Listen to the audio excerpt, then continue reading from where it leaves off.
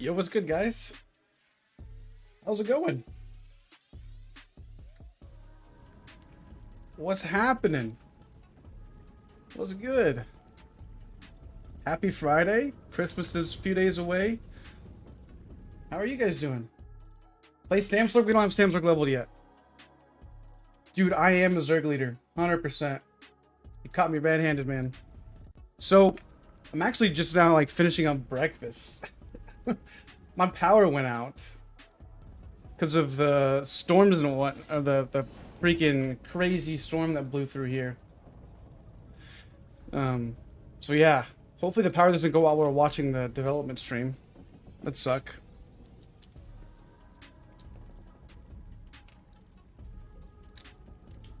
Happy holidays, guys.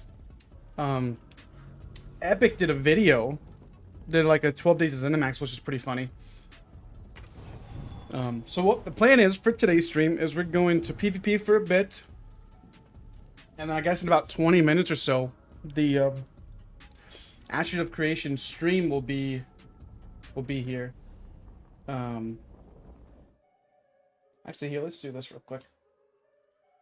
Let's hold on. I want to test out the new chat thingy that I made. See if it actually works.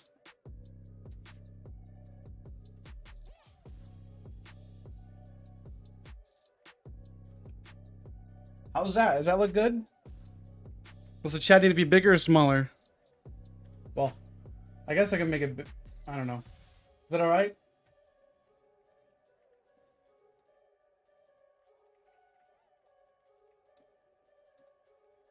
Is that good? There. It's good. It's good, Splinter. Yeah, it is the afternoon, man.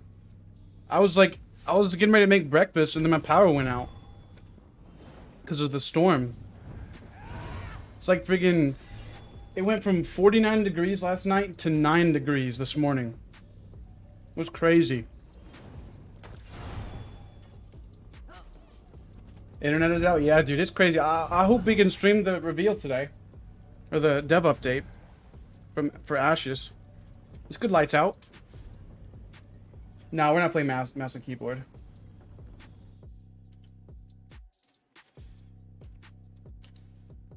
Playing Skyrim? Oh yeah, old school Skyrim. Doesn't need any internet.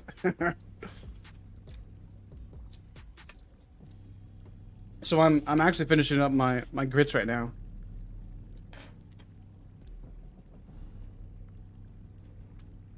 I am blue on this guy, but I have reds too.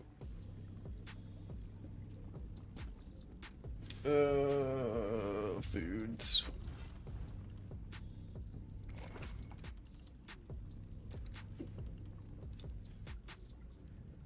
So the plan is we're going to be watching the dev update today on stream. It's going to be here in like 20 minutes. We'll do some PvP, maybe check out some New World later. We'll see. So I leveled up my red DK the other day. I'm walking forward. Maybe this controller's broken.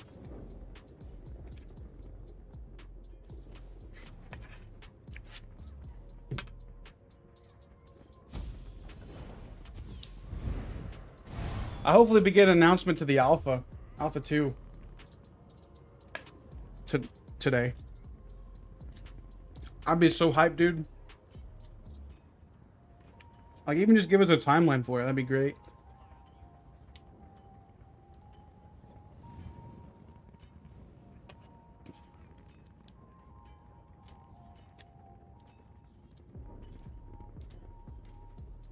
So how have you been doing, Coco?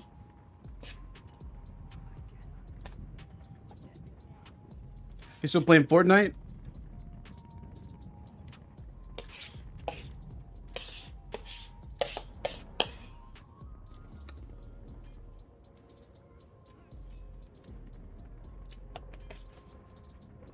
Let me go take my bowl into the sink real quick. I'll be right back.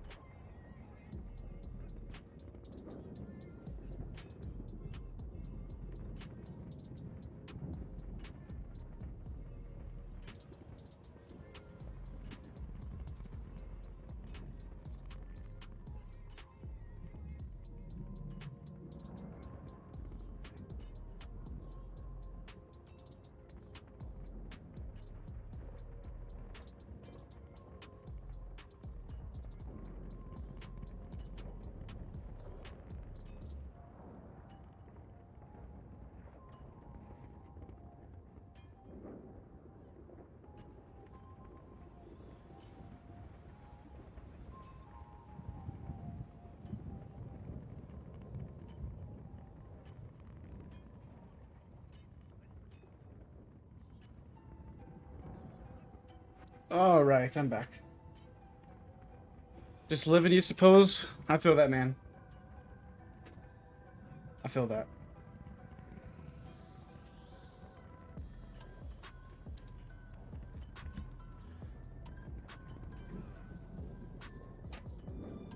When we get in the news from Cinemax on gameplay? No clue, dude. Probably never.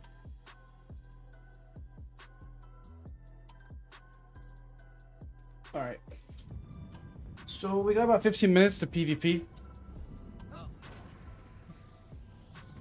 what's going on.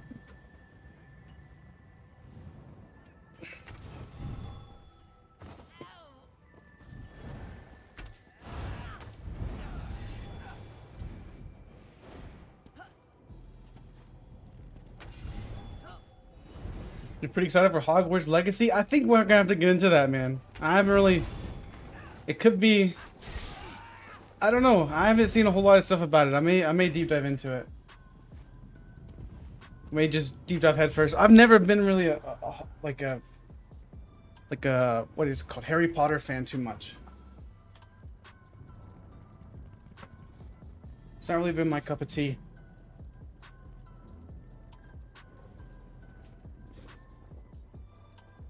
We'll have to look at it and give it a try. Should I move that chat box up a little bit? I think we should. To like here.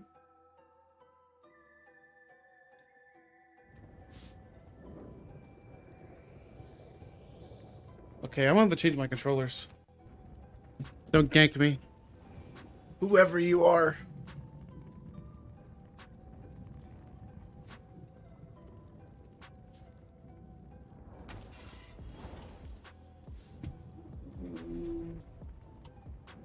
I don't know if I like it there. It's alright right there, I guess. Because of this stupid thing. What do you think about the pirate MMO? I've not heard about it. What is that supposed to entail? Do you know the name of it?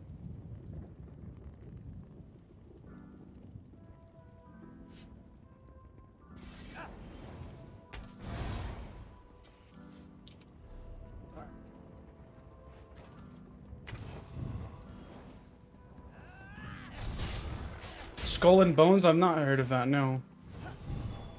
Jeez, there's a lot of MMOs coming out, dude. Holy. We'll have to check it out.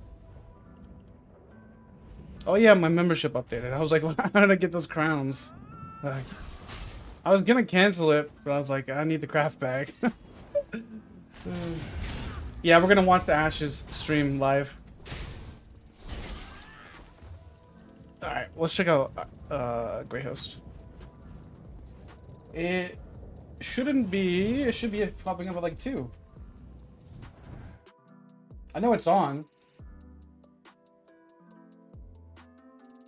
Yeah, it's on, but it's not on.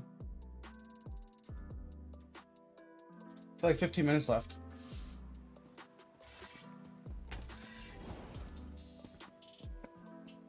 What's good, Potato? Merry Christmas, man. Merry Christmas, bro. We'll have to check out Skull and Bones. You know how long or how far along it is in development?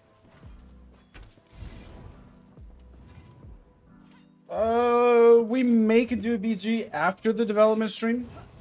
We got about 10 minutes till. If we get a BG now, it would be fine, but I don't know how long the queue's gonna take.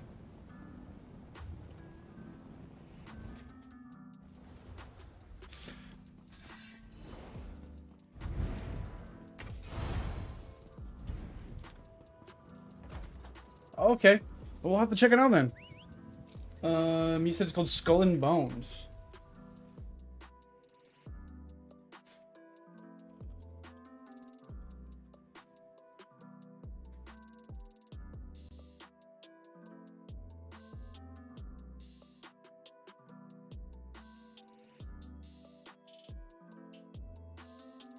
Huh. Wow. Okay. Dude, okay. If it's like, okay, I'm gonna say if they push it back to June, that's fine. But I remember, like, low-key, I remember playing gosh, what was it? Assassin's Creed Black Flags. And I said if they ever came out with a game that had similar combat to Assassin's Creed that was MMO based, it would be legit the most fun thing I've ever seen. I absolutely loved Assassin's Creed Black Flags. Loved that game so much. It was so fun. The story was great. The different characters were awesome. So if Ubisoft, I mean, that's the same people that made Assassin's Creed Black Flags. That sounds hype. Like, that's got me really excited. Just from the thought of it, like, it transferring over from, like, Assassin's Creed. Dude, that's lit. If it's gonna be that good, it does sound fun, man. Holy. Like, I remember playing Assassin's Creed, like, I don't even know how old I was, dude. I mean, I'm probably like 12, 13 maybe. It's called, what was it? What's it called? Skull and Bones. We can check it out here in a little bit.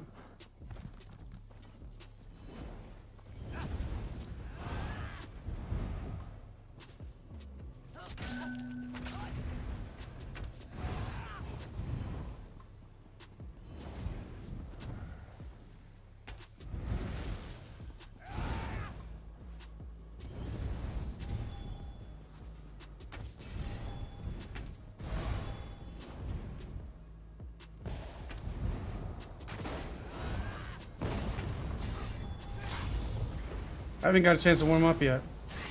What the heck?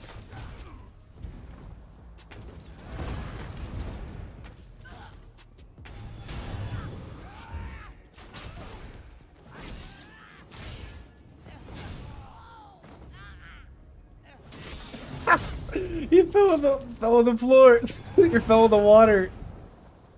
Oh man. Nah, this is Grey House.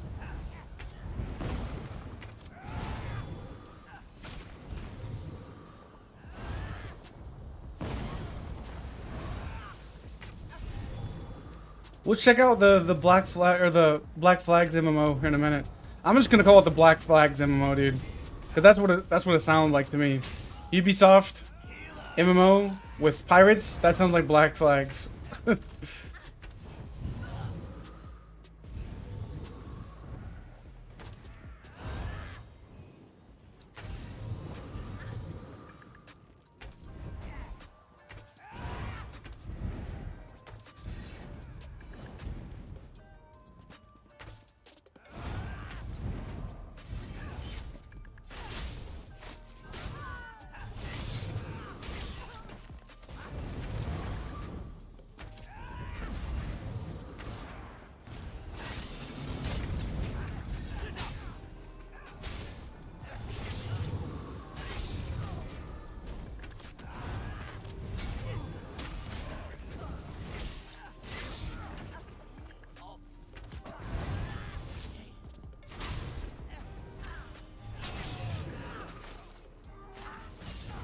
For console 2, wow. That's big then.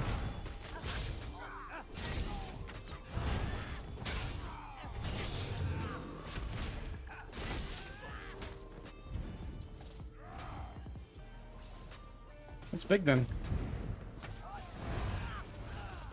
All of your 12 days of Christmas? Yeah, dude, it was 12 days of ZeniMax. Yeah, it was fun to make. You wish I would stream more? I've been streaming a lot, dude.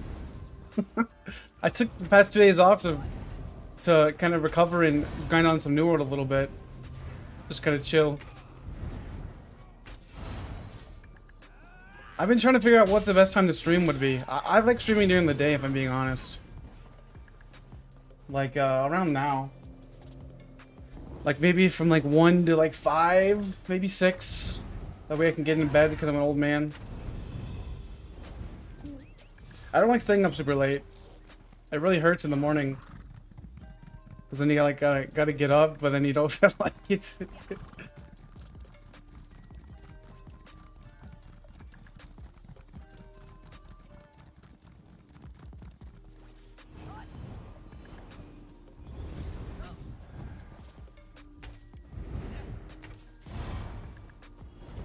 Let's see what's going on over here real quick.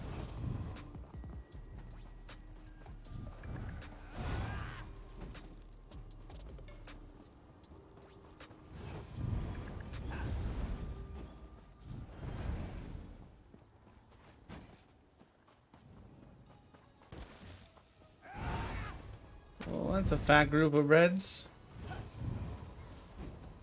Oh, those are yellows. Oh, I'm blind.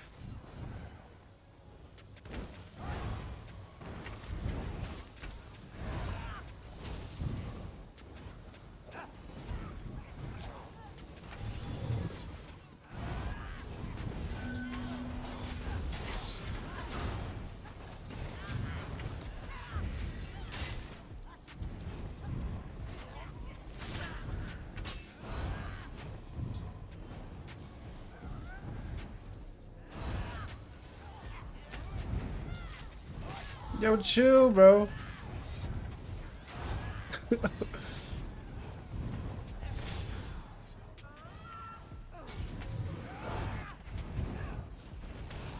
Yo, these guys are going in on these reds, bro. They's jerking them down, dude. Holy. Don't leave ESO for ashes.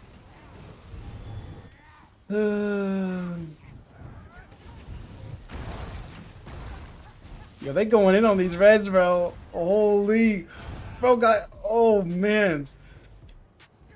Let's just watch.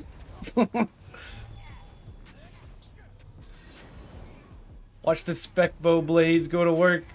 The rallying cry blades.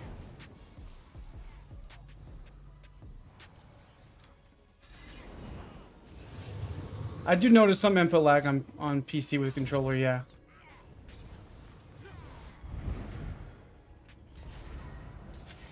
Don't leave ESO for ashes of creation, mate. It's hard to say, man. Like, I love ESO. I love the community of ESO. I love, like, all you guys coming in the stream. But the gameplay is just not the same. Like, until we can, Well, they got him, bro. Let's go, dude. That's what I like to see, bro.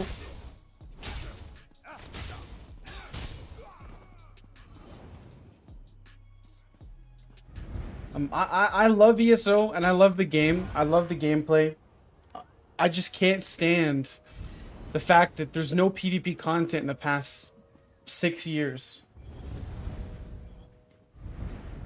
That's just demoralizing. From a, like, if they added a BG map every chapter, it would be really hard for the PvPers to complain about the game in general and the overall lackluster content.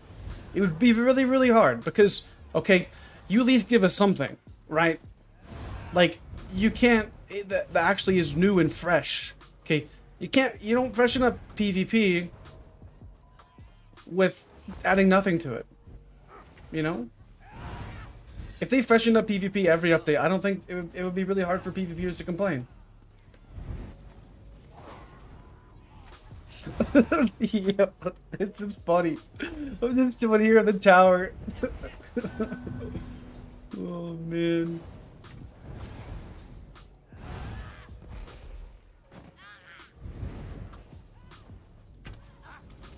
Wait, are you a healer? You're a healer, bro. You got 36k health. And this is my dude right here. This is my dude right here. This is my dude. That's my dude right there.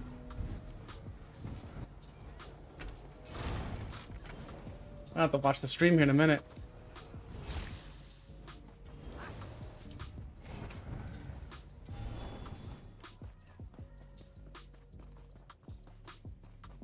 I'm a ganker now, 100%, dude. I'm ganking the gankers, bro. It's my job.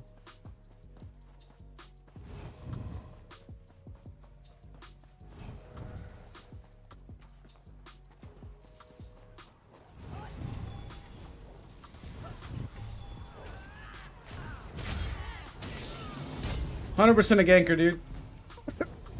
Bro, you got rallying cry at level 48, dude. Bro, you're insane, bro. Are you a battle scale type? Or don't tell me you're a battle leveler.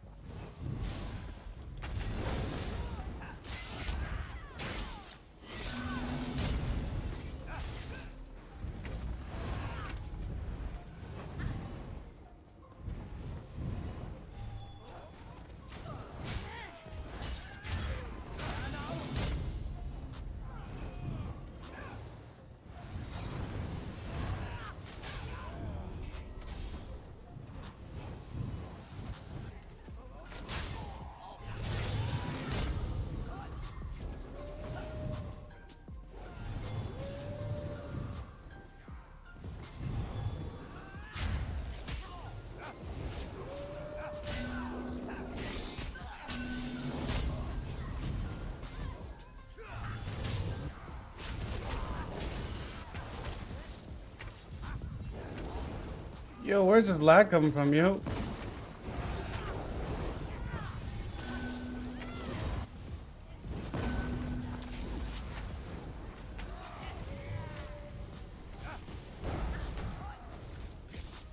Who?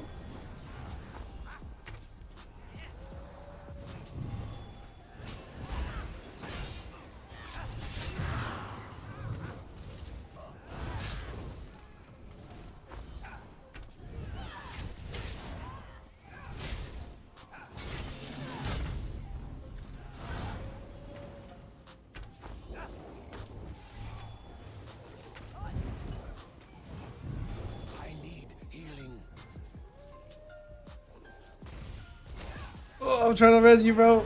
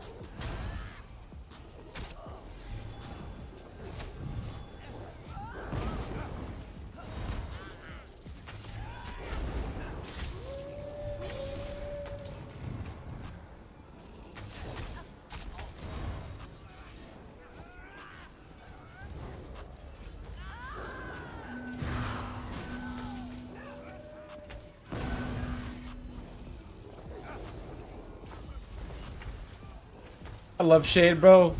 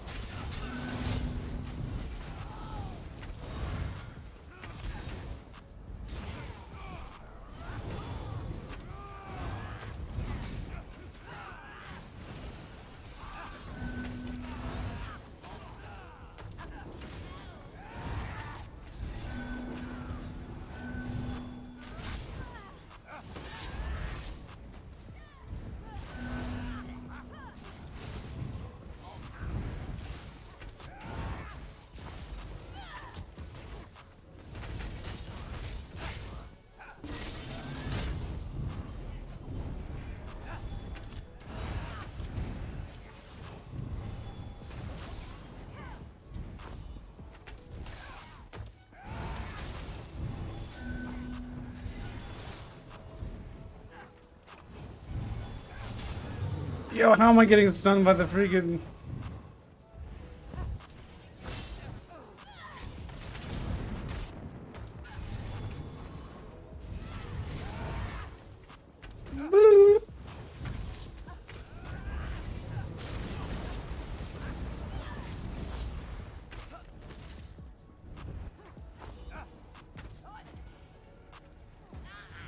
Oh, stop heavy attacking.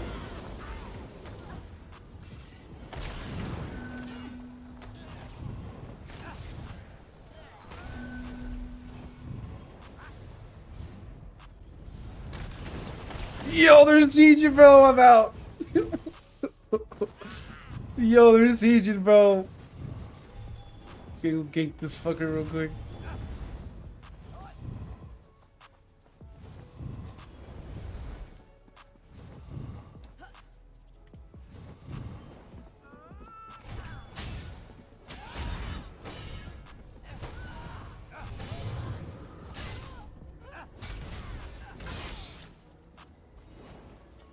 Bruh.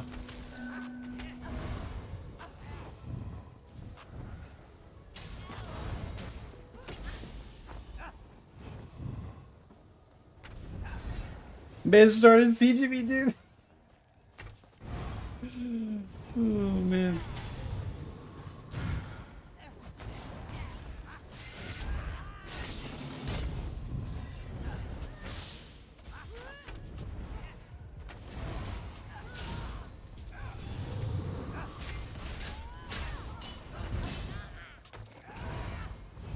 I was want to burn his siege too.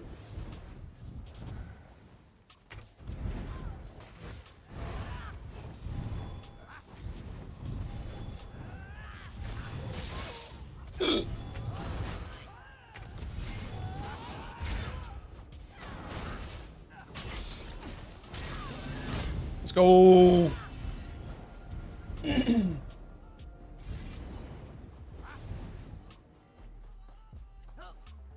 All right, Ashes of Creation time. 205.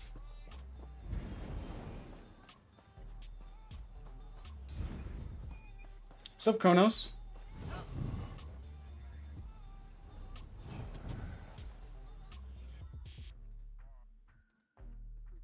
All right.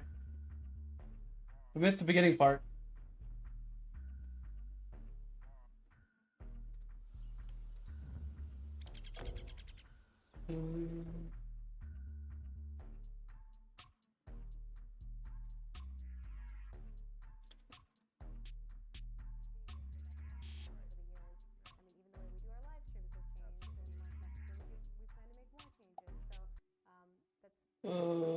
Turn it up real quick. How you interact with us, and obviously on the development front, continually progressing and making sure that we are just being more efficient with our production. Yeah, and of course, you know, we're all watching kind of coverage for the game from our awesome content creators out there who constantly kind of, review what the live stream updates are and everything for the game for our audience. And I think one thing that can be said that all of you are going to agree with. Dope. 2022 was a very different pace of year for our updates. I feel like I blinked. I know that you, that you guys got to see each month, significant progress. And of course, that comes in part due to the company scaling over this last year, which was very significant. But in addition, just kind of as development continues, these things will ramp almost in a very vertical way, right? Yeah. And that's something that I think people get to look forward to for 2023. Of course, and I think, you know, a lot of times you see games that are developed and you get to see it like right when the beta is, which their beta is like pretty much their game's ready to launch and they're just testing and polishing. Right. For us, like, you're getting to follow us on this journey, and making an MMO is a big feat. Yeah. It is much bigger than people think, and I hope that you are getting a glimpse into like all the little details and minute details that what it takes, because it's a lot more effort than sometimes I think people think. Right. And I know that's not for everybody, and that's why we always say we make different pieces of content for different types of folks. Absolutely. I mean, this phase that we're in from a development perspective is really catered towards those individuals in the community who are interested in watching the development of a game, because like you're saying, it's good, Rach. This is not just something that many players experience, but also development teams don't typically think about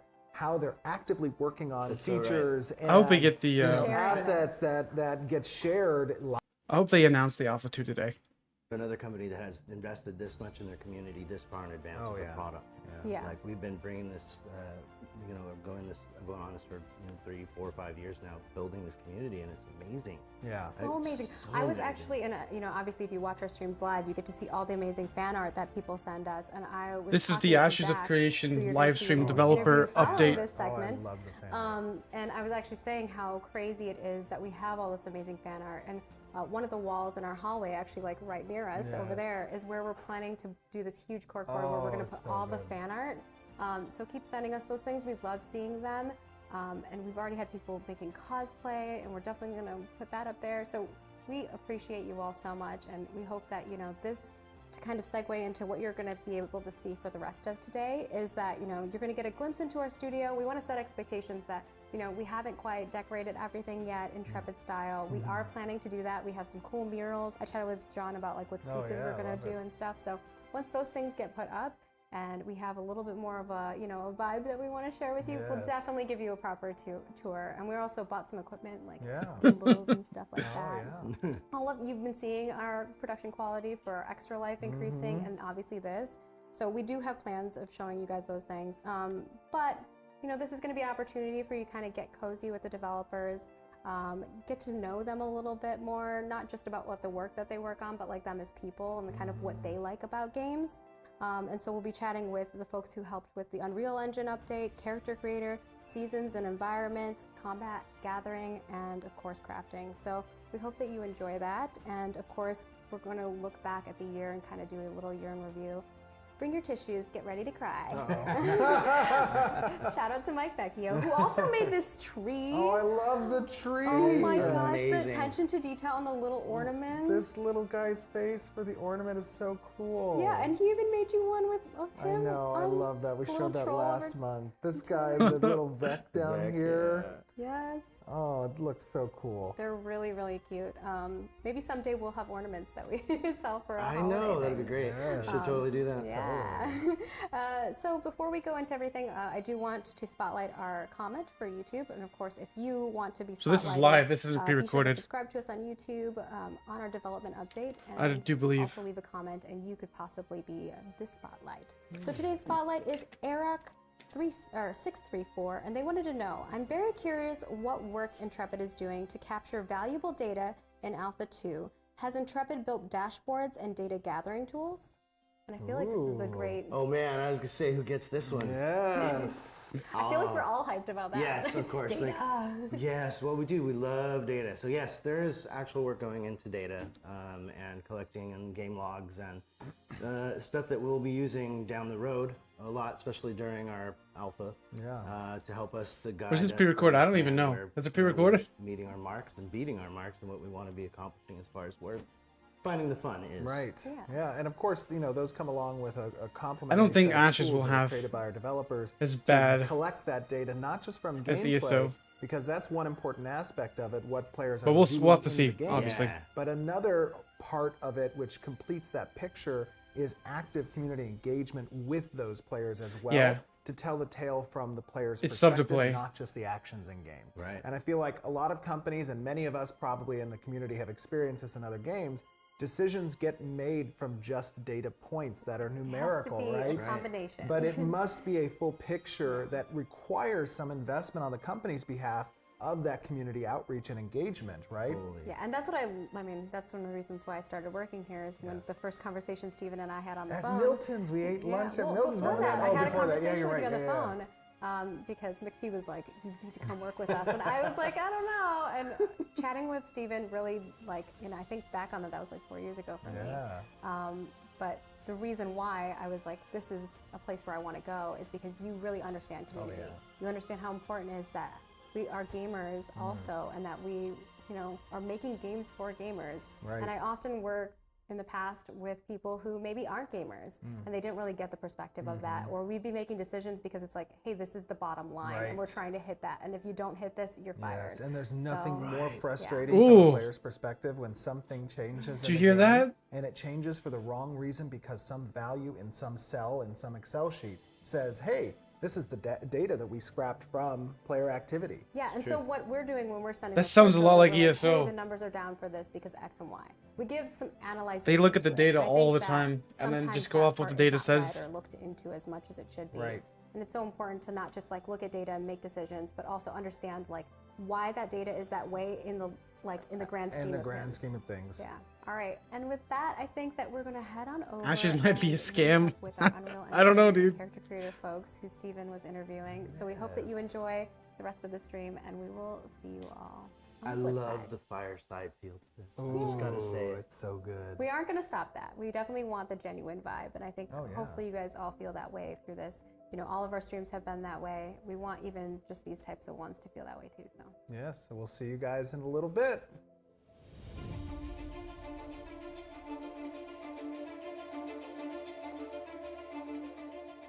Hey guys, I am joined by 3 of our awesome developers. We have some of our engineers here at the studio. Why don't we take a second for you guys to introduce yourselves? Hello, I'm Clayton. You might remember me from the Character Creator live stream. Hi, I'm Mitch. I've been here at Intrepid for coming up on 4 years now, and I'm a senior engineer. I'm Zach. You might also recognize me from the Character Creator live stream. And me and Zach are also engineers. Yeah, we are also Also gameplay engineers. Yeah. So that was a fun live stream, but let's talk a little bit about earlier in the year. Actually, it was at the end of 2021 and into January of 2022, we showcased our transition over to Unreal Engine 5. Yeah. That was quite an endeavor. Yeah. We had a lot of things going on all at once. Yeah, it was a lot going on. There were a lot of people who participated in kind of getting the project over to Unreal 5. Talk to me a little bit about what that process entailed. Yeah, Mitch and I were at the forefront of that, especially Mitch. I was helping out a lot with the version control. We have a lot of additions to our custom version of Unreal Engine that allow our designers to do what they need to do and allow custom features for our engineers, and getting those reconciled with all of the awesome new features from Unreal Engine 5 was a lot of work. So yeah, the more custom changes that occur in the engine makes that process a bit longer and a bit more intricate, right? Right, and when we get a new version, we have to make sure that all of the previous edits we'd made to Unreal Engine still apply or still are needed. Yeah. So we had to step through, pardon me, basically everything we had done wow. up to that point, and That's crazy. one by one say, do we need this? Do we need something else? And talk to us a little bit about kind of what benefits. I know the audience obviously has had an opportunity over this course of this last year to see the benefits that Unreal 5 bring to the project from a visual fidelity standpoint, but also a little bit behind the curtain on the tech side. What type of benefits come from Unreal Engine 5? Well, there's a lot finer control, for the map, and for things like separating out things into, they call it world partition. Yeah. You agree with? to You think it's gonna be a greatly scam? I don't increase know. the I don't think so. performance of especially the client in very cluttered areas. Right. The large scale edition. They put too much work into it, I really think. helped Ashes from the regards that we were already going to have this massive world, and the engine, the feasibility of it just improved on that regard. Yeah, like one thing that a lot of people don't consider is how you bring all of the people on a massive team like this to actually work on the same thing. Because previously, a lot of the files would be saved in larger chunks versus now in Unreal Engine 5, things are saved as individual actors. So people can actually access the same level simultaneously and contribute work to the same features of the project or the same parts of the content without stepping on each other's toes. Right, and from a workflow perspective, that is very nice to have, because previously you would have to wait as a handoff for some particular checkout to be checked back in before you could start working that area. We'd lock each other out, and as well as the environment team very often. That was a big problem, especially on the art workflow side for the environment team. It was a big relief to move. And then finding out that someone had something you needed to make a specific engineering change, and then having to wait a couple days, you know, at the worst case, to be able to access the file. And now that's crazy. Work on the same. See the intricate details and of. Tell me a little bit about kind of some of the performance engine benefits that come on the asset side, things like nanite, or just the visual fidelity of the world with things like Lumen. A lot of people hear terms like Lumen and nanite, and they just see that it looks awesome, but you don't realize that these are also actually just fundamental changes to how the graphics are. I hope it comes out sooner than expected. Because with at least for the Lumen, alpha too. Previously, a lot of people are familiar with hardware accelerated ray tracing, and so many people are familiar with that. Yeah, simulating in the audience especially. Yeah, simulating global illumination and shadows, and like, well, it was a really big thing whenever graphics card companies were coming out and saying, you know, this is going to be the new amazing tech, and they were showing off. We tested some of that with Tristan, I think, back in 2017 or 18. And we had little side-by-sides and watched the performance. Yeah, they're like, oh, ray tracing on, ray tracing off. And one thing that Lumen does is it allows you to actually simulate ray tracing on the software side. So, well, it's not simulating ray tracing. They're solving the same problem with a different solution with software simulated global illumination instead of hardware simulated. So now it's more accessible to people, and that's why Lumen looks so amazing. And that's actually one of the reasons why early in the year, when we showcased the video transitioning over to Unreal Engine 5, we used that cave area to kind of show the benefits of that global illumination bouncing, cascading off of the environment. Yeah, exactly. And you combine that with the virtualized geometry. And it's a win. Not to mention obviously the performance gains as well. Because nanite is per pixel geometry, which is amazing. Like for large worlds, a lot of the times you have massive textures that are considered virtualized, and this is like a very common practice previously for handling giant textures is you virtualize the texture, which means that it's now streaming from disk instead of all being loaded into memory at once. And nanite now provides that for geometry, so you can stream in the geometry more granularly, which is and have huge. Per pixel geometry. So it's pretty incredible. It is very cool. Now, obviously, it doesn't end with Unreal Engine 5. As the community is aware, starting next month, we're actually going to be making the move over to 5.1. 5.1. Talk to me a little bit about what that process is going to entail, and also what types of benefit it's going to bring. It should be a fairly smooth process, smoother than our initial. Initially, we did the pre-release version of 5.0, and that was a little rough. But 5.1 should be better, and we're looking forward to a lot of the performance gains, especially with things like they're partitioning the nav mesh along the same lines as the world partition. Just hope it doesn't mess anything up. Partitioning nav mesh mean? It means that different servers and different clients will can load partial sets of the nav mesh instead of the whole nav mesh. And the nav so mesh it's a is lot less memory. And the nav mesh is essentially, for people who don't know, that is how NPCs path around the world, essentially. Correct. And that's how they know where collision is and what they can move around and how they get to a target location. Exactly. Don't walk through the tree, walk around it. Right. Absolutely. And talk to me a little bit about I know artists are very excited about 5.1.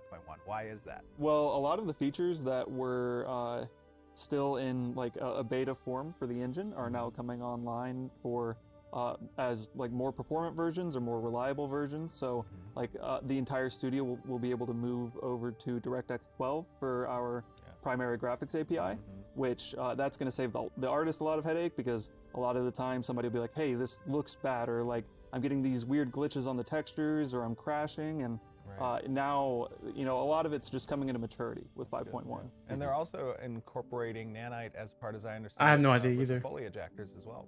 Yeah, Trees. yeah. There's some talk of that. Yeah. Yeah. That's cool. I know Tech Art's a little excited about that. Yeah. Yeah. Yeah, they've been waiting for it for a long time. Yeah. Yeah. I remember they were talking to me about it almost 6 months ago, I think. Yeah. Awesome. So after we showcased our move to Unreal 5 earlier this year, we had a stream about our character creator. Yeah. And this was something that for a long time we had been talking about, kind of our goals since 2017. You know, what are some of the character creators that we've seen, that we've loved in other games? Talk to me a little bit about your experience as a gamer first. What are some of the things that you look for in a character creator and why you were excited to bring something a little bit that level and beyond potentially with ours? For me, it's the freedom of expression to make the character that you want to make without the limitations. So they're just doing like an overview? Sometimes seem kind of arbitrary. It does, I will say there's a lot of similarities Baldur's Gate between... character creator. Absolutely. I thought that was a lovely one that really made me feel like I was in a fantasy realm crafting my own character. As well from the, I guess, purely But it does tech look a side lot of like New World, I will say. Black Desert Online. I Video. really enjoyed the Character creator's more awesome the too. tactile click and drag Yeah. to customize the character. The direct manipulation. Exactly, yeah. For me, it's usually, can I be green? Can he be? No, they're green? upgrading to... Oh, is he? They're upgrading to 5.1, the next update for Unreal Engine 5. They're updating that next month. Actually, Oblivion, back in, I think it was 2006, Elder Scrolls, it wasn't like an amazing character creator, but they had a lot of options, and you were able to sort of manipulate it in a way that you could push the limits by like dragging one slider back and one slider the other way. And I would always make my person like red or green just for fun. And you know, of course, we don't allow for that in our character creator. We talk about only allowing positive results or adding constraints that you can have a high degree of control while making sure that the final result is going to look good no matter what. Right. And of course, good can be somewhat subjective. Yeah, for sure. But I want to make Igor. Yes, exactly. But whatever you see yourself as in this fantasy role-playing setting, you should be able to make that in the character creator and express yourself. Well, I thought, you know, the work that you guys did and that the artist did with This is Ashes of bringing Creation. kind of the first iteration of This is their developer Ashes update. character creator to life was really phenomenal. I know For this it got month. a lot of positivity and response from That is the community. Asmongold. Talk to me a little bit about that process. What did that entail? That was a whole lot of R&D at first. Yeah. Just to see if it was, I guess, possible within the engine we're working in, and especially like what we wanted for it. Yeah. Because we had a lot of demands that we couldn't really point to in other games and be like, let's just do that, you know? Yeah. There was a lot of bespoke functionality that was novel to Ashes. Right. Yeah, and it's one thing to make it work in the character creator, and it's a completely different thing to take the character that you made in the character creator and make that work in game, and make it performant. And that's one thing that Zach played a huge role in, was actually getting the assets gameplay ready by threading the skeletal mesh merge process. That was pretty awesome. Yeah. It wouldn't really be possible unless we did a lot of Dark Souls heavy character testing creator is funny as make it feasible. funny as all. Very cool. And then another aspect, obviously, is the tech you guys worked on doesn't just facilitate the front-facing character creator for the player, but it's also something that can be utilized internally as a tool when creating NPCs, correct? Yeah. When we were in the ideation phase of character creator, we always thought that it'd be great to have a customization suite for design, so they can go in and make quest NPCs, they can populate the world with their custom characters, they can go in and give life almost to each individual NPC if they wanted to, and really make them unique and customized. Yeah. And designers, of course, love having that tool available to them, they because love they it. don't have to go and make specific requests necessarily to character on a particular type of NPC. They can just jump into the tool itself and create those things. And that's of course, crazy. that technology isn't just restricted to humanoid type NPCs, but also can be able to leverage across creature creators as well, potentially. Is that true? Well, Yeah, that looks creepy, bro. Yeah, that one's it's still definitely very really much in the good. oven, but yeah, we want to leverage a lot of the technology that we made for the character creator for things like animal husbandry and for populating the world with unique variations of creatures as well. Yeah, absolutely. Yeah, we're going working to towards that. leverage that tech as much as possible. Yeah, exactly. Get the most out of it. Yeah, in creating the character creator, They do have a one of bard. Our biggest points of emphasis is while we're making this is thinking about how it can be reused in other parts of the project. So Yeah, absolutely. As long as I can edit the size of my pug's eye. To make them really oversized.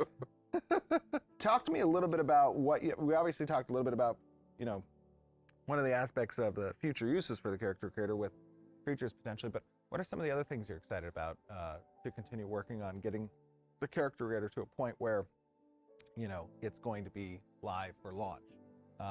What are some of those features? I know we took a lot of feedback from the community when they gave us responses during the discussions thread about what they're looking for. They talked a little bit about more hair options, more abilities to do tattoos, perhaps even to customize those things. Yo, what are some of the the things you guys are tattoos in excited this to add? game are are amazing. That I'm really You excited can to work literally on make a next full is the body hair tattoo out of one and drag it well, across the a lot entire of the body. functionality for the hair It is so customization good. is there, but I think that you saw in the demo, it was still using sliders. We really want to expand how much you can customize individually on the hair, and also incorporate that same. They already have a mechanic lot of direct that manipulation stuff so that done. you're I plan on doing some dragging videos different over that parts stuff. of the hair, or actually configuring it that way. But they've already talked Especially about a with lot of that. longer braids and jewelry, and more of the granularity you can choose to really customize your character. Yeah, we saw a lot of commentary about that. Those additional, and But we of can go course, over here in a little bit. players, as you guys understand, as a quick- those might not always be available at the inception of a particular character, but might be unlocked through achievements in game that you can then revisit the character creator through salon services and nodes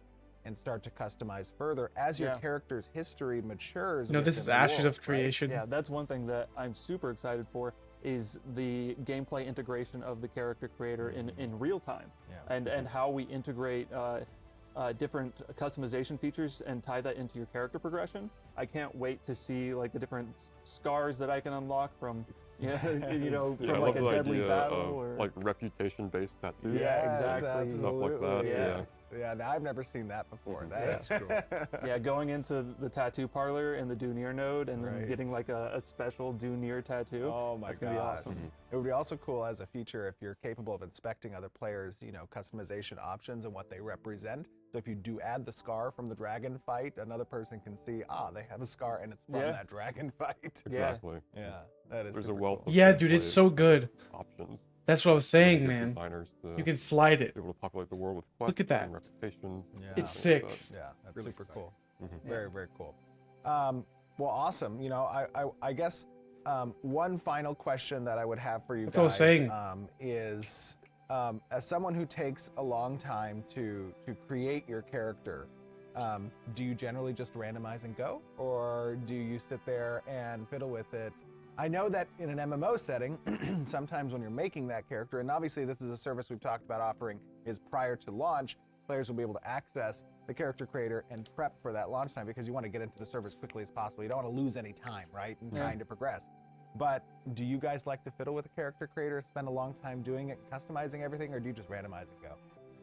Well, at first, I do both, actually. Really? At first, I randomize them, go, and I give the game, I'm super picky. I give the game an hour. Nice. And if I'm not captured in an hour, Right. I get a refund. Yes. And then A lot of people do that. then I spend 2 hours in the character creator making my real character. Okay, so first you vet the game, then if you like it, Sub-zombie. spend the time. Right. What about you guys? So normally I'll randomize to find a starting point that I like, and then I'll customize from there. Normally I don't actually put a lot of time into the character creators. Really? Yeah. Oh my gosh, the sacrilege. No, I'm just kidding. What I about spend a you, lot Zach? of time in character creators, and if there's ever an option to mod it, like Skyrim, Yes. I'll add even more customization options, cool.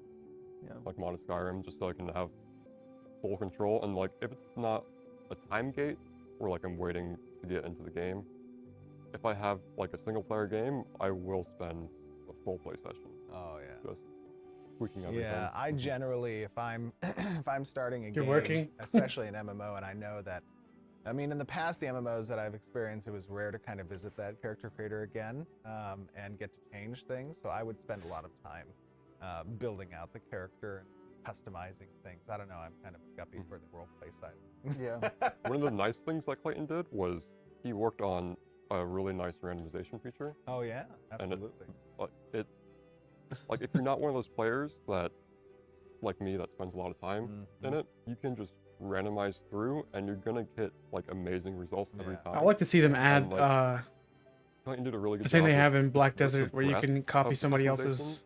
with the randomization, Yeah. and then you Character can always creator. use that to go off of. Yeah, I was having a fun time just kind of spamming that randomize button and just watching the different shapes and figures and faces just roll through the character creator. That was actually pretty cool. Yeah. Seeing how many different ones you could generate in a short amount of time. That's neat. Yeah. And that's going to be at the forefront of our content designers' ability to populate the world with convincing, good-looking characters is a decent-looking randomizing feature. Awesome. Yeah. Very cool. Well, guys, thank you for taking the time to chat with me and our audience. Yep. We're going to have a fun little segment coming up next. One segment. Oh, environment and audio. Okay, hopefully the audio is like New World's, because New World's audio is great. The game's audio is just And welcome over phenomenal. into the environment and season side. I am joined by 3 absolutely awesome members of the team. Tristan, you want to introduce yourself? I'm Tristan Snodgrass. I'm the lead environment artist here at Intrepid Studios. Absolutely. We also have, Brian Gans, lead tech artist. and of course, the amazing, I'm Kat Neri, and I am the audio lead at Intrepid. yay! So, we actually pulled off some fun feats this year in showcasing to the community some pretty exciting stuff, one of which was the Seasons Showcase. And we did that in the Riverlands biome, is that right? Oh wow. That was the first biome that we actually implemented the actual tech that Brian and Hal and James actually worked on Right. all together. So. And talk to me a little bit about that tech. What did it entail? We're just touching every single component of Unreal, where a lot of things had to be harmonized, like the cloud, the volume cloud stuff, and the Yes. particle effects for the rain and the snow. I think I mentioned it in the live stream for the Right. thing. And the, Yo, that looks sick. And it there's was just so many The parts face to it. right there. I mean, You see it the was amazing face? to see. Like, you know, we talked about it during, of course, the demonstration that I've never personally experienced any type of tech like that in an MMORPG before, where you actually get to see the biome change in front of your eyes on a seasonal basis. Right. How difficult was that to achieve, and how much did moving over to Unreal 5, we just talked about in the previous segment, moving over to Unreal 5 help with that? I think it helped with it a lot. I think a lot of the cases in Unreal, the solve you're looking for is a button press or a checkbox or something, but there are a lot of different systems to harmonizing gameplay implications that, and it's probably like one of the hardest things is the planning out of how to start it so that it's the whole approach is future-proof. and Yeah, this does game is on everything you want it PC. to do or might want it to do. down the Right. road. Yeah, and that of course has implications on the audio side, because as an environment changes, of course the ambience doesn't sound the same. Yep. Those tracks have to change. How Yep. how was that implementing? I mean, It'd be First, lit. doing It'd be season nice. tech It is would something add I've new wanted to do freshness for to the about 20 game. years in the game industry. So when I got to see what the artists were doing, I was really excited to work on this. You know, you would think that there's just 4 seasons, and so you make your 4 sounds of summer, winter, fall, Right. spring. But we're going to go high tech, and we're going to do 8 variations that seamlessly go through. Ideally, you won't hear the changes because they'll be so seamless and they'll Subtle. just kind of go through. Yeah, it's something Yeah. you don't get to see in the live streams right now because you do changes in 30 seconds. Right. So when we do the sounds for them, and as the audio team continues to grow, like right now, I went out and recorded the rare rain in San Diego a couple of weeks so ago. good. I and love yeah, listening so to that that. kind of stuff gets into the game. Oh, wow. And as it grows, we'll go do They recorded the more rain. field recording. That's sick. You know, we try to make as much custom sounds as we can that fit the environment that we see. And I of course haven't received yet your itinerary of all the places in the world you plan to travel to collect. To collect, yeah. I will be asking for reimbursement. I can't wait when I go to Fiji and, you know. Yes, exactly. I am more than happy to travel all yeah, over Europe to and- collect the Well, that's perfect sick. references Of for course, the different yeah, types of assets. photogrammetry, maybe we can get that as Yeah. well. You never know. Well, talk to me a little bit about that. What were some of the inspirations? I know James did a lot of work on the seasonal showcase for those assets. How do you guys kind of derive what you're going to fill those biomes with? So first, it was just trying to find some real-world references that we could take as, inspiration. Then, of course, we do get concept images derived from that that add the fantasy flair that we're going to have, Yes. right? So then, we want to do real-world, but we're also doing high fantasy, Yeah. MMO kind of elements to it. So they chose Wales as essentially the biome for this, which is basically like where my family is from. So I was like, all right, we're going with this. I remember seeing your shots that you took while you were in Wales, and you were posting them all throughout the art channels, and you're like, all right, this is great for this, this is great for this. And when we need more references, I called up my mom and I was like, hey, you want to go out to the garden and take some photos? They want to know what the ground looks like during winter. I was like, well, I can get you that right now. Do you fill out any Jira tasks for her when you ask her to do that stuff? Yes, she's still asking for her money, but that's okay. We'll figure it out. She's retired, she's okay. But yeah, so then we moved on to the desert biome after that. And so that wasn't necessarily seasonal tech implementation right there, but we had a whole bunch of stuff to kind of think about how we wanted to approach seasonal tech from a very different environment. Right, especially like a one as desolate as a desert. Right, and so how do we make that environment change over 4 biomes and make it feel like unique and interesting and different, but also not just do a traditional desert.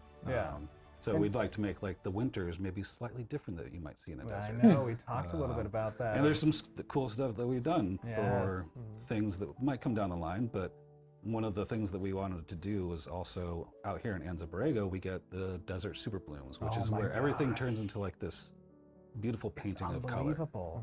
Yeah, the flower blooms are just mind-blowing. Beautiful. So there's some stuff that we have been trying to make happen that is going to probably blow people's minds even more than we've already done with the Riverlands. Absolutely, and I think that people are going to be really excited to see that stuff.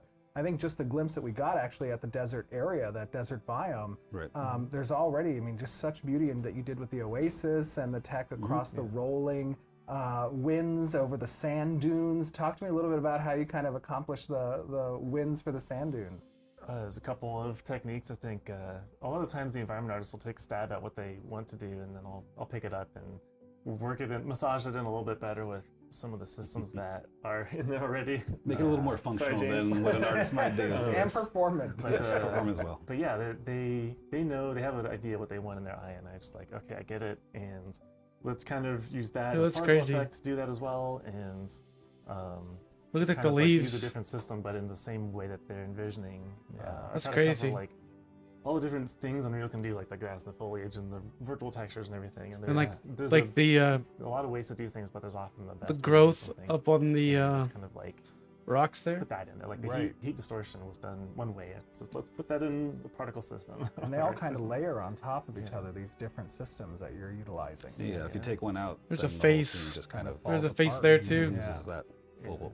And now, of course, you know, we have certain types of weather events that are, of course, going to impact audio as well for these areas. Like we talked a bit about one of the boss designs that are intended for the desert biome, having this kind of whirlwind of sandstorm. And when players get inside of those things, how does that kind of change audio? Yeah, no, Brian's been awesome to work with because he's built a lot of systems that can drive the audio dynamically. So I'll go out and record various levels of sounds, and then they'll procedurally change in the game to really make you feel like you're in there. Even the same with the trees. If you go under the trees right now with the wind, you know, the little leaves will kind of go up and down with the wind parameters that Brian's set up, and it's really, really neat and really interactive. And not just the winds. I noticed that as, you know, I kind of move through the game and I get close to some of these particular, you know, foliage actors, I hear birds chirping or, you know, some type of cue that just happens in the background. The birds are super cool too because they're going to be assigned to certain trees, and you know, sometimes you'll find that really cool bird, you'll want to sit under it, and then sometimes you'll find a bird that maybe you don't want to be near, and so maybe you'll chop down that tree and then take away his home or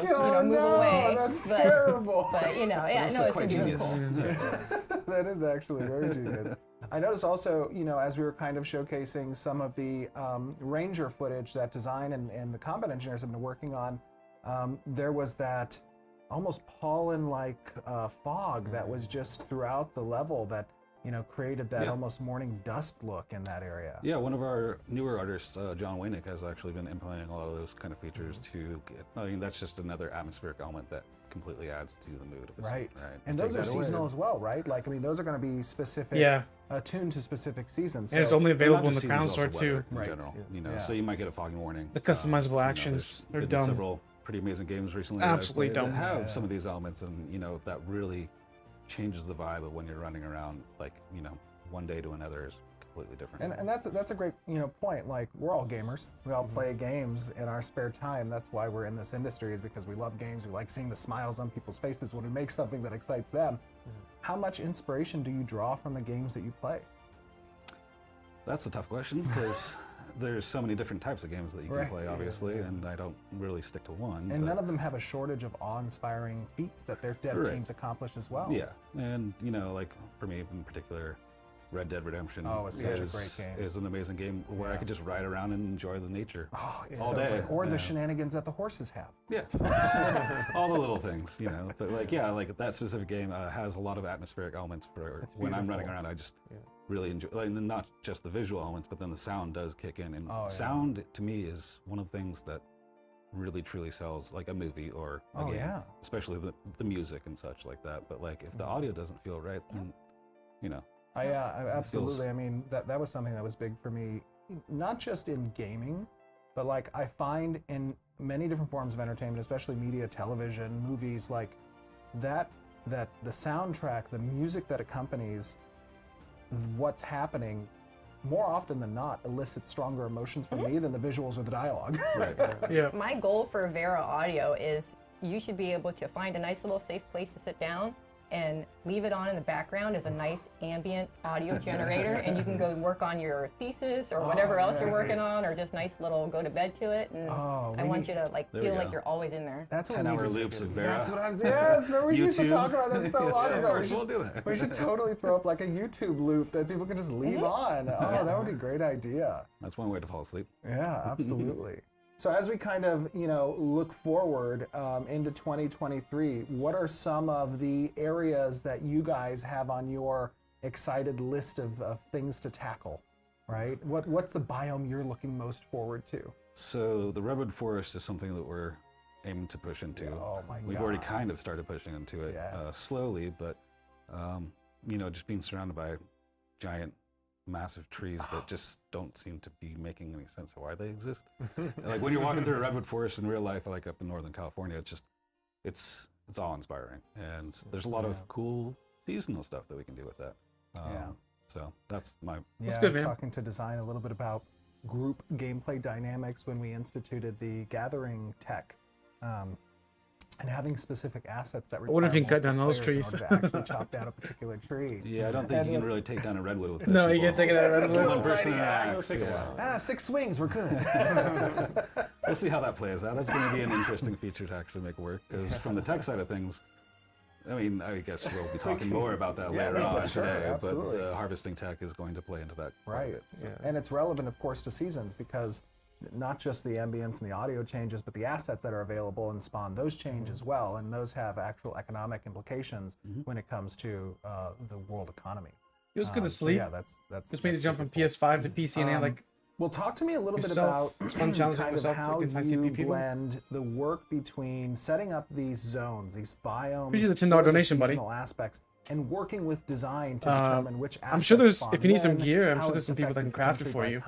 I can't yet, but and I'm sure there's some people in Discord that wouldn't mind helping. You know, working with design on setting up these biomes filled with different types of gatherables, essentially, and how it's affected by season, right? Cycles, essentially. There's going to be different types of plants, different types of foliage that you can harvest during certain times of the year. Brian, I guess you're probably going to be plugging that tech into all the harvestable assets in the sense that, you know, you might get a certain plant in winter, but you're not going to get it during another time where weather might affect that. And we saw a little bit about that, not just with the assets, but also with the creatures as well. Correct. Yeah, and what went into making the creatures kind of change, you know, with the seasons?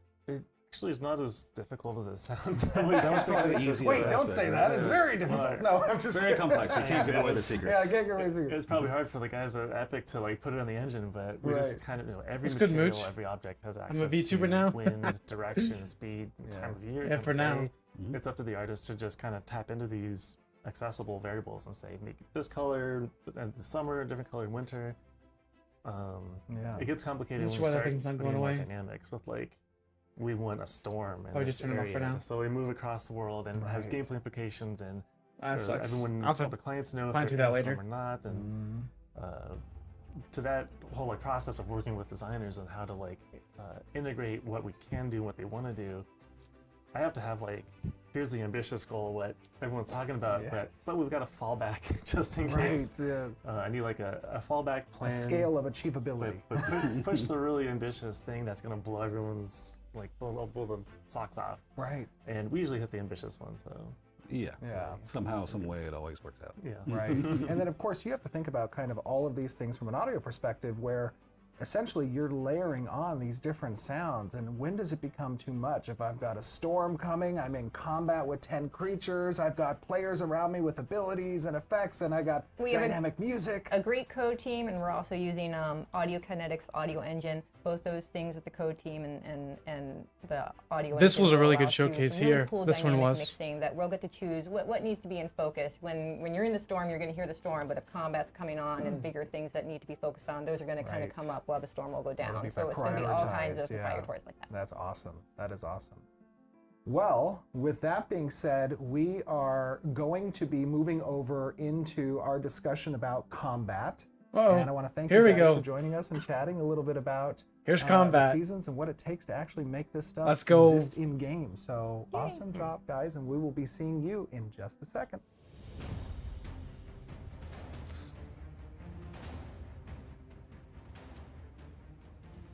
And we are back with a fun little discussion with some of our awesome developers who are involved in the development of our combat and classes and special effects, all the fun stuff that makes an MMO an MMO. First thing I want to ask is for you guys each to introduce yourself. Start with you, Jim. I'm Jim. I am the lead effects artist. Yes. Trad? Yep, I'm Trad Thompson. I'm a senior combat designer on the project. Awesome. Keenan? I'm Keenan. I'm a gameplay engineer. I mostly work on combat and movement.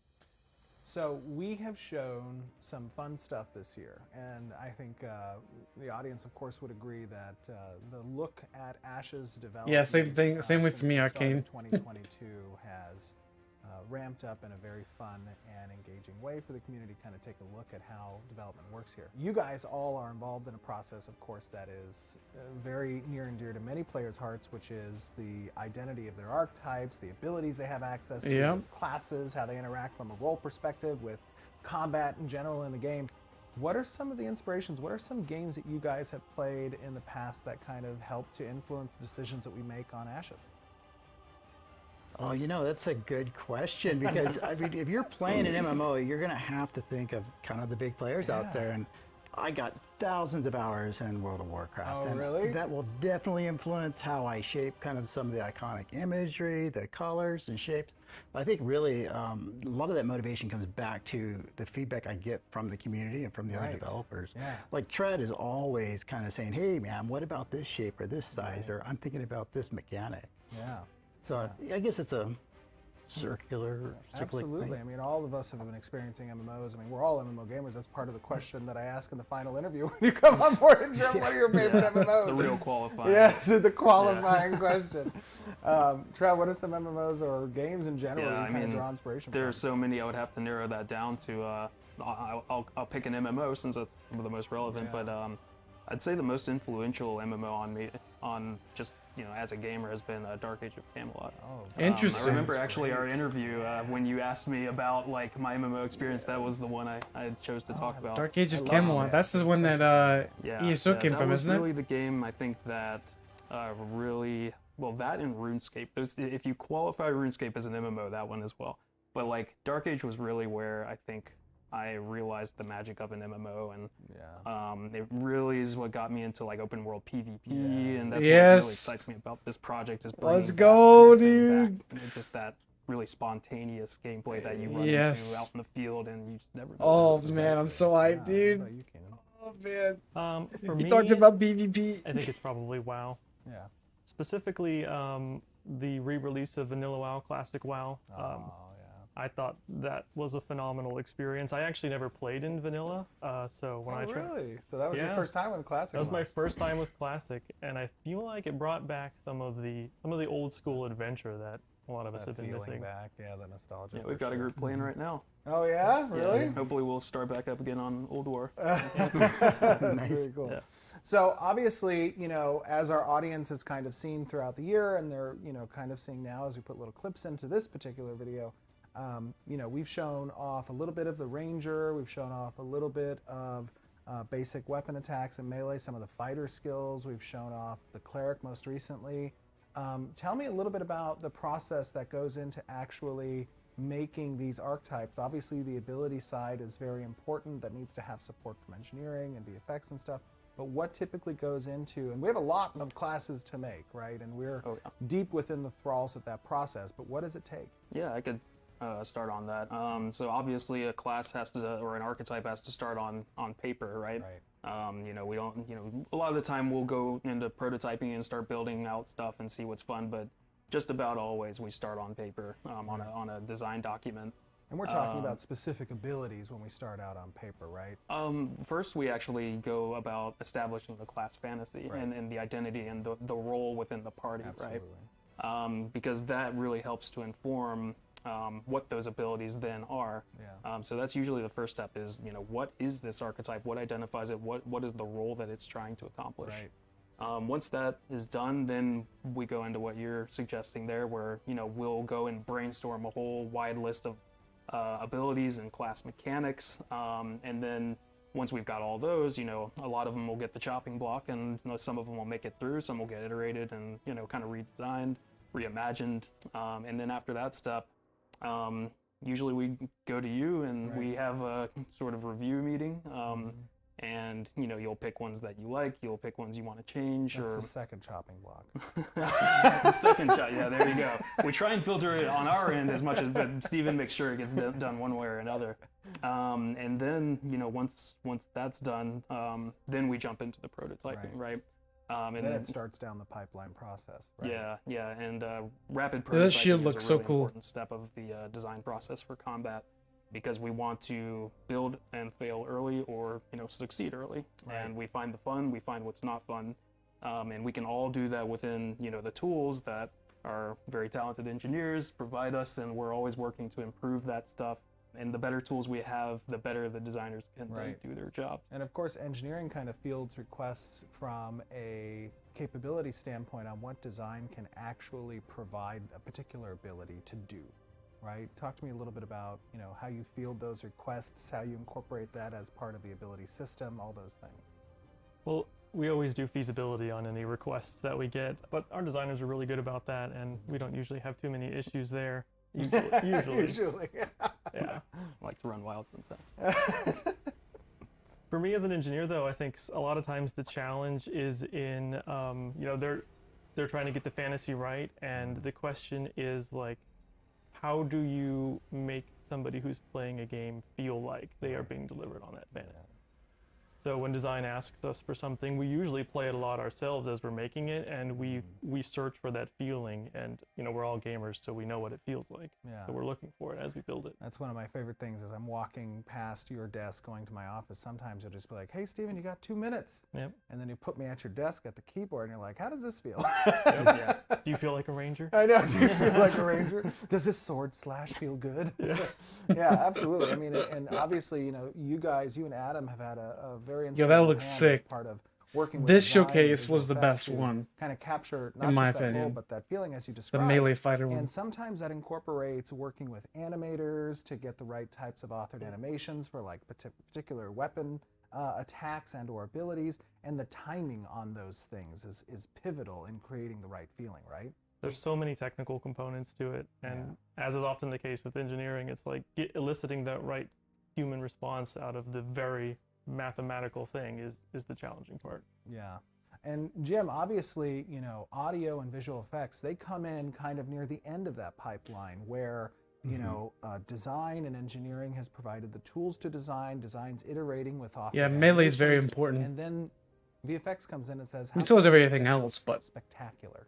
I mean, there's a tremendous amount of thought that's already been placed into this mechanic or design or ability or whatever. So on top of that, we're thinking about how can we push the MMO space. We don't want to recreate the other games. We want to make it our own game. And we want to push the effects to a level that you just don't see in the industry, period. But at the same time, we don't want to create visual effects soup. So we're working on creating a visual language, something that the gamers who are playing us are going to understand, like, hey, that's like an arcane ability, or that's like a tank mixed with this, summoner or whatever. So we have to figure out how to do all of this, not make it too muddy, but actually execute in a way that looks cool. So it's really, really nice to have people like Trad and our engineer team to go back and forth and be like, hey, can we connect this beam here? Can I parameterize it? And can we expose this to the UI guys so we can ramp it up or down to do stuff? Yeah, and you hit on a really interesting point, which is visual effects is obviously not just about creating things that are awesome, but the language that communicates in the style guide of how these effects translate to particular classes from just a silhouette perspective, shape language, or visual fidelity in the hues and colors that are used to communicate at long distances like, hey, I know what I'm going up against, especially if it's a PvP scenario, or if you see your group kind of doing something, there are visual cues for you to respond appropriately and synergistically from a rotations perspective.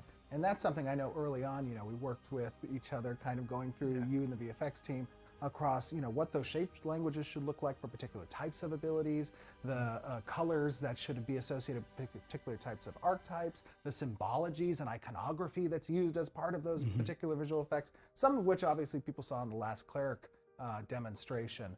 But how has that been for you, kind of defining those things and creating that style guide? I mean, it's a comprehensive list. There's 64 classes, right? And how do you steer, make sure that it doesn't become that visual suit that so many people, I mean, I've played games where it does become visual suit. Yes. And especially it starts to break down every 10th player you add into the mix or every 10th, actor or NPC or whatever, right?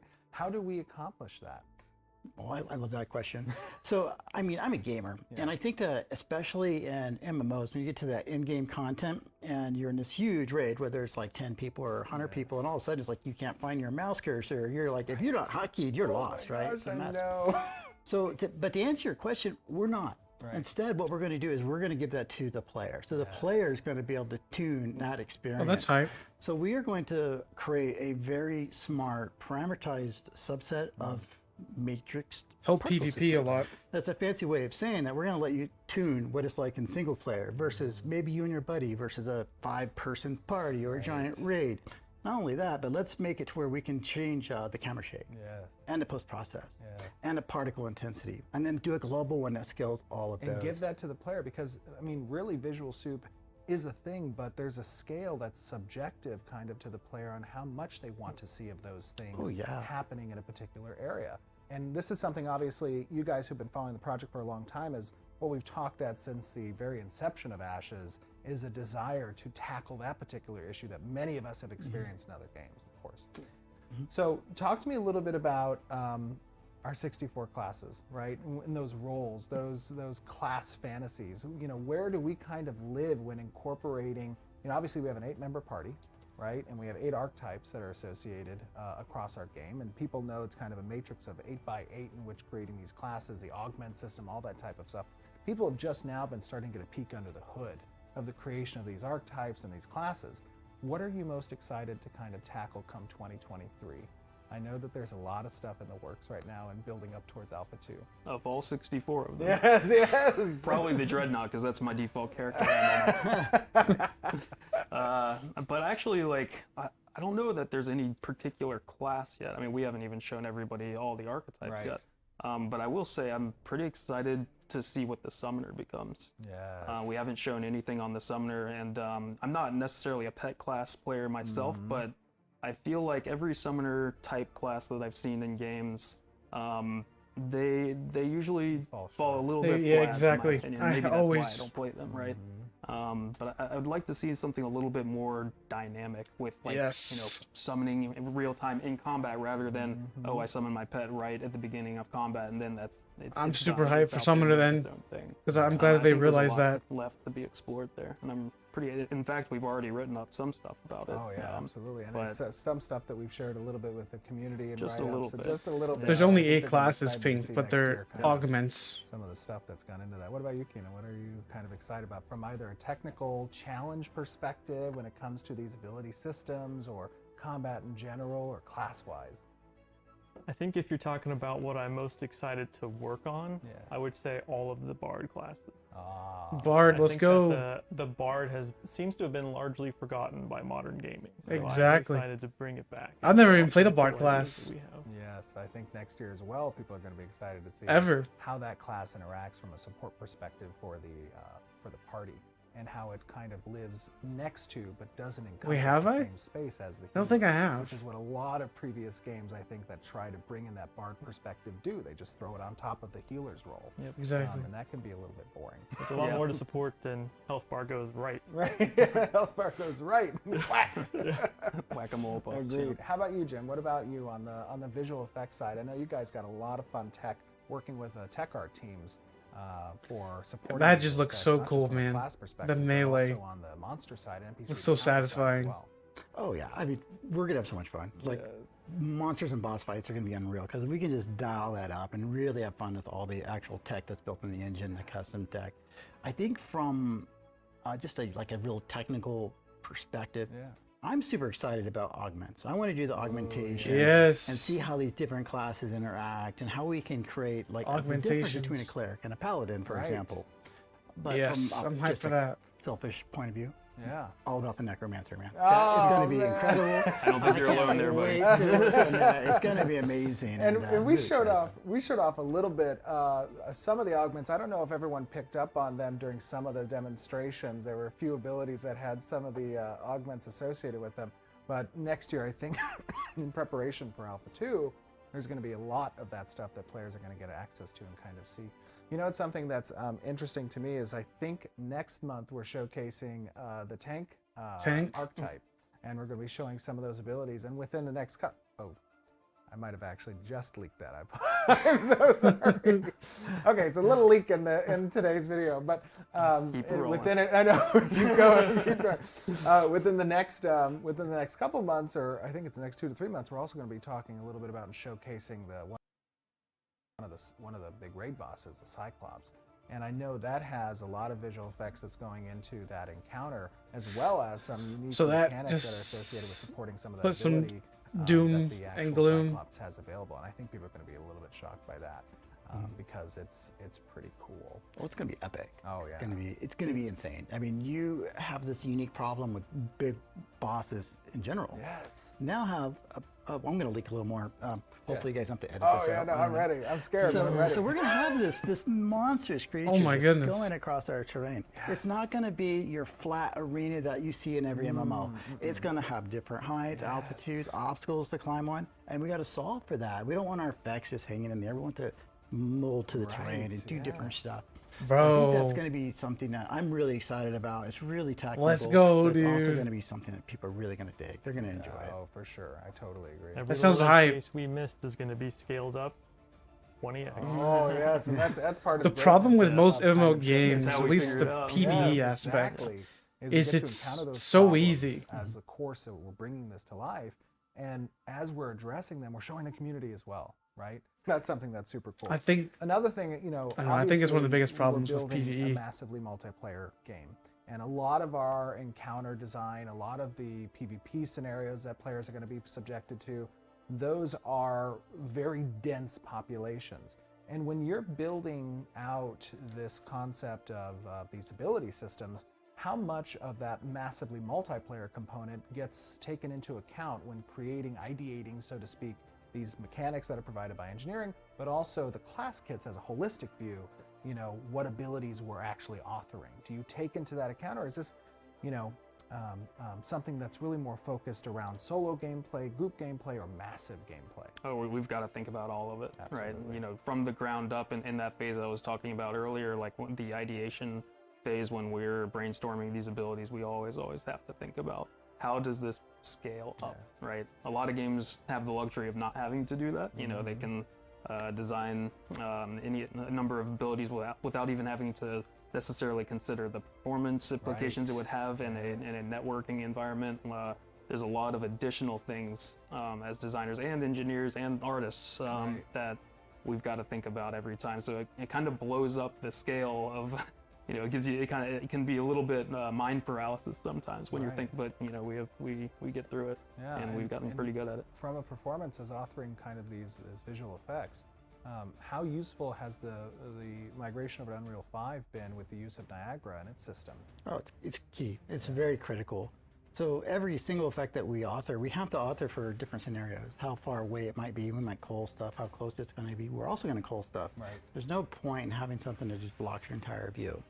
So all this will happen like in real time dynamically. So we can scale down particle systems based on how many players are active or how your performance might be changing or anything really. Right. Maybe it's a Thanksgiving day and we want to have less effects. We can do that.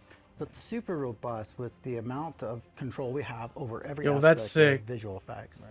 And we'll be The needing animation, to do all of that, to set the all stun. these things up because we don't want to have a situation where, oh yeah, our game is really great until we got into the open world PvP now stuff. Yeah. Bro. We're not going to make this, the effect should be Dude, there, you hear what but he it just shouldn't be- said? That's all you Right, it's complementing absolutely the mechanics and the gameplay. Did you hear what he just said? He's like, oh, our game's great until we get into open world PvP. Bro, that's ESO.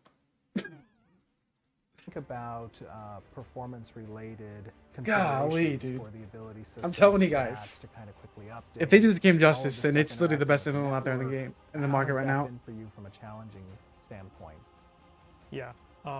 With the scalability requirement cranked to 10, it pretty much makes every aspect of combat like 3 times harder than it would otherwise be. Yeah. But ultimately, I think we've got a handle on it, and we've been very intentional with our data and with our systems, so that we can modulate how quickly they receive and send updates based on who cares the most. Yes. And so that's going to help us with scalability a lot. Yeah, that's something that I think a lot of players kind of were noticing in Alpha 1 last year, was just the sheer density that was achieved during some of the Castle Siege fights that we had, where there were 300 Dude, plus that's players so in hype, man. I can't wait to do particular that. area. Not many people, This is I think, in today's age have experienced that, and experienced in a way that was performant, right? And that is Exactly. something that I think is wholly unique to this project and what we're trying to achieve and accomplish, not just from the combat's perspective. That's and from the stress Alpha 1 but how guys. they That was harmonize actually with players, the not just like area. NPCs. So you guys have been doing an awesome job on that. Well, thank you guys for joining us and talking a little bit about what it takes to make this magic come to life. I think I speak on behalf of the community. You guys are doing an awesome job, and not just you, of course, the teams that work in association with you and that you're a part of. We're really appreciative of that. Gathering and crafting. All right. Well, welcome over to our conversation a little bit about gathering and crafting. And earlier this year, of course, we showed some of the recent work that's been done towards gathering, particularly around trees and the bushes and mining. But I'm joined today by some of the developers who worked on those things. So, little introduction, Hal. Yeah, I am Hal Anderson, and I'm an environment artist. So that means I work on things like rocks, trees, kind of anything you would just see in the environment. Everything that makes the world beautiful. And we also have Alex. Hello, I'm Alex Godoli. I'm a senior gameplay engineer. I'm a generalist. I wear many hats. I work with animation, environment, many departments. All the things they say. Exactly. We have Corey. Hi, I'm Corey Rice. I'm a technical designer, and I usually focus on artisanship. I do a little work with AI and also our design tools. Yeah, and a lot of economy stuff too as well, yeah? Yeah. Yeah. So, obviously a lot of people saw the gathering demonstration that we showed where currently like harvesting trees and stuff we just talked about. Yeah. What goes I'll talk about the into kind PVX of system here in a little bit of inspiring sleep if you're guys still around. you know, the It's really, really experiences good. you've had in Really, other just really good MMOs, design. Other games where you're out and you're gathering things and crafting. What are some of the favorite experiences you guys have had? I think for me personally, one of my favorite kind of like harvesting things that I've really loved in an MMO would be the just all the little plants you find around in Elder Scrolls Online. Yes, they're so good. Talk about you too. Gosh, there's so many of them. I love just kind of scouring, you know, the environment, kind of seeing what you can find. I think they have such good design too. You can always like visually really spot them. Like, oh, that's gonna go over there. Let's see what I can find. Yeah. What about you, Alex? For me, probably realism. Yeah. Specifically Arcade. I spent a lot of time scouring all the lands to Finding find all the illegal farms. illegal farms, not only that, but like any trees. Oh, yeah. But the fun part about it is like after a while you go outside and be like, oh, I know what that tree is. Oh, I know what that tree yeah. is. A little bit of learning. Yeah, from exactly. The game, Yeah, it's like, oh, this is an aspen tree. Oh, I know that. I do like that too, where there's a hint of realism kind of in what you're experiencing in the game and how you can associate that with the real world. What about you, Corey? Yeah, totally. I really like the exploration part of it, searching around for things, and like Hal mentioned, there being like things that catch your eye, and oftentimes you're like, oh, there's some gold. And then you find yourself at the bottom of the dungeon and you're like, oh God, what am I doing here? And maybe make some friends and... Wait a minute, that's not a friend. Exactly. This guy's trying to take my gold. And then we fight. And yeah, just get you into all sorts of different adventurous situations. It's such an important part, obviously, of MMO design, right? It brings kind of the environment that you're in, the world that you're in, and it makes it a bit tactile. It makes it something that you can leverage to further advance your character, your position, the wealth that you might have. And you know, one of the things that I think was really interesting about our approach on these gatherables out in the real world was even simulating a bit more of that realism, not just from the type of thing you're gathering, but how that thing interacts with you in the world. And one of the things that sticks out is the design of these trees falling and the physics associated with them. And I know we talked a little bit about during the demonstration, but you know, talk a little bit about what it took to get there from a tech feasibility perspective. Oh, it's a lot of work. I mean, it's a lot of cross-departmental work. Right. For example, like we have to figure out how we want to simulate the physics, what kind of collisions we want to have on the trees. You should change that cutting tree to where it they doesn't look like a chainsaw. simulate on every client as well, so that it doesn't feel off-putting for one player to see it falling to the left, or another player falling to the right. Like, oh my God, this tree just hit me. Exactly. No, it didn't. It hit that guy. Exactly. Yeah. So, but yeah, no, physics is, as I was saying before, it's a wild beast to tame. It's just a lot of tweaks. You have to have a lot of patience, figuring out all the constraints, you know, all the volumes. It's just hard work. And even from a performance perspective, right? We have thousands of foliage actors that might live within a particular area that's very small, maybe 1.5 by 1.5 kilometer zone, right? Yeah, exactly. And you want to make sure it's per request. So as you're chopping down, so it's not always you know, there. Otherwise, you know, our client FPS probably going to be pretty bad. Right. So we do a neat trick when you are coming up to the tree. We swapped it to skeletal mesh, and then you cut it down, and then it starts to fall. We start simulating physics, and as it falls down, we kind of like freeze it up at the end, and it slowly like dissipates. Right. And Hal, tell me a little bit about what it takes to actually bring one of those assets with joints and a skeletal rig so that the impact on the tree can show the physics and the branches moving. What did that take from an environment perspective? Oh yeah, absolutely. So I think that definitely got a lot of help from animation, you know, the animators on our team kind of getting that set up. But I think that from an environment perspective, a kind of most challenging thing was kind of setting up the skeletal rigs so they can all kind of communicate efficiently and kind of finding a nice balance between, so like, you know, one branch doesn't have all the weight, you know, it's able to kind of fall and be in a fluid kind of way. Yeah. And you have to make different states as well, right? Because it's not just about being able to gather this particular thing in the world, but also at what stage is that thing? Is it an adolescent? Is it a young tree?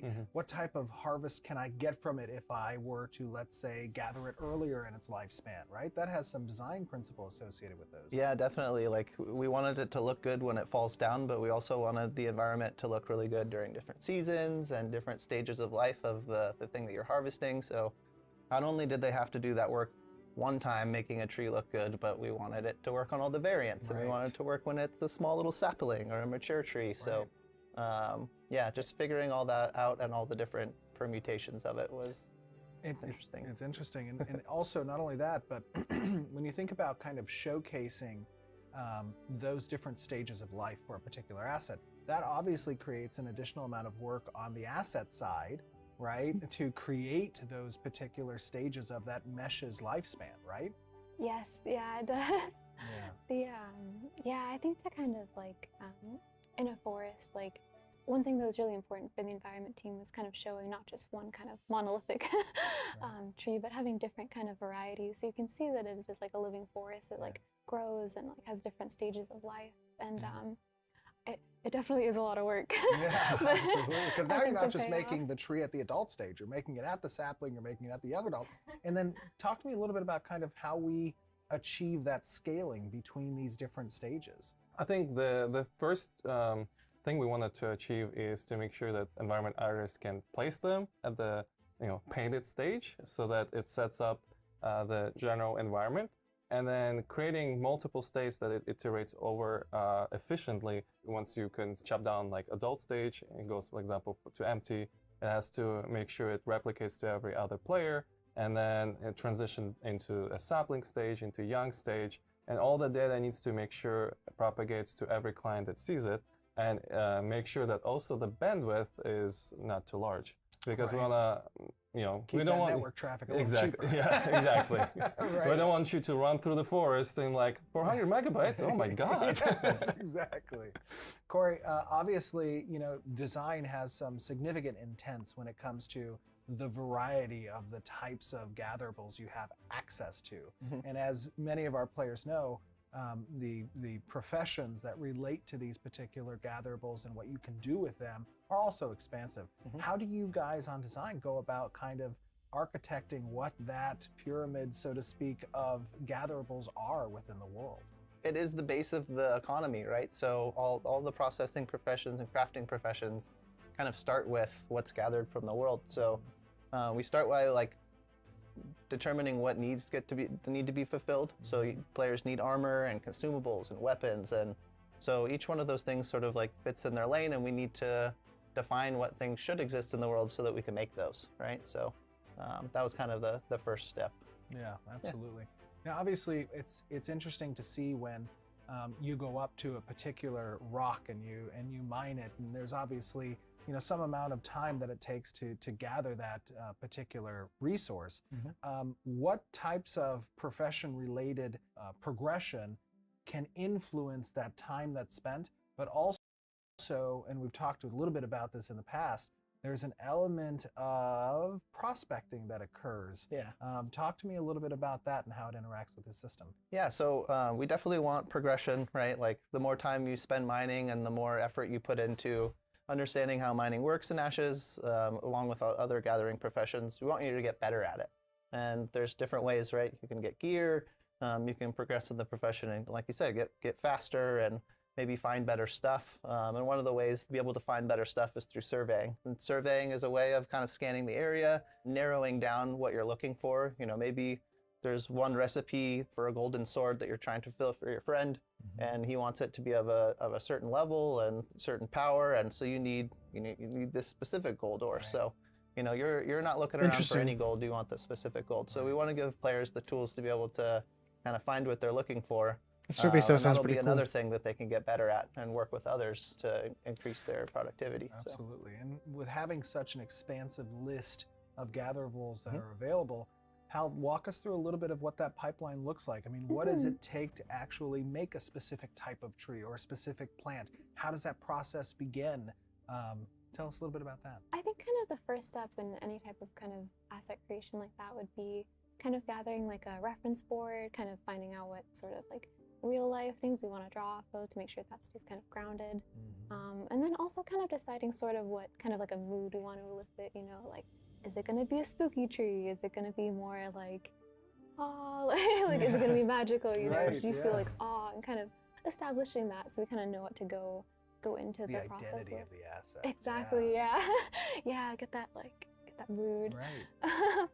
And yeah, after that is kind of established, we would go into a program called Speed Tree normally, which kind of allows us artists to set up kind of these like almost little logic systems, like, we want trees with like branches that are approximately this size. Oh wow, and that's kind crazy. of randomize that so it has that kind of organic element that just kind of the human brain can't quite do as well. But yeah, so after we have that and we have all our it's cool looking at this stuff behind the scenes. Important to Unreal, where we would set up all crazy. Our, like wind data and all of our seasonal technology.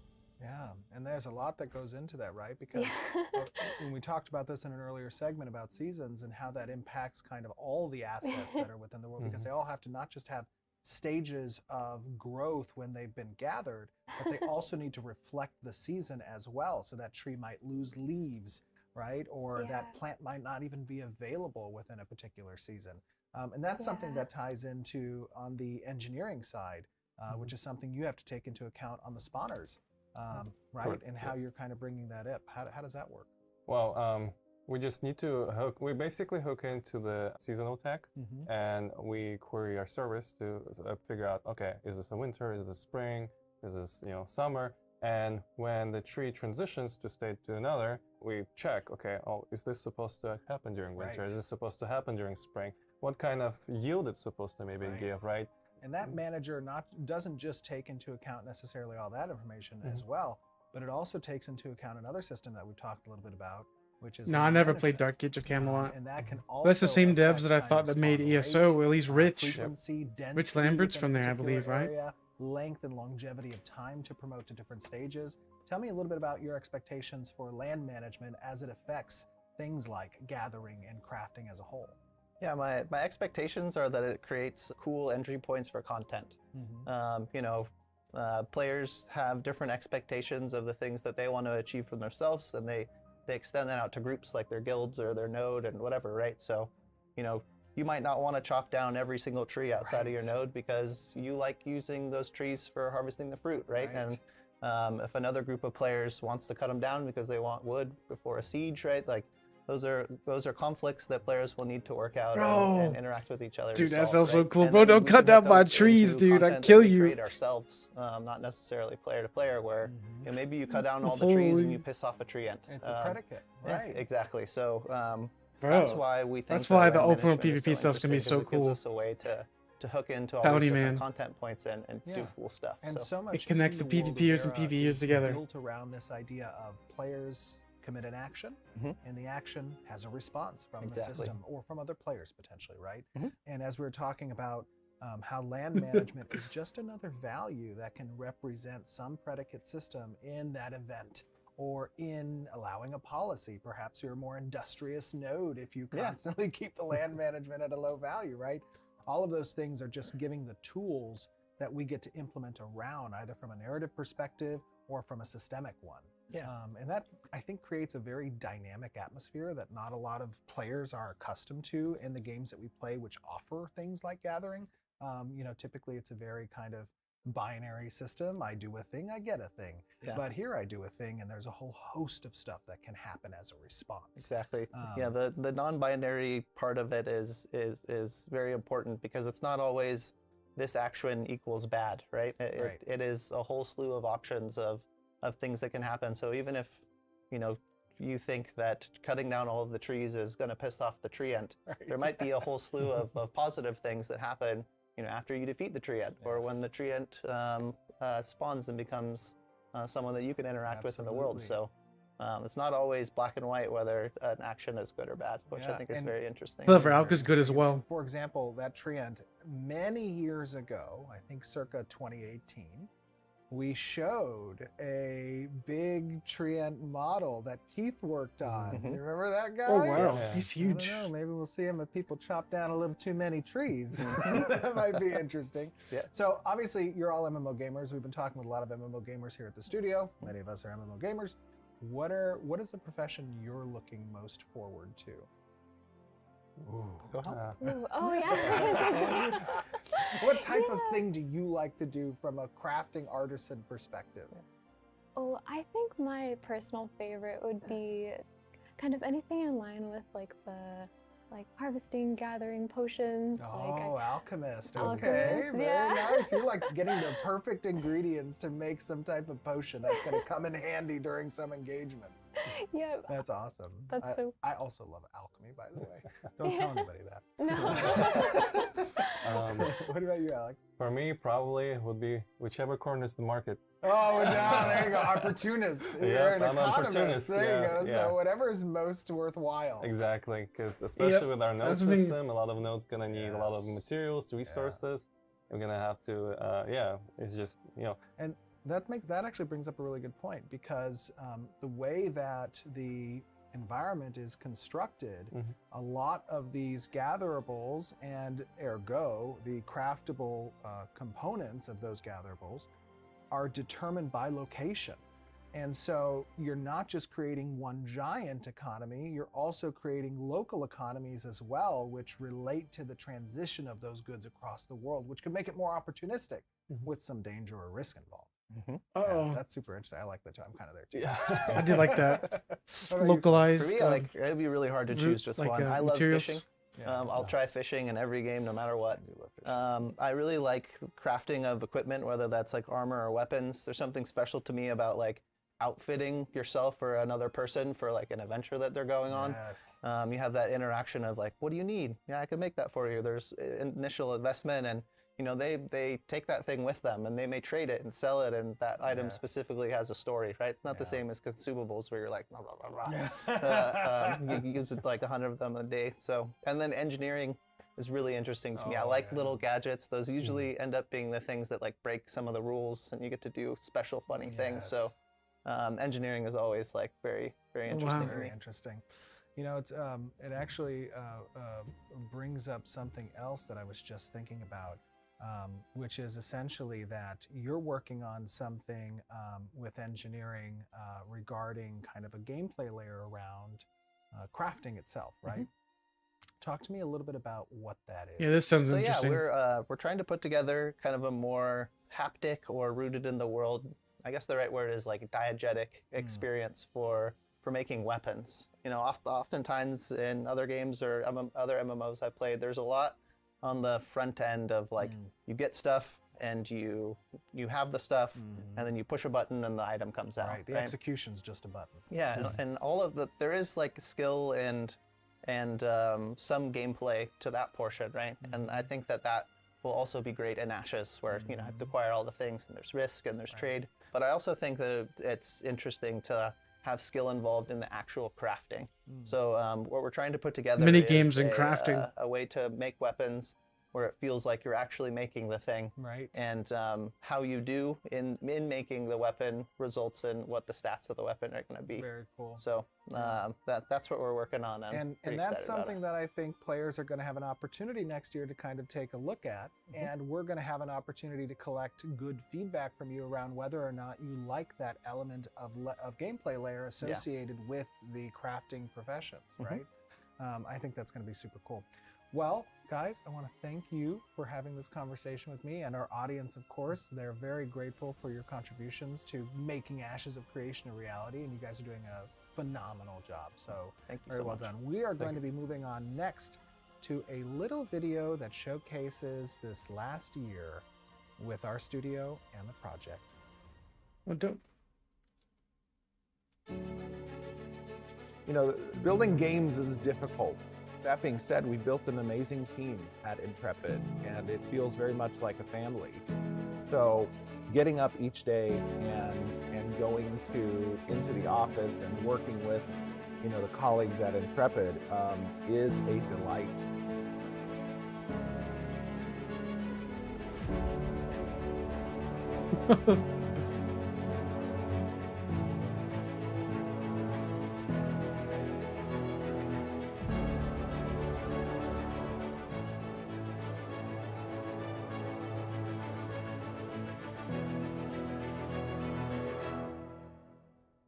What a year it has been.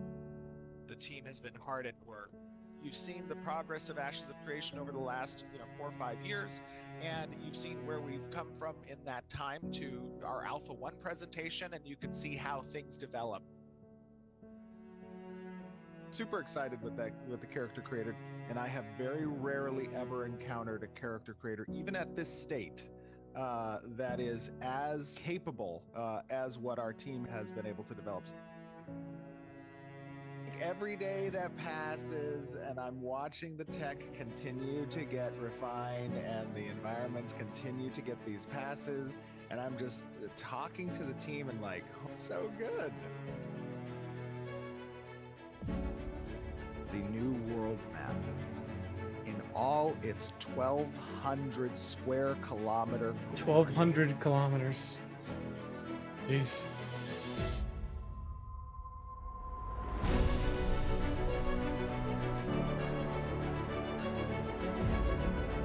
I love what the new Skybox is doing, and I mean, it's just visually great.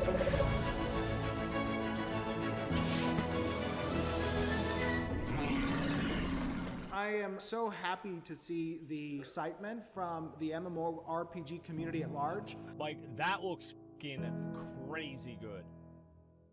That is just, oh my god. Like, whenever people are talking about how they want fantasy games, this is what they're thinking about. What? It grows into a horse? I didn't know that. God. This game looks amazing. Way too Ashes good. of Creation. It will be the most ambitious fantasy MMORPG ever attempted. No. It looks good. It does. It looks great. so Grab yourself a...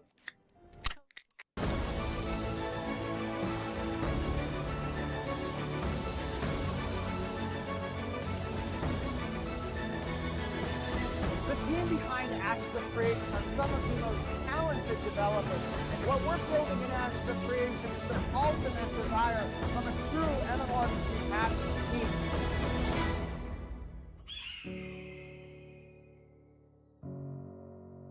Shows like a date of Alpha 2 release. Oh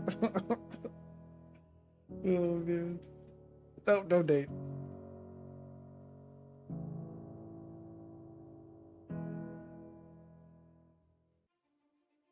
Thank you everyone so much for joining us. That's going to be a wrap for us for our December live stream update. We hope that you enjoyed it and loved getting to know our developers. That was so much fun chatting with everyone. They're so sweet. Everyone's amazing, and you can just see the vibe is just so. Everyone's just passionate and loves what they do, and that's kind of like the best Super part. talented. I I know. mean, just a great team. Absolutely. Of course, if you have feedback for us, head on over to our forums, forums.ashesofcreation.com. We love hearing from you guys. We interact with you always. We're sending reports to our developers so they can continue to make sure that we're on the same page as we move forward in creating the world of Vera. And those reports are super important. I mean, really they are. The community team does such a great job of picking out all the tidbits of information from the players on the forums, on Twitter, on Reddit, everywhere. They read everything. And they compile it in a huge report, and there's an hour that we kind of sit down with the developments of particular features and or systems and kind of hear from the community team all the thoughts that you guys give about these particular subjects. So it's very important. Make sure you guys go and give commentary on stuff. And most often the thing is, wow, that's already stuff we're already planning and we're already thinking of. So I think that's, yeah, it's the validation of that we're all on the same page. So thank you so much for joining us. And of course, you can follow us in all the places at Ashes of Creation. We are constantly posting and giving you guys updates on a daily basis and interacting with you. And we love all your fan art, so please keep sending that to us. So good. Absolutely. And 2022 isn't just the last year of this growth. I was going to say, like, it's really cool to just look back at what we accomplished this year in 2022 as a team. The growth of the studio has been huge, but it's not done yet. No. We're still going. We're going strong into 2023. So keep that in mind, you guys. Check out our career page and come join our family. And direct others, people out there, your favorite developers, stuff Share that that you've seen. Make sure to go out on Twitter and share the careers opportunities that's at Intrepid, because 2023 is going to be a huge year. Oh my gosh, yeah. I've done a big thing for Steven just to put together a whole spreadsheet. The outlook and everything. It's all forward looking, so we've got a lot to come. It looks super good. And guys, you haven't seen anything yet. 2023 is going to be an unbelievable year for the studio, for the project. We have so much to show you. I know Margaret is just chomping at the bits to get in there and get all to get all this stuff and share with you guys. And you know, honestly, I just want to comment on the fact that this development that we have, this rapport that we've built with you guys as a community, and the safety we feel in sharing works in progress with you, sharing the development along its lifespan of development with each of you out there is very important and near and dear to our hearts. So keep tuning in 2023, keep commenting, give us your feedback, give us your thoughts, give us the experiences that you guys have had in the past, because it makes the potential for Ashes of Creation to be that much more of a great game when you guys are participating in it. And that's why we do these things. That's why we invite you in. We show you what we're Come on, working announce something, on a monthly please. basis, because we want you guys to give us your feedback. And so we cannot thank you all enough for being a part of that in 2022. And 2023 is going to be an awesome year, and we will see you in January next month. Bye, guys. Darn. No.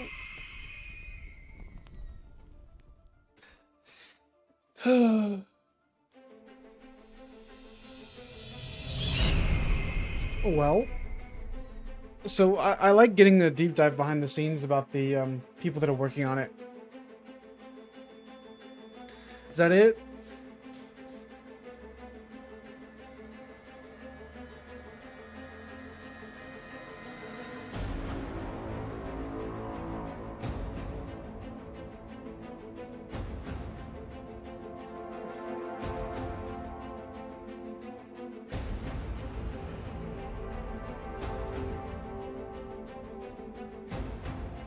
Is that it?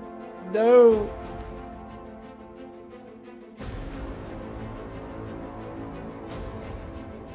Yeah, that looks so cool. Alright. So, guess we can go back to ESO now.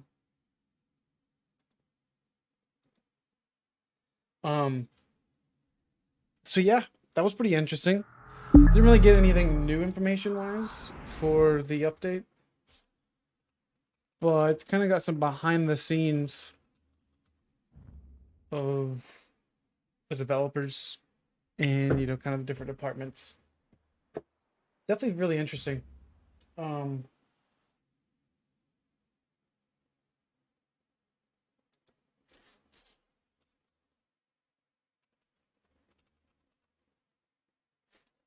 So yeah, I enjoyed it.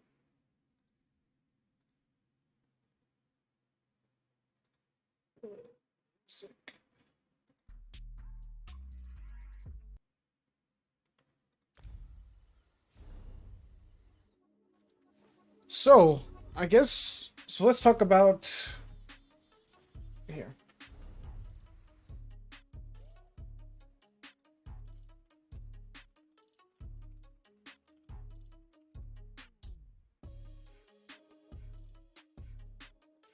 I suggest if any of you guys have questions about Ashes of Creation and want to know more about it, the best place to go is right now is the wiki.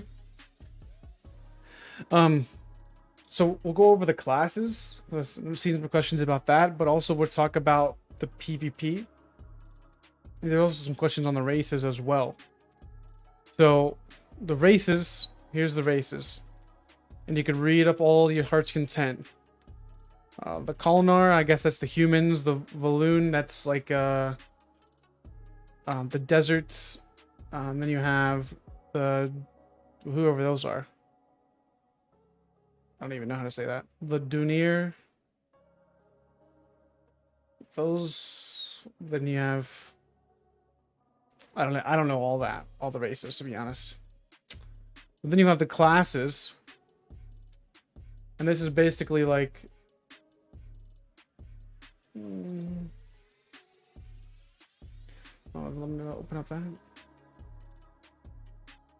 Oh, well, there's all different kinds of mixes of the classes.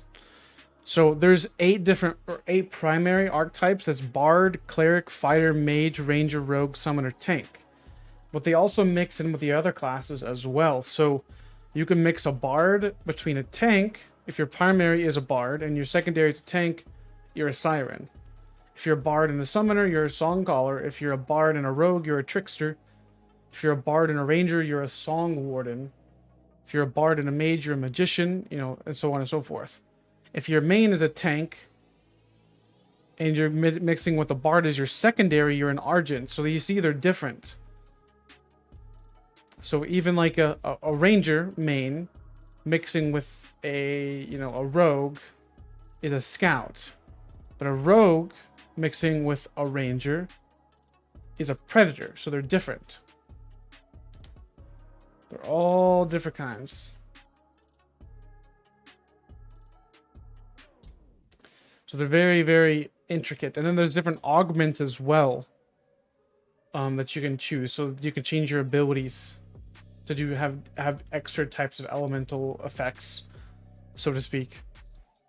Let's see here. The PvP. So there's going to be all different kinds of PvP in Ashes. So the main thing, I guess, the overarching aspect of Ashes of Creation is going to be, it's called PvX. And what that means is you can go to like a public dungeon in ESO, for example, like comparing it to ESO. You got a public dungeon, you go over there and you do the public dungeon, and you find somebody in there that's flagged for PvP that wants to engage in active PvP combat. You can fight them, and typically it's going to conclude of trying to get the boss's drop, trying to get some materials there or whatnot. And the PvX adds a different element of, in other games where there's PvE and PvP, the PvP has one separate thing that it goes to, and that's a separate area, and then PvE is everywhere else. Well, in a PvX environment, PvP can happen anywhere, except for towns, I do believe, but it's pretty much everywhere in the world. And what that means in the scheme of things is you can have unlikely alliances of or people. That's like the people that were cutting down the trees, for example. You have people that's like, oh, don't cut down the trees because they want to farm the fruit from the trees. And then you have other group of people that comes in there and tries to cut down the trees. Well, you can have like the gatherers could talk to the PvPers and would incentivize some type of communication between differing ideals. And if there's a group of people that just want a PvP, it doesn't matter what it is, they just enjoy the PvP aspect, they can get like hired like mercenaries to protect the trees. I know it sounds very cringe to some degree, but that would incentivize some type of communication between two unlikely people that really don't collaborate often or don't really talk to each other often. Like there's no reason for a PvP player to really engage or interact with a PvE type of player, because in most other games that doesn't happen. In Ashes, it's going to be different, where, hey, you're getting the PvP and getting money to protect the trees, so then the gatherer can get his fruits. I know it's a hypothetical situation, but this is some real things that's going to happen in Ashes. And the one big thing also about it is it's not like ESO's biggest success, in my opinion, is that it's a mega server. In Ashes, it's going to be multiple different servers. So your server, like server 1, it could be drastically different than server 2. And I don't know how many of those servers are going to be, but it's all going to be different. So there's that. And then you also have the corruption system, which really helps meaningless killing in the open world game, where you don't have people just killing people for resources all the time, where it has to be a tactical approach. And if you do become flagged for red, and you do mindlessly kill somebody, you have a penalty for it. So what's going to end up happening is you have certain games that they lose their flavor. Like I could tell you already, this is a New World right now. Okay, doing the hamster wheel aspect of an MMO, it's fun for a minute, but once it just revolves around making money to buy something else to increase your gear score and to increase your overall build, that gets kind of repetitive and boring after a while. If you then spice it up with, okay, I'm going to gather some ore in New World, but I have to worry about fighting people to get that ore, it adds a new element of enjoyment to where, okay, I have to get kind of prepared for PvP. I can't just go out there in my gathering gear. I have to actually have my PvP gear with me just in case something else goes awry, and it leads out that social interaction that you can get something different every day going in and to play Ashes. That's what attracts us to PvP all the time, if you think about it, because I can go to, for example, I can go to Blue Road Keep every single day, go to the lumber mill every single day, and there will not be the same outcome that happens going to the lumber mill every single day. There won't be. Because, I mean, yeah, maybe it's the same people may come up there, but they could kill me. I could maybe kill somebody else, kill the healer finally, or whatever the case is. So that's what leads us to enjoying the PvP aspect of the game. But also, again, with that social interaction, you have Ashes of Creation with the, what's it called? I just saw it. Caravans. So, you remember in the desert biomes, right? They're saying that all the different materials in the game is going to be in separate biomes. So you're not going to have, yeah, sure, there's going to be trees in most parts, obviously, except for a desert. But there's going to be different areas that's going to have the different types of materials that you need, right? This is where the value of the caravans come into play. Where, okay, you're transporting some high-valued materials that's, typically in deserts you find a lot of minerals and ores and, gold and whatnot. And maybe say you're wanting to transport that to an area that's doesn't have a lot of gold or is paying high value for that material because it's very scarce and rare up there. So you're transporting that on a caravan. You can hire PvPers. So say you're a PvE player and you're the one that farmed all this, and you start a caravan. Well, say you want to have, like, you can teleport that yourself if you want to, but there could be bandits that could come and try to take the loot from the caravan. So you'll have to hire mercenaries to try to help protect the caravan. And as they go up, it's an active PvP zone, so it doesn't matter. Like, there's PvP going on around there, and you don't have to be flagged or what. It'll automatically flag you if you go in that area. I don't know how big the area is, obviously, but it's really, really good. I think this system, I think any game that focuses on the social interaction of, I know it's crazy, an MMO focusing on the MMO aspect of a game makes the game more fun and makes it have different types of outcomes every day. Yeah, if you're doing a caravan, and say that those mercenaries come and kill you to take your gold off the caravan, okay? If you look at it from an objective perspective, those mercenaries were better than mercenaries that you hired. So next time you need to take that gold from one place to another, why don't you talk to those mercenaries? You know. And one thing that you could say is if my gold gets to X location, I give you 500 gold up front, and then I give you 500 gold when we get there, or maybe 250 gold up front, and then the rest of the gold when we get there. And it creates a lot of social interaction. I know it's very intricate in all the details, and this is a lot of hypotheticals to some degree, but I think this is how they're envisioning the game to play out. You also have sieges that are going to be what you think it would be, a castle siege. It would be between two warring nodes. So that's kind of, I mean, it's pretty self-explanatory. And then you have guild wars. It's still in design stage, it says, but overall is guild wars to be objective based with great risk for each side. Guild wars objectives are designed to be more fluid than castle sieges. Castle objectives. Guild wars can be declared at any time, but the objectives will only spawn during certain times. So the guild wars is another type of combat that is a little bit more, say somebody messes with you in open world and they're like trying to like kill your mobs or whatever the case is, you start to have a little bit of beef with them. They're doing something you don't like. Well, you can do a guild war on them, and then it can fight them on the spot, I do believe. So that'll definitely be very interesting. Then you have naval PvP, which we haven't even seen anything about the naval fights. But that's going to be past a certain area from the coast of certain areas, or all over, I guess, in the ocean, actually. The naval PvP is full-on PvP. So what that means is you don't have to be green or purple or red. It's always on, so anybody can attack anybody in the naval PvP, which, like, haven't even dived into it all yet. So really excited for that. There's so many different types of PvP, there's so much stuff in here, guys. It's just awesome. Really excited for the game in general. Really excited for it. I just hope it releases at least Alpha 2 soon. So yeah.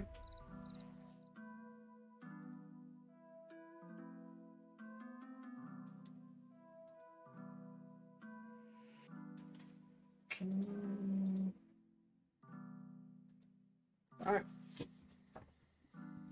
Oh.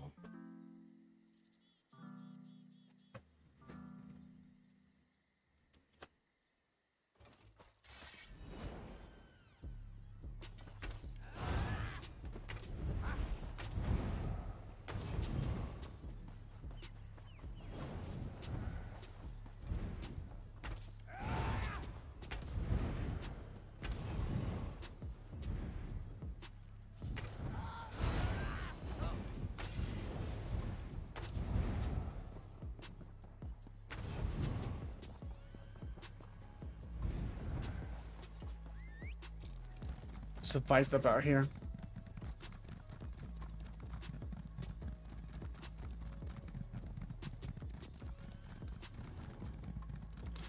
Yeah, I'm hoping for something too, but right now we don't. You know, it is what it is, I guess. They need to make me some coffee, I think. Kind of sleepy.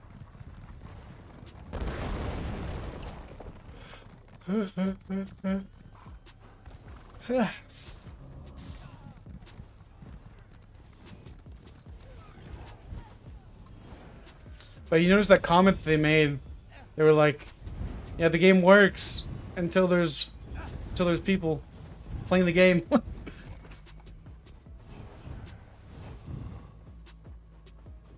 Thought that was pretty hilarious. Griffins is really good. It's another good option for a set to run on Nightblade.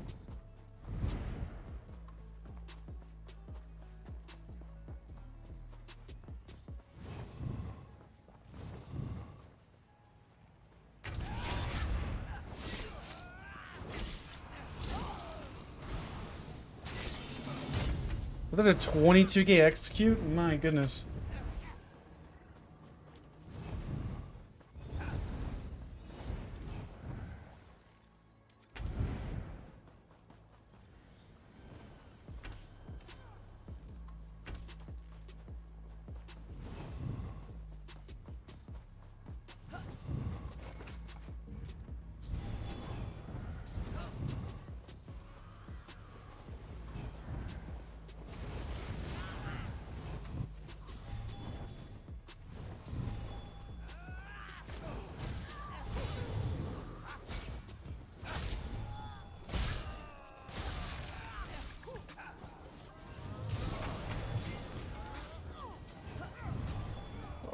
That was gross.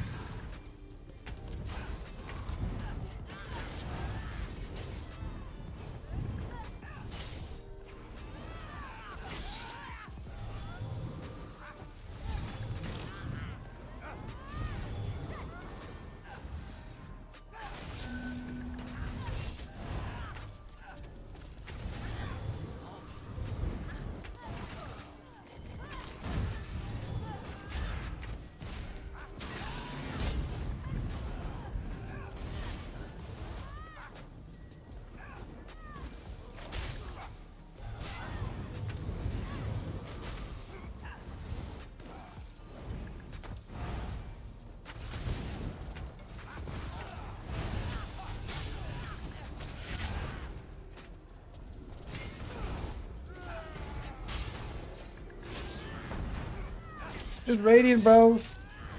Just Radiant, dude. You got the best execute in the game, bro.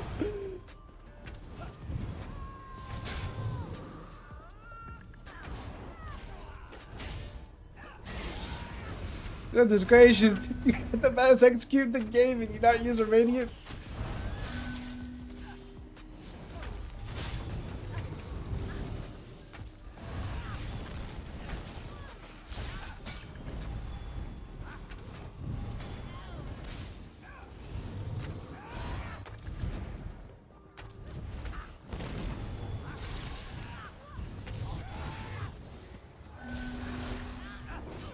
Yo, you're dodge rolling more than I do.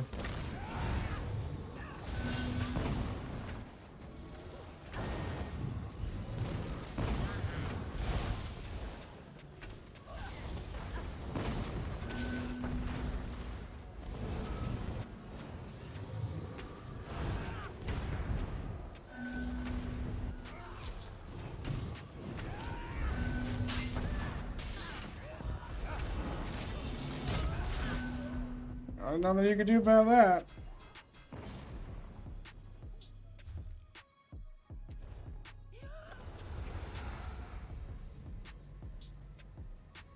Why resto? Because we ran rapid regeneration on that build. and we like the magic sustain back.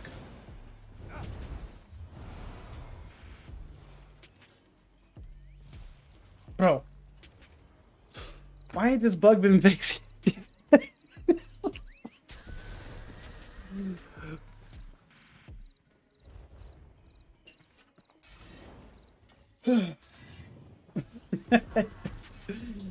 Why ain't that bug been fixed yet, bro?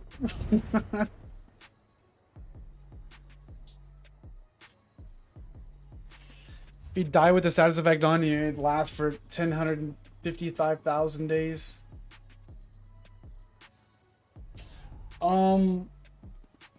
What's wrong with being low CP? Why can't you go hybrid blade? Because you lose on so much sustain if you drop retro vitality at low CP. You get so much free sustain. It's unseen sustain.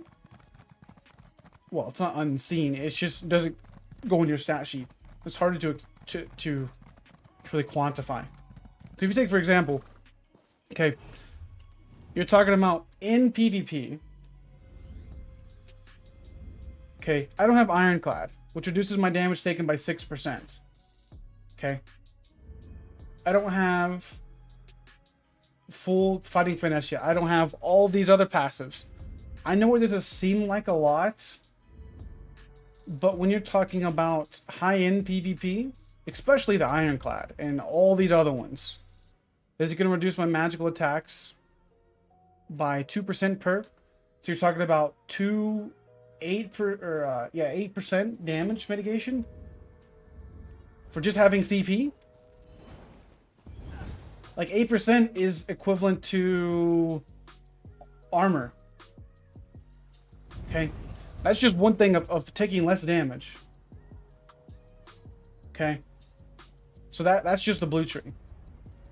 The red tree, you're talking about a free recovery, and then you're talking about Pain's Refuge, reducing your damage taken even more. The less damage you take, the less you have to heal. The less you have to heal, the more sustain you have. Okay. I mean, if you're running Slippery even, right? Then you have all of these cost reductions to break free, cost reductions to blocking even. So there's that. So yeah, I have Celerity. I have Survival Instincts, which helps so much for sustain. This has helped me quite a bit. And then I'm just now starting on Sustain by Suffering. And then having more mitigation on top of that. And also the free stats that you get too for having CP. Like, I don't have this extra 500 magic, which in the overall scheme of things may not seem like a whole lot, but when you're talking about 16k magic to 15k. Well, I have been grinding on the event, but I just don't want to grind the whole time. You know what I'm saying?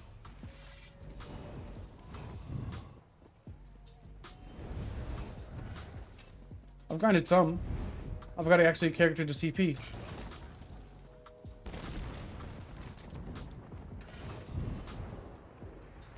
I don't want to grind the whole time, you know?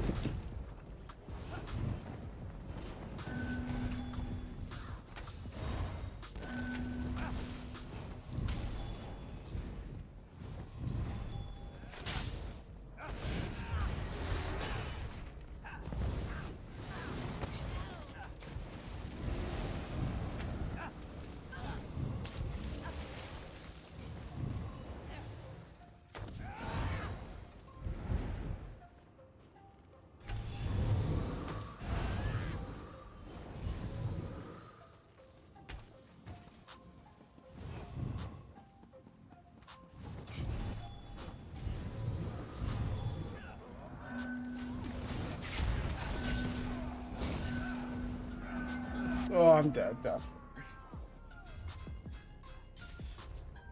Try to roll dodge the meteor. Oh, for sure, it'll definitely help. But also, I don't have the mythic as well. I need to do my Mage's Guild dailies. I just don't really feel like, I feel like PvPing. I don't feel like grinding all the time.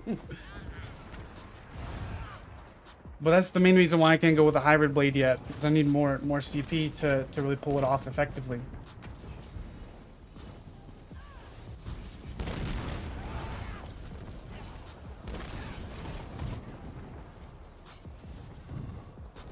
Why resto? Because we run rapid regeneration on that build before, and that helps with our survivability to some degree. But it also helps with our sustain on dead. 100% dead. Get hit by 18k spec bow. Thank you.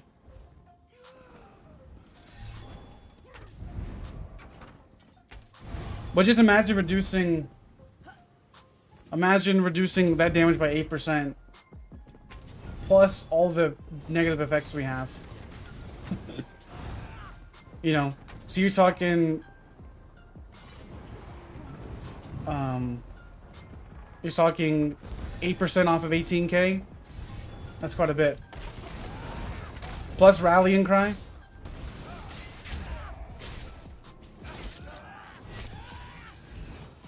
Which we don't have yet. That's why we're so squishy, we don't have rallying cry.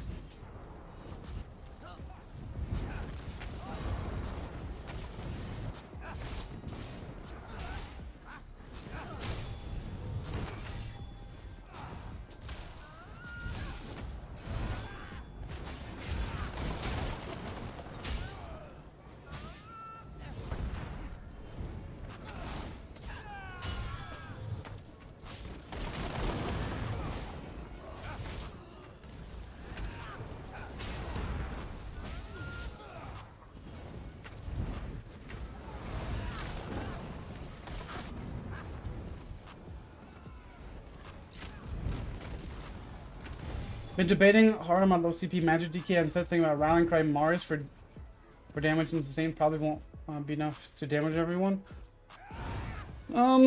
If you went with Sea Serpents, you probably would have enough damage. This guy's getting ganked. Gotta help him out, but if he's 1v1ing, I won't.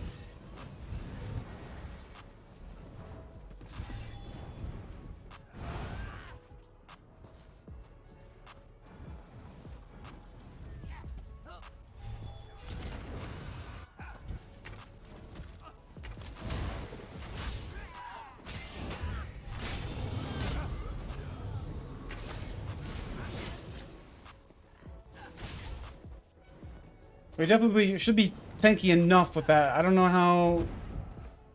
It's gonna be rough on it'll be rough on sustain a little bit, I would say.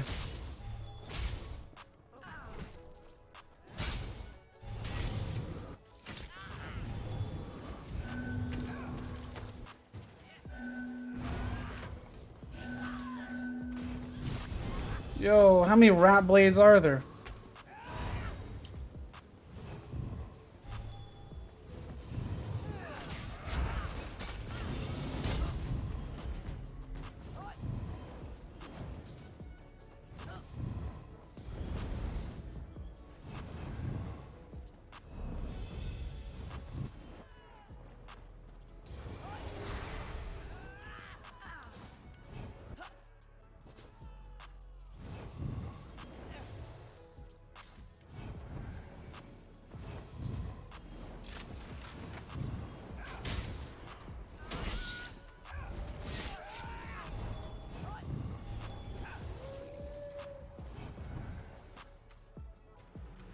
Really got into PvP the last 2 months, and that's why I switched to try to PC. It's definitely great in PC, but still new to learning. Going from 1300 CP down to 600 doesn't help.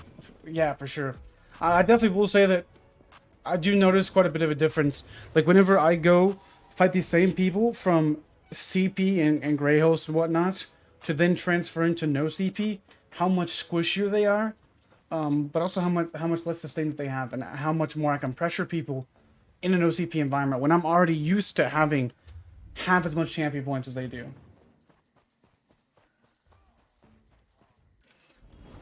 You know.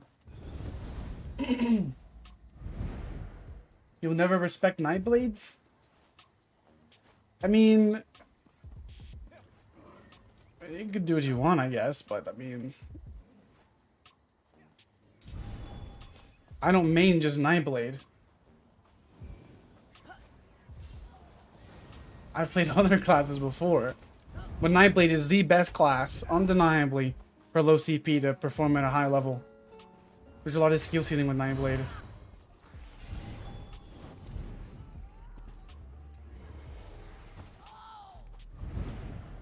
I would agree no CP is better.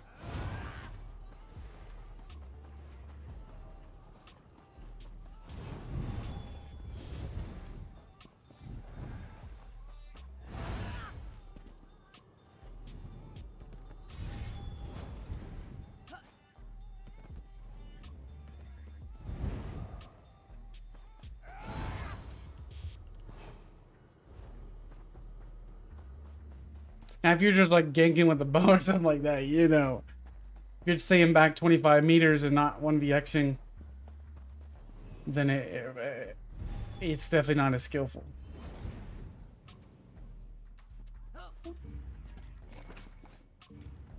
Sure, it could be fun, but it's just not as skillful, you know.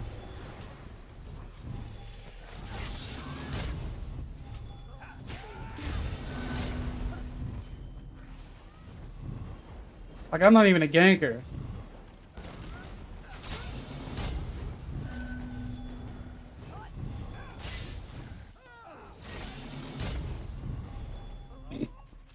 Yeah, how are these guys dying in 2 hits about? These must be really gankers then. Yeah, they're really gankers.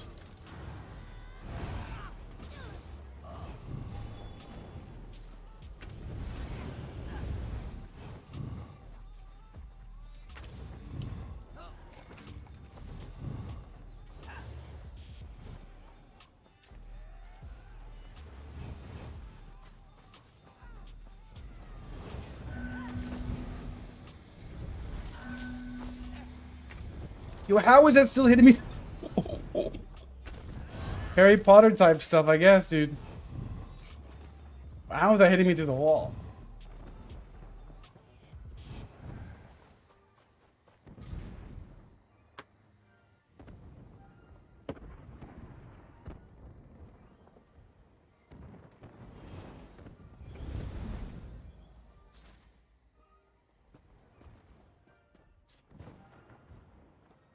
Yeah, spec bows. I would say he's gonna get a nerf next patch.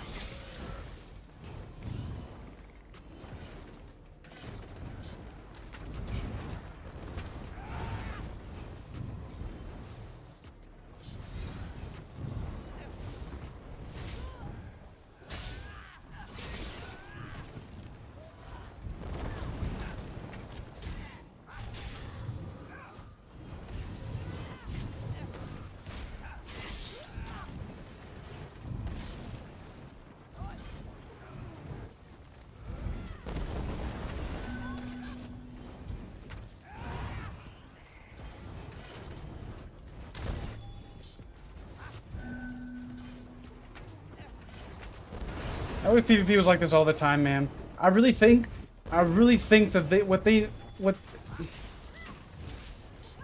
I don't know. I wish there was more incentives for Zos to want to. Well, here's one way to fix Cyrodiil. What is the number one problem with Cyrodiil? I just thought about this off the cuff. ESO's biggest problem right now in Cyrodiil is primetime PvP. Primetime PvP. Okay? Primetime. They need to... What if they limited the population in Cyrodiil, but made more campaigns for people? I think the issue with PvP right now in general is why everybody flocks to Greyhost. Because Greyhost is the main campaign, but it's also alliance locked. While Blackreach is a standard campaign with no alliance lock, which further then reduces the population because you have a lot of people. I personally don't care what alliance you play. I don't care if you switch alliances, but some people do. And people like Greyhost because you can't swap alliances, you can't change teams, you can't go from smacking people in yellow to then change into red whenever they're winning in the campaign. And you actually get, you know, the rewards show it, you know, the more effort given on per faction, you get the rewards. I would like to see them add more campaigns but make them all alliance locked. I would be curious on that.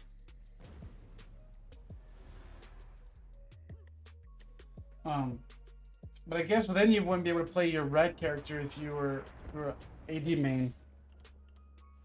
Well, I was thinking about it being ghost campaigns, but the issue is there's no incentives for you to go to Blackreach instead of Greyhouse.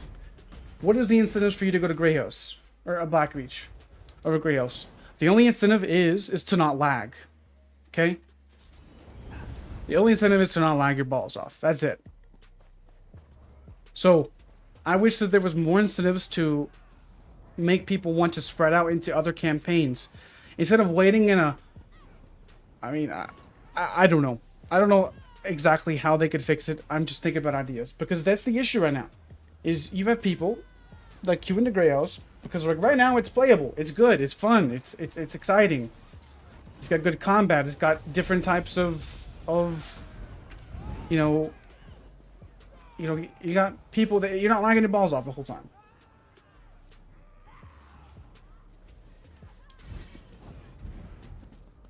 That's really the only incentive that you have is to just have PvP where it's actually functionally working.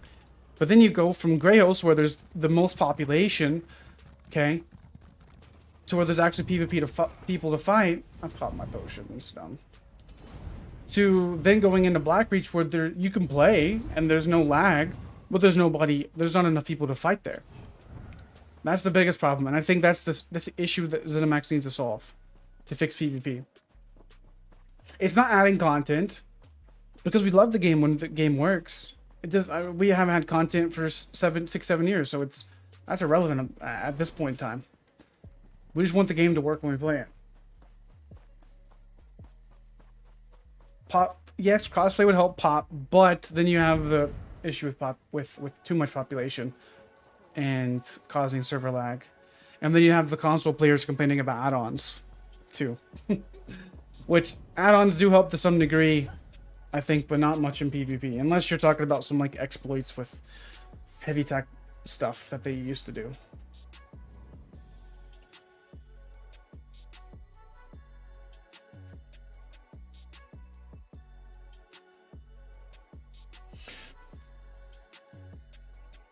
I think add-ons are a problem in PvE for telling you what to do, but not much in PvP. PvP add-ons are not...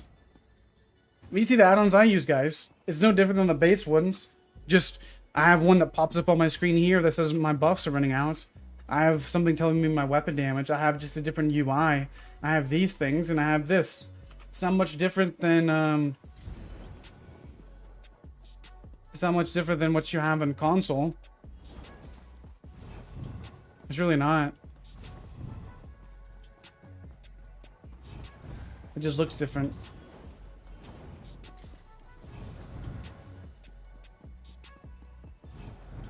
You know?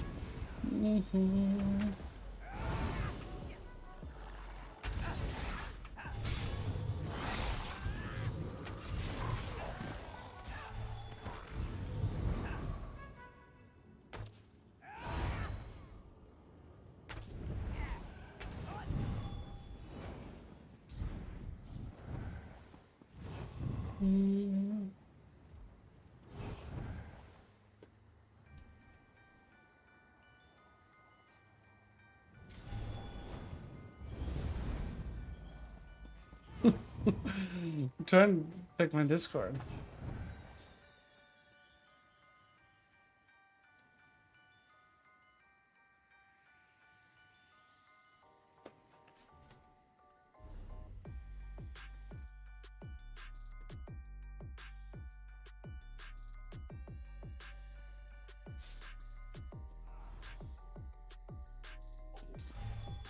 Hello?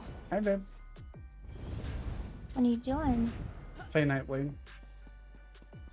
Nightblade. Oh, on ESO. Yeah.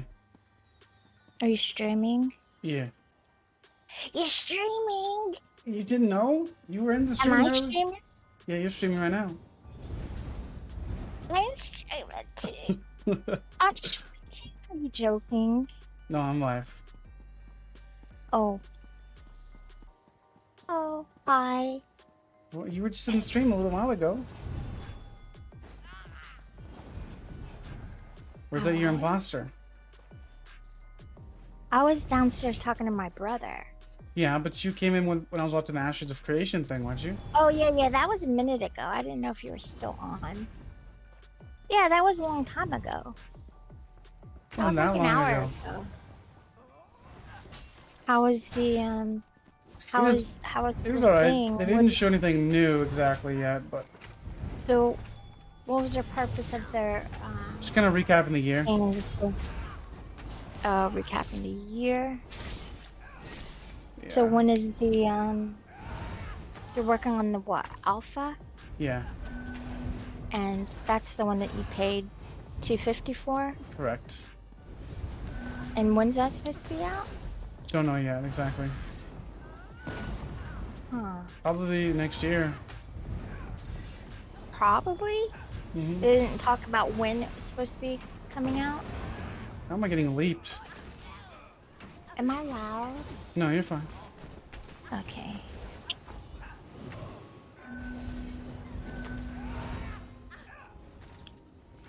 Can you tell I'm on my phone? Yeah, but it's okay.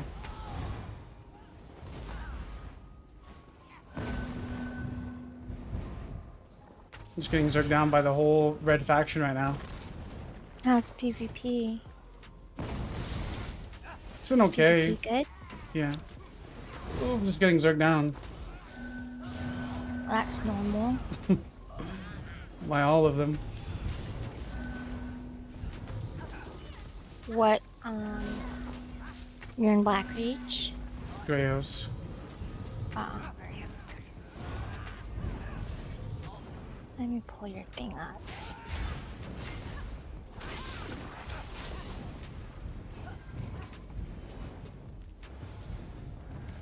Oh, let me turn it down.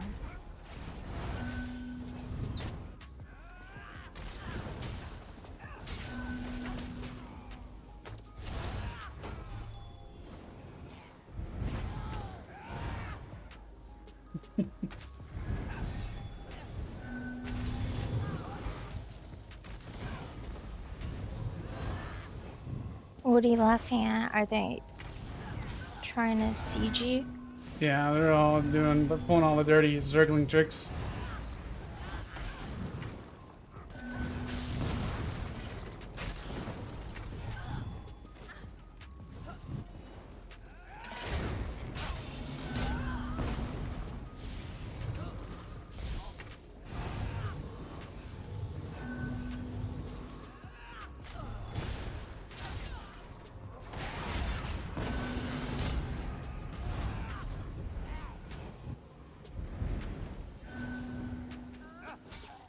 And killing them?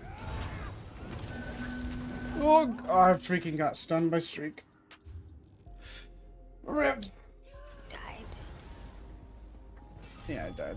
I don't know why they're all there either. You guys trying to stop us to go from going through.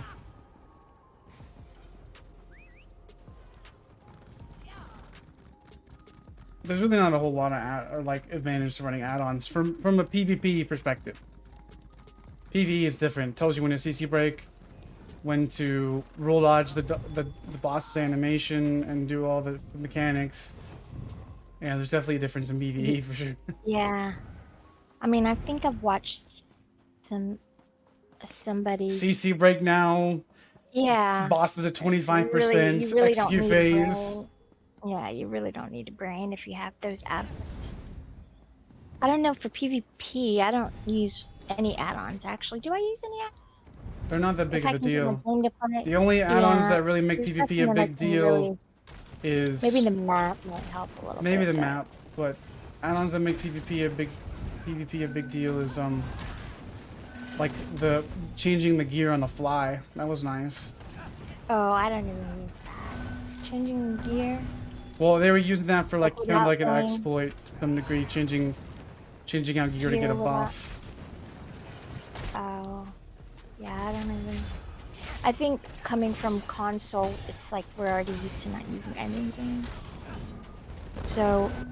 Bruh.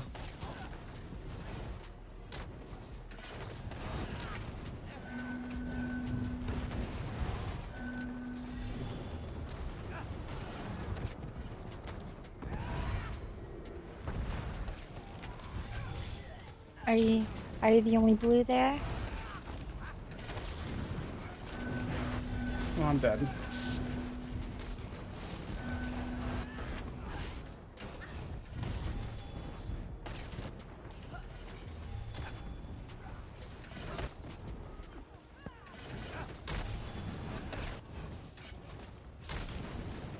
You're not dead yet.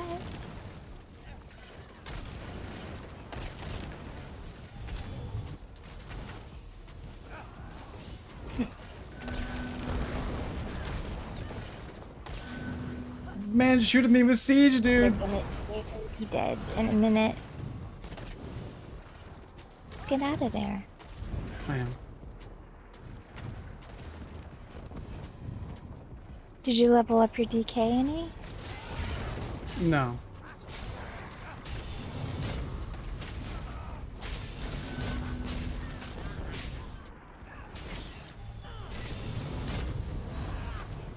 You need to get your DK level. No, my DK's max. I was talking about other class. Oh, is it?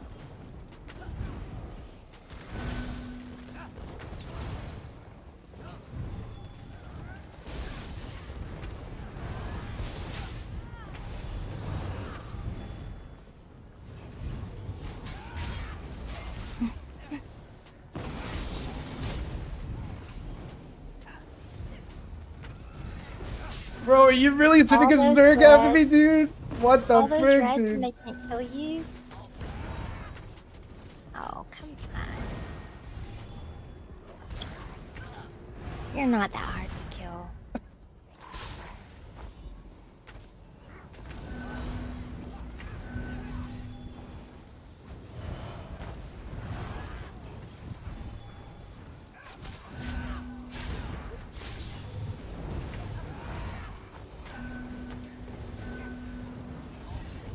That is a lot of reds. That's a lot.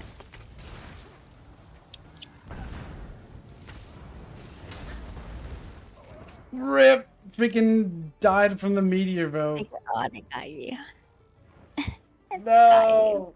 I mean, you did survive for. You really shouldn't have been alive that long. As many reasons as there were. You really shouldn't have been alive that long. Oh, he's backing you? No, he's bowing. Oh, yeah, because you really shouldn't have been alive that long. Yeah, not at 600 CP. Exactly. You were the only blue there, though, weren't you? Yeah. That's why I like Nightblade. That's the situation where Nightblade shines. Freaking clap the seizures in the top. All three of them. At low level. I mean, low CP. I mean, how many slottables do you have? I have 2.5. You could be so, you could be so effective, so much more effective if you actually had, you know, actually had CPs, don't you think? Yeah, of course. Alright, come here, mister. There's really, that Zerg fight just a minute ago, there was really no reason you should have stolen. Like, this is where ESO is the most fun, dude. This is where the combat works. And it's actually enjoyable. You're not lagging? No, I'm freaking, it's amazing. No. It's 4:30 on a Friday.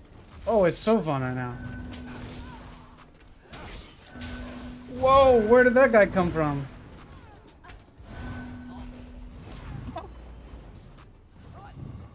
Bus. Thank you. If you're talking about me. What are the girls on the stream? I don't know.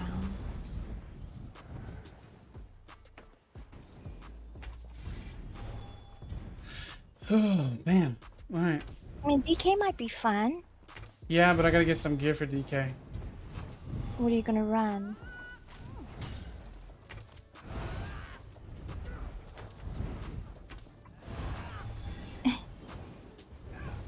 True.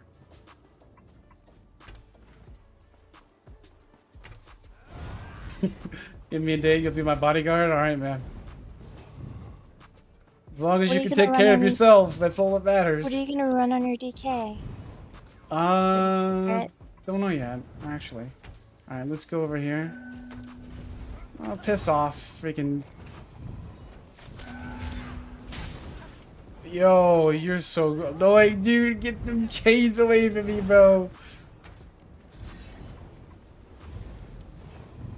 Golly, I hate freaking. You hate what? I hate DKs.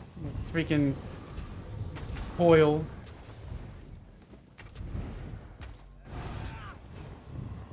Okay, this guy was like cool for a minute, but now he's not cool no more. Who is it? I don't know. He's like some DK. Maybe it's Wait, I use my spec bow. your boyfriend. No, It's not him. no. He's a little bit better. Oh, is he? Yeah. Oh, this guy is a little bit better. Why can't I shoot my spec bow? No, this guy's using coil. That would be a Nightblade, dude.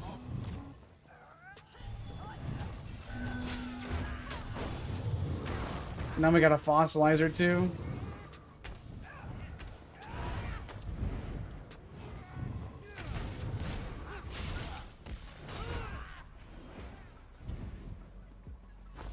Well, that was laid. Bruh.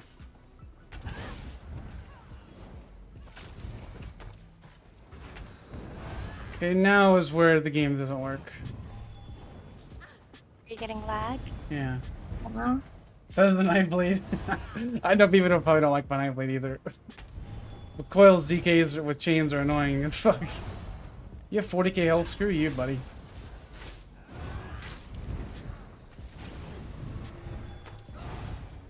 He hates Nightblades.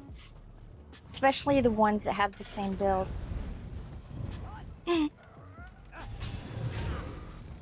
Spec bow, hello. You gonna come to class today? Oh, I don't like the rat blades. The ones with the freaking proc sets. Them's the ones I don't like. Nightblades. I need to get vertical. Probably go over here actually.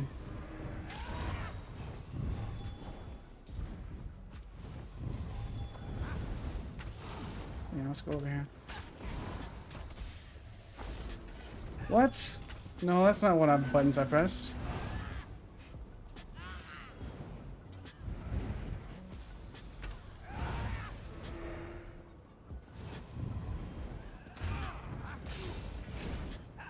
What?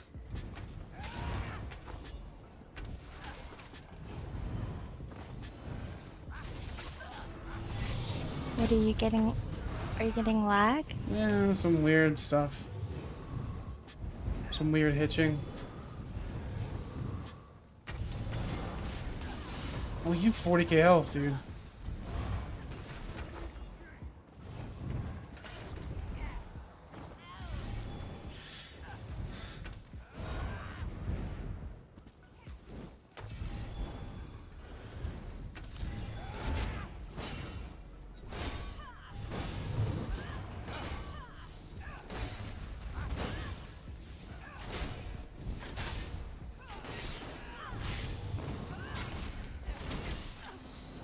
Well, I can only help you for so long. Alright, give me a rat blade.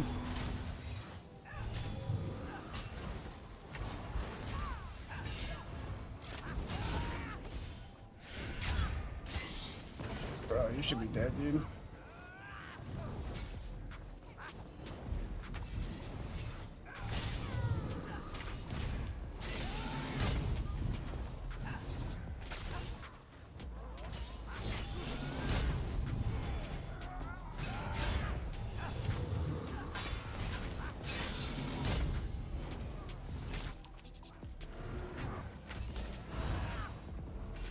I meant to say Epic's 12 days. You know that wasn't nice, right? That was funny. What do you mean it wasn't nice? At the beginning, is there no one else? Don't think you comment. Wait. That wasn't What are you nice talking about? talking. That was him in the video. So, but it wasn't him talking. Well, how am I supposed to know? It wasn't nice? No, it No, was I else. didn't know it was. Did Epic comment back? Because I I'm didn't not know. sure. Did you? No, did I didn't. You say? Did you tell me? So nobody told me it was. Not until now. But you didn't check your phone anyways. Yeah, I don't check anyways. But still, you could have told me that it wasn't nice. Well, I just told you, No. It was funny though. Even if it was, that was nice in the video. but correct. He was getting in the dog cage. What do you mean getting in the dog cage? No, he was changing a baby's diaper. He was getting in the dog It looked cage. like it. Because they were drunk. I don't understand what you're talking about, getting in the dog cage. Look back at the video. He's getting in the dog cage. So He's there not was changing a baby diaper. there. No, that was a There cat. was no baby?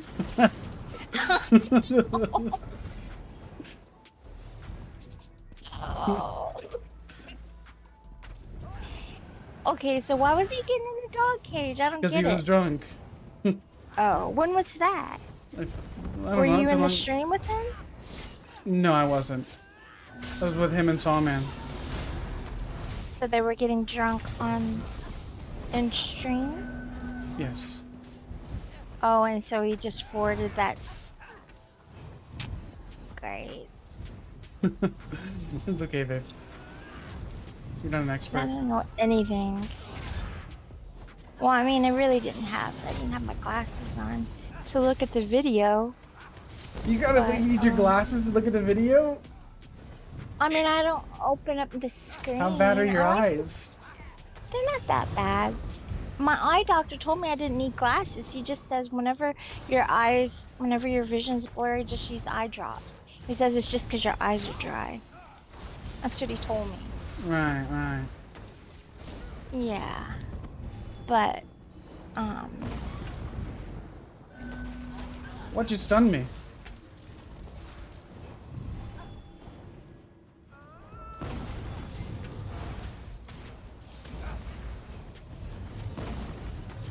what about your part on the song? Was that you? Yeah, that was obviously me. Why wouldn't it be me? It sounded different from like the first part of it sounded like He changed some of it to make it line up. weird. Changed some of it to He make it like he flow. yeah, to make it flow with the song. Oh, okay. Because most of you guys are out of tune. Most of you guys He are out of changed it to where it tune. was slowed it down and sped it up to fit the song. Okay. So we had to kind of piece it all together. Yeah. They're not obviously opera singers. So you guys weren't singing all at once, like in a No. one big party. No. I mean, that might have would have helped, but it was funny nonetheless. And so he put Oh, he's at 1% health.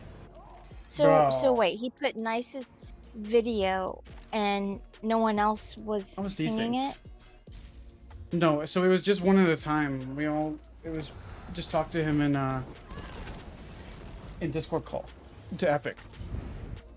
Right, but I'm saying Nice's video. You had a clip of Nice, Here, I'll or send he you had a a clip picture. of Nice. Actually, here, I'll He had a show you. clip of Nice doing whatever he was doing. I thought he was changing a baby's diaper, but it was a cat. Okay, so anyways, that's beside the point. Let's see. So he just voiced over no one else. No, he didn't voice over. He So the video was of L speaking, or like the singing. Right. But and then he just put Nice's face on that part. Yes. Like he just threw Nice in there. And nobody corrected me? Well, because... Guess what? Yeah. Correct it. Hold on, I'm trying to find the I'll picture have so you know what I'm talking about. I believe you. I believe you. I'm trying to find where it was.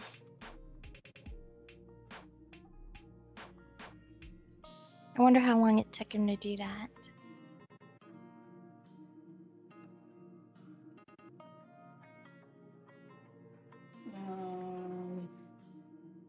I mean, Yeah, I'll just pull up Epic's video then, so you can know what I'm talking about. it made it funnier the way he did. I mean, it made it funnier to me anyways. It made it funnier to me to think that it was Nice actually speaking and changing a baby's diaper. Actually, do they have... I can't find... I mean... Does he have a... Dream I up mean, still? wouldn't...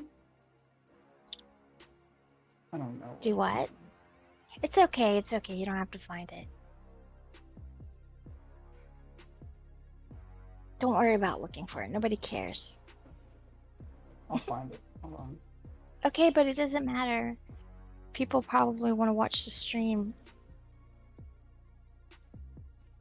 Yeah, that's Nice's face. I swear, am I the only person who knew that wasn't Nice? I don't know what no one else's voice sounds like. Does he sound like Nice? No. He also changed his voice some too. That's To make why. it sound like... Well, okay. I've never talked to him, so I don't Where's know the what dog his voice kennel sounds at? like. I don't know where it's at. I'm scrolling through it. It'll probably be where his part is.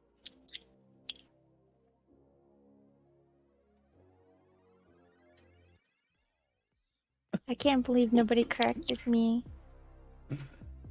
Is this video? This is his live stream.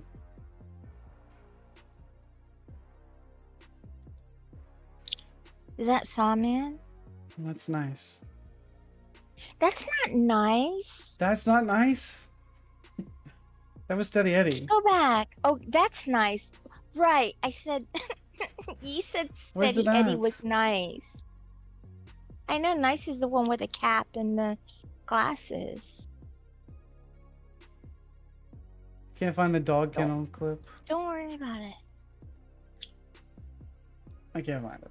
Anyways. It's where Nice's part is. So But don't worry about looking yes, for it. Okay, anyway. but Elsa's part was just him speaking, and Epic asked him what he wanted the background footage to be, and he sent him that.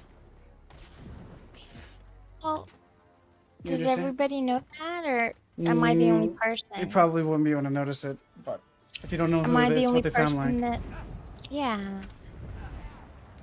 Because it kind of sounded like Nice. Sure. Anyways.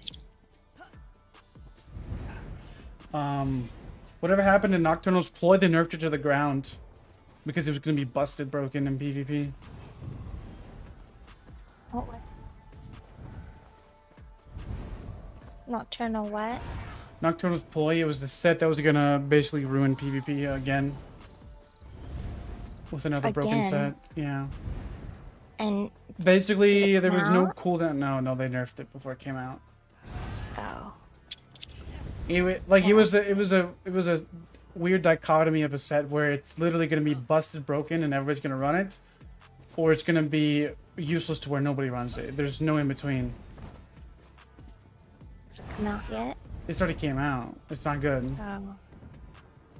So it's trash. Yeah, it's trash now. What was it? So you said you leveled up your DK. Your DK's leveled? Yes. You just gotta get gear? Gear and other stuff. Like mythics? Mythics, like... What are you gonna run on it? Mages Guild, Fighters Guild, all that stuff. But when you You can buy directly that. apply a major debuff to an enemy, you remove a major buff with a duration from the target. When you directly apply a minor debuff, it removes a minor buff from the target. Those effects can both occur once every 15 seconds. Before, there was no cooldown, I don't believe. What, on Nocturnal? Yeah, so you literally could, like, proc, remove their armor. That would be dumb. So you're not only... It's literally, like, you hit somebody with Pierce Armor, like, you know, the major breach, and it would also remove a major buff from them. So you could hit them with major breach, reduce their armor, and then also remove their armor buff. So you're talking about a 12k pen swing in one ability. But they're not doing that anymore. Well, you could still do that, but it can occur once every 15 seconds now. So it only removes one debuff. So it's not near as strong. Because now it has a cooldown. Yeah, so 15 seconds. Yes. Working on anything new for Stamsork? Not yet, not until level 1 up. I need to actually level 1 up during the event. Is that your new... Is that going to be your next? Yeah, I need Your to level next. up. Need to level it up. I don't know what's going to be my next. Yeah, we do. Me too. Probably Warden. Warden.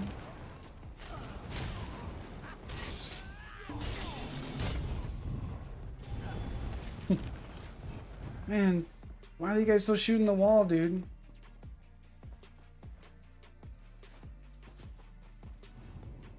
Taking a break again. I feel you, man. Yeah, we've been playing some New Worlds. Been thinking about playing a different game on stream too, High on Life, like a single player solo game. Heard a lot of cool things about it. My brother was high on life. Yeah, Oh yeah, you're talking about PC games? yeah. Well, I think it's only on PC, yeah. But I got the Xbox Game Pass, so it's free. My What was your brother was brother just talking talking about a game that he's playing, but it is PS5 or well PS4, PS5. Ghost of Tsushima. Oh, I've never It's played supposed to that. be a really, really good. Won awards and stuff. Haven't played Tsushima. Supposed to be really good.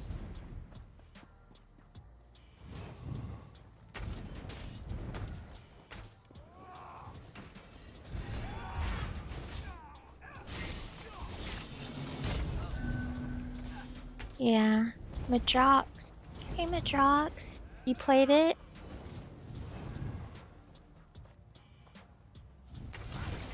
I heard the graphics are amazing.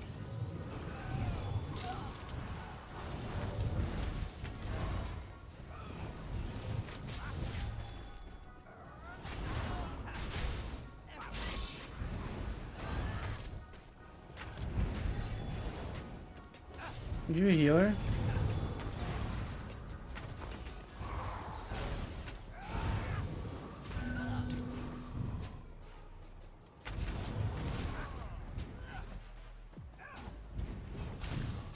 How is the weather in Australia?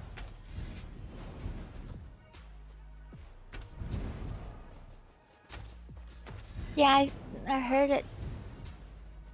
It has multiplayer, but how do you, like a co-op type?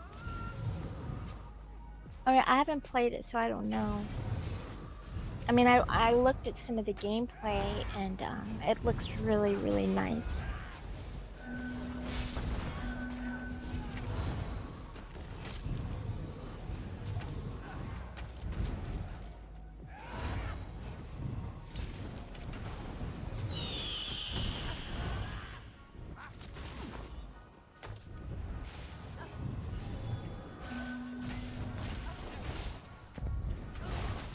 Oh, that's gonna hurt.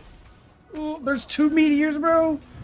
3 getting meteors. your What are you guys even? 3 meteors? You should feel special. Man, I appreciate the Christmas present. You should feel special and honored that they saved their ultimates for you.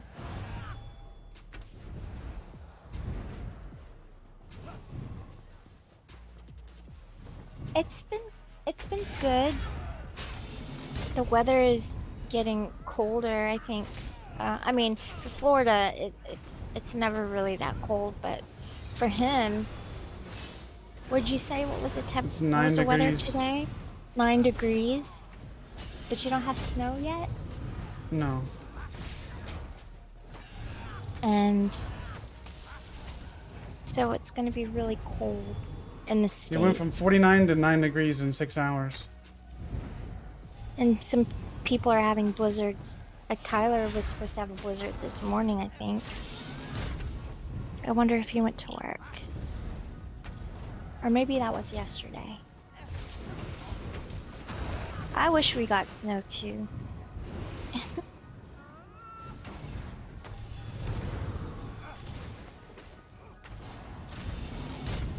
I probably only wish that we got snow because we never get it, but probably if we did get it, I probably would never wish it. Or if we typically get it, but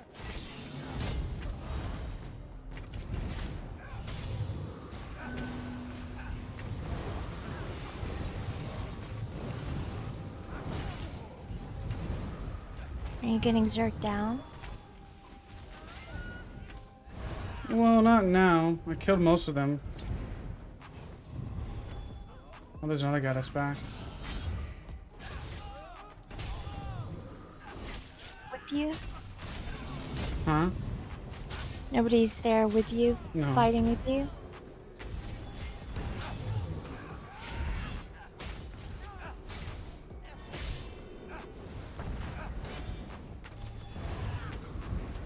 How's the lag? Are you still getting it? Not now.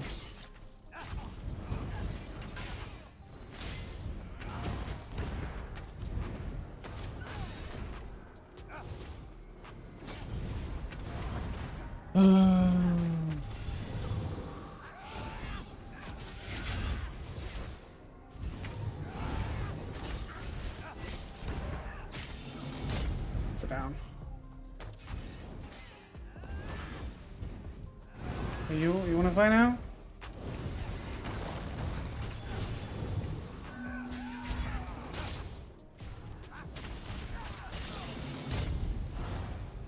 Most of my Christmas shopping online, so I pretty much am done, thankfully. It's just I lost a few presents because I bought them earlier this year and I can't find them. I found a few already, but it's just funny that I buy them and then I put them in somewhere and I just can't find them. Yeah, the Nightblades are all here.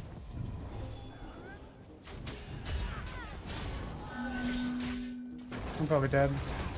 Yep. Fossilized fucks me over. Well, that was like a good 1v6.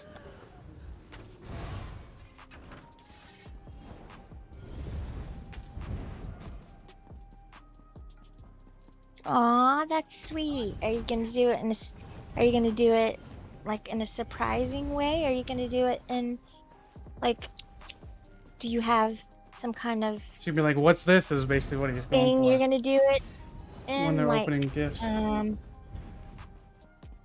mean, you should do it like put it in, like make some hot chocolate or something. Well, no, because if she does actually swallow it, that would be tragic. Have to go to the doctor. Or I would say, I don't know, you should do it in like cute, special type of something. But I mean, you can do it however you want. But I'm just saying that would be cute, you know, like. You know, I don't know. I don't know, like have a little teddy bear and put it around the teddy bear's wrist or something, or maybe if you have a dog or a cat, like put it around the cat's collar or something. I mean, but you can do however you want. I was just coming up with some kind of something.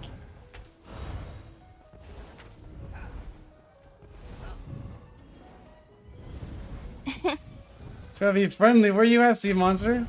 Is that you? Oh. Okay, if that's you. What? I don't know who's who. Just fighting for my life. You killed somebody in stream? Yeah. I'm fighting for my life, dude. Jumping bubble. Oh, I'm dead. Oh, I got hit by snipe too. Yeah, I'll feel the move. I was just thinking, but if you're not that type of like, I'm not saying that that's not sweet or you're not sweet. I'm just saying, you know, if it's a little out of your character, then yeah, you don't want to do something that doesn't fit you. But if I was, you know, if I was like a guide, I'd have to be like creative. I'd like to be creative about it.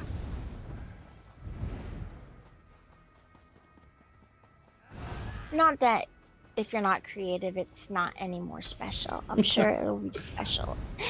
You know what I'm trying to say. Merry Christmas, buddy.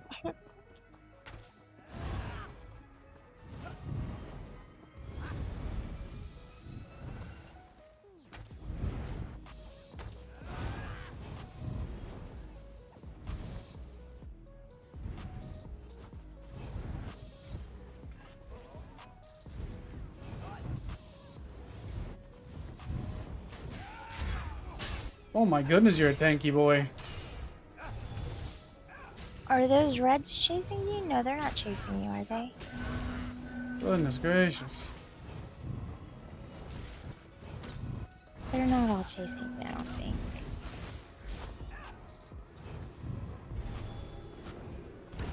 That's why shade is so powerful. Because that would be... Because that'd be funny if they were all chasing you. They have been for a minute, but I've died a few times. Because it's... This is some really good PvP. I would be ashamed if I was that group. Like, you should be dead. You know? They should be able to kill you. Oh yeah, you definitely should wait. Well, no, you don't. What am I talking about? You can do it however you want to do it, but it might be nice to have her parents there so they can see the reaction to you. Make sure they like. But like, hold up, Dad grabs it by his collar or something. But listen to me trying to tell you how to do it. But you can do it however you want. I'm just saying. Just.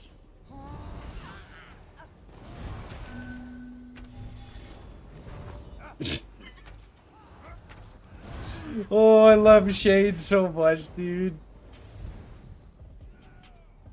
You get the people try harding so hard, just like shadow image away from them. Are they still trying to chase you? They're not chasing you now.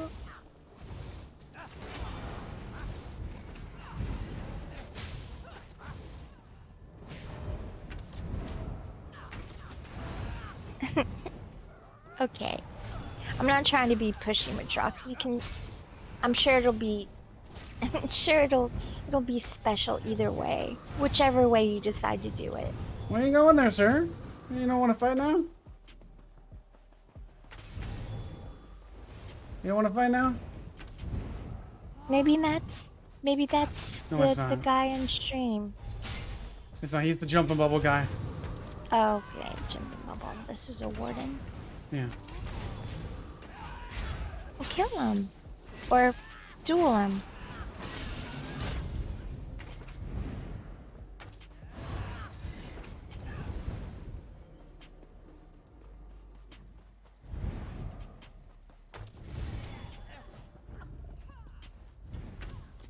Did he run from you? No, he's dead.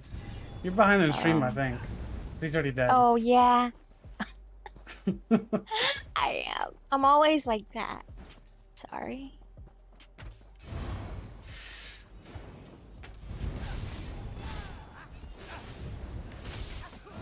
He's no, that's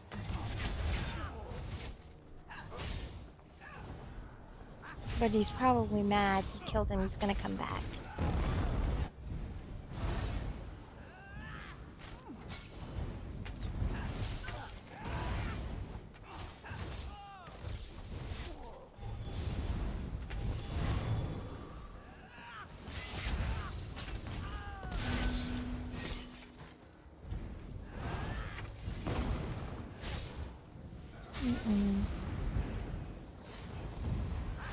His friends are coming.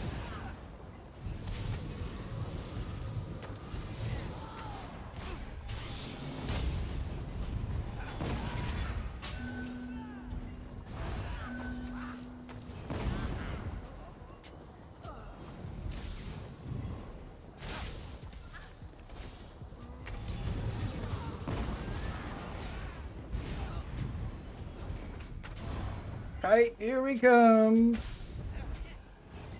There's like 8 of them, I know. but they're not all chasing you.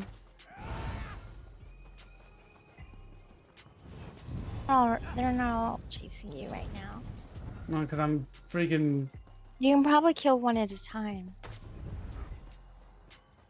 Over here.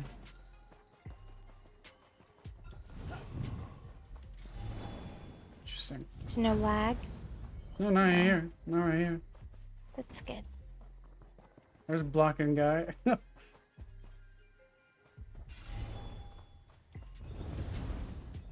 Let's go back up here. I guess they ran. Is Monster with them? With that group? Yeah, he's the guy Oh.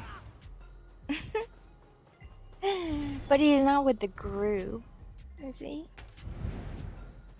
The one with the bubble. No, he's not with the group, I don't think. Does Hybridblade suck in BG since there's no CP? No, Hybridblade is not bad at no CP. The issue is playing Hybridblade against people with CP is the problem. Playing a Hybridblade with people that don't have CP, it's pretty much the same. It's well, actually probably it's actually really good. I'd say no CP. How much damage you can push out. Xanax plays your game now.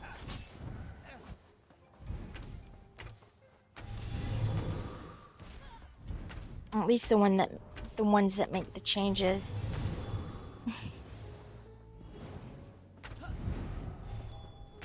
Monster wants to 1v1 you. Sure. What is He's he on a on? DK. Oh, DK. He's the DK, the blocking DK I was talking about earlier. The one that said he was trying to be friendly? Yeah.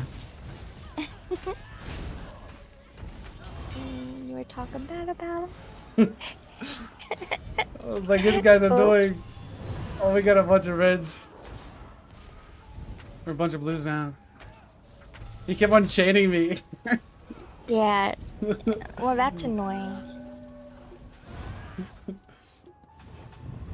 That's annoying regardless.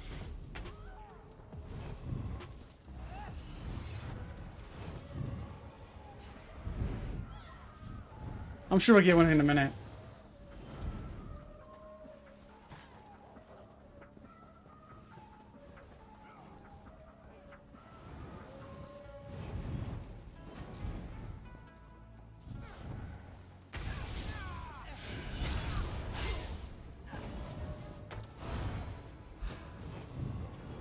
I wish the Zerg wouldn't have killed this thing here. I would have loved to have. Do what? Killed what? I wish the bridge. Oh.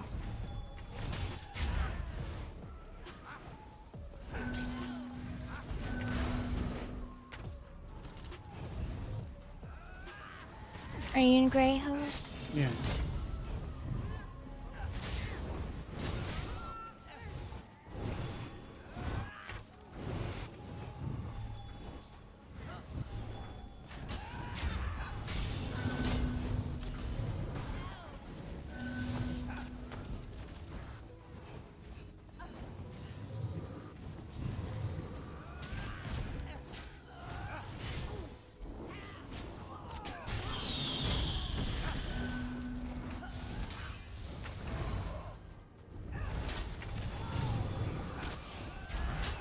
Oh, I would hit the freaking... I don't know why. But every pet in this game has prioritization of aiming. That you always hit the Engine Guardian, you always hit the Blast Bones, you always hit the Clan Fear. That way. Oh my goodness, dude.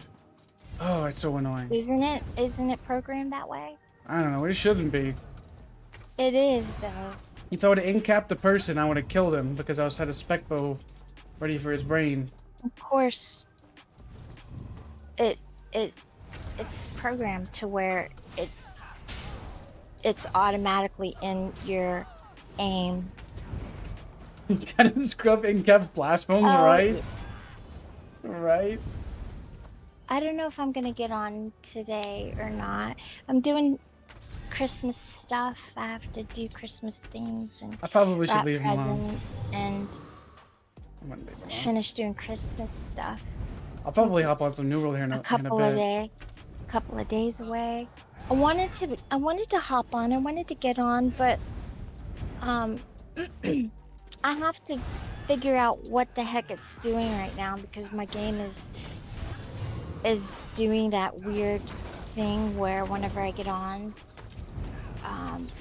and then if I travel to somebody, then nothing works anymore. Like I have to reload my UI, but I can't figure out what's going on with it. I have to figure that out first, but I'll probably get on maybe some tomorrow, maybe, because the event, I need to level up some during the event. Your power is out, Tyler. See, I knew the blizzard was gonna. You know, my power out earlier. I knew it was gonna be bad. I told you guys too. The power. I said that people's powers are gonna go out. I think it's also because of how cool it got. Power is gonna go out because everybody's gonna be pushing their heaters hard. And Yeah, the KUB said the utility, well, the TVA. But your power's on. Rat blade. Now.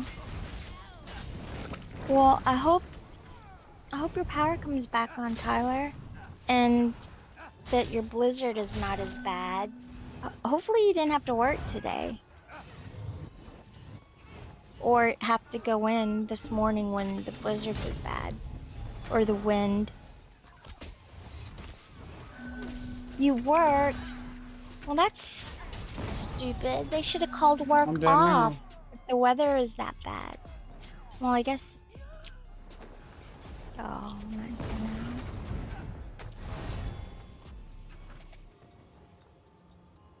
Did you send Horcrux and Merry Xmas and no Toxic New Year? I've actually seen some interesting things people send me. Like, What? he's going through a rough time right now. Sent you about what? About your The friend? man that shall Your not be boyfriend? named. Oh. I tease. I mean, he's not his boyfriend, but... He's going through a rough time right well, now. He's like... yeah, I told you that we should probably pray for him. He's like, he said he was going through a rough time where he was like sick and his heat and water got turned off. He moved out, I guess. Well, I think his power went out too. I don't know if it got turned off. It got turned off, is what I seen. Oh, it got turned off. Oh, did you dual monster? Yeah, he did good. He did? I would suggest to not use chains in PvP. You're definitely tanky enough for sure. Your wife just told me Zilla's voice is PR? What is PR? Pretty. Chains OP. Yeah, I mean, maybe if you're in... I think he's talking about for duels, right? Is that what you're talking about? Yeah, I wouldn't use chains. Oh, yeah, but if he's in a group, then it's fine.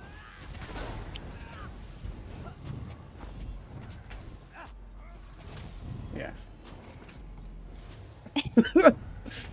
Okay.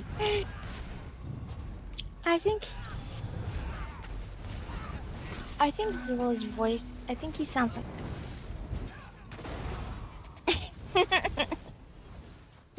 What are you gonna say? Nothing. Right. Really? You like chains over fossilized? No way, not for once. Yeah, I would think. And I would make sure you keep up your armor pen more up. You didn't have your, I didn't even know you were running Pierce armor until like halfway through the fight. You need to make sure that's always up. Okay, well, I'm in dueling. But I don't like chains, even in open world.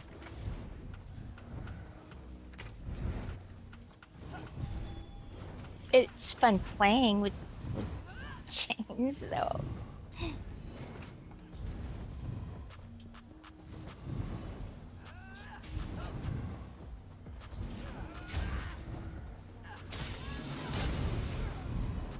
Yeah, I love pulling.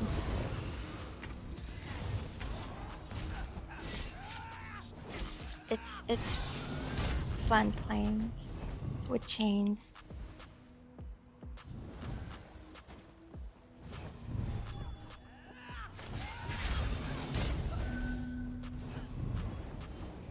I didn't know that was level 23. I feel bad. You would have killed him anyways. No. Because you're mean sometimes. Yes, you would have. No, I wouldn't kill them. That would be mean. Old CP system was good. It was good, but needed some adjustments. I wouldn't have revamped it. It's like, I don't know. Sometimes the way Zoss prioritizes things is just not very smart.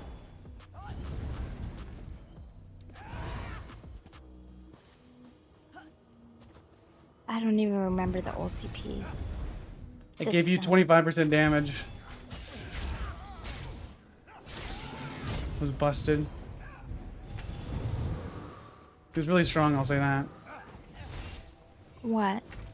The old CP system. It was really strong. It had its pros and cons, I'll say. Bro, you're gonna...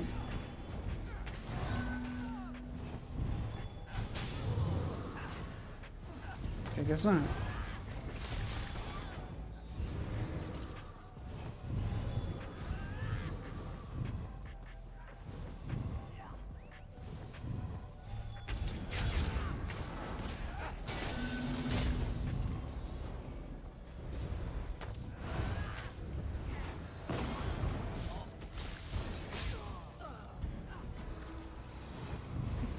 You still have that group on you?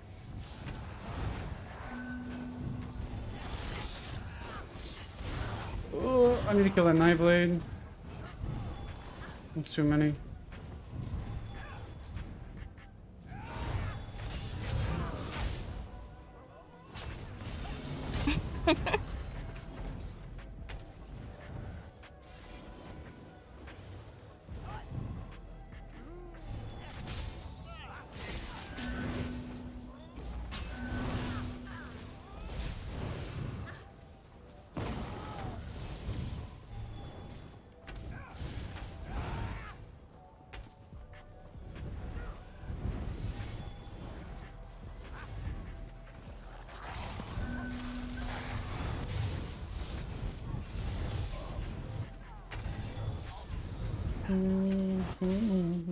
PvP looks fun today. Yeah, it's been. Wish it was like this all the time. I wish I could PvP. Gotta put down the healers, guys. I'm sorry. No healers.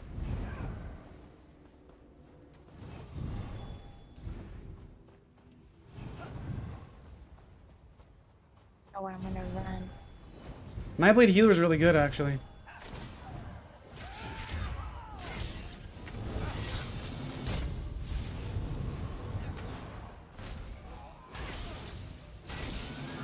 No healers, bro. Nightblade healer. Nightblade healer is really good. What do you heal?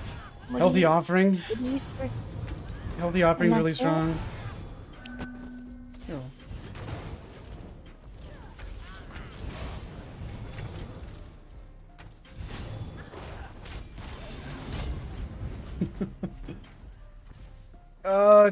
Both are good. Both are good. The reason why Nightblade healer is really strong, like you probably wouldn't like it, but more of an active type of healer that likes to spam just heals. Like that's the difference. You don't like to just spam heals. Yeah. So an active healer with refreshing path can give your team so much speed, and healthy offering just slaps for burst heal. It gives them mending as well, which is really strong. Yeah, I like that. You have the AoE other morph of Soul Tether, which is probably better than Arrest-A-Wolts for a pure heal. How much it burst heals and the healing over time on top of it. You then have, you know, the damage reduction from Fear. You can get people off of you. Just it's super good. So from a pure healer's perspective, that's great. An actual healer. Yeah, not like a damage healer / dealer. Like me. Yes.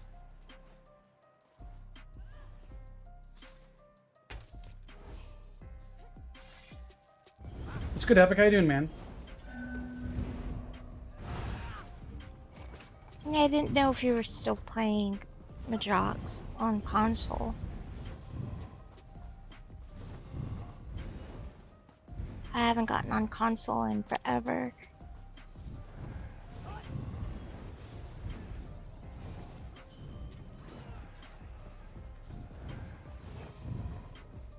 Hey, Epic. No, I'm not getting on today. I mean, I have to do. I'm doing Christmas stuff actually right now. I'm just. Oh yeah, I was just talking to him. I was just saying hi, but we were talking about your video, which was pretty funny, and then he told me that he corrected me and said that wasn't even nice. That was no one else, and I was like, I feel stupid because I thought that was actually nice, and I also thought that he was that whatever he was carrying was a baby. I mean, I really wasn't looking like too much in depth, but it looked like a baby, and I thought he was changing the baby's diaper, so I thought it was. I got it all messed up, but anyways, it was funny nonetheless. It was pretty funny. It was. That's really a funny. healer right there. I'll get you play like this 2J guy, Pink. He's a healer, dude. Holy. If I can't kill him. This 2J guy, he's a freaking just a brute. I can't even get this guy's build. Sword? No, it's a Templar. Templar. What? No way you missed.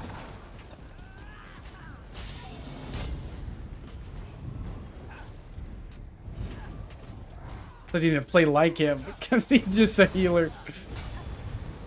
Heals.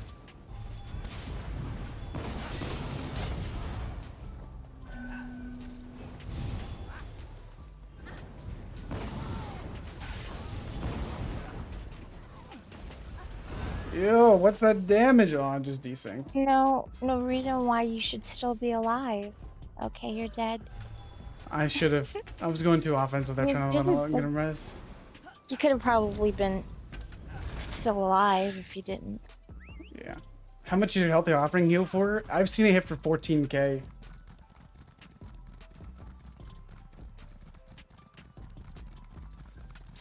Crits is 14.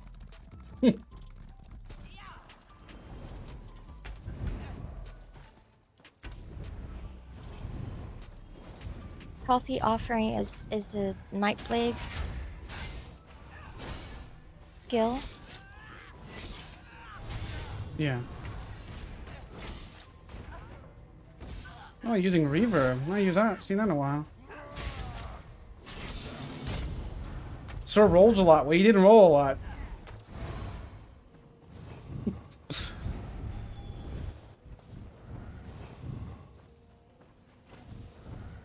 If PvP could be like this all the time, then ESO would be the greatest MMO. PvP MMO ever.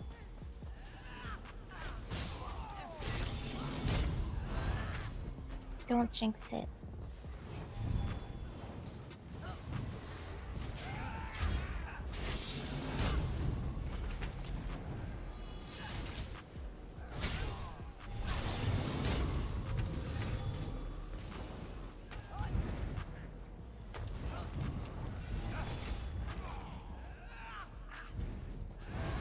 I killed them all. They're all dead.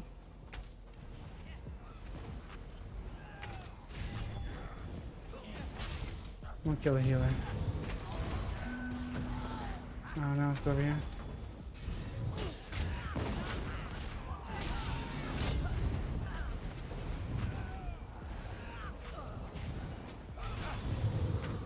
I've not been drinking. Well, those guys are gonna be unkillable together. Dragonite and the Templar.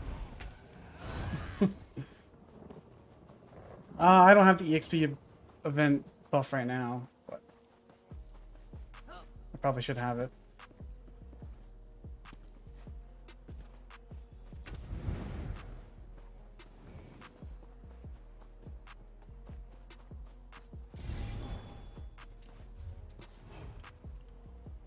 Probably should.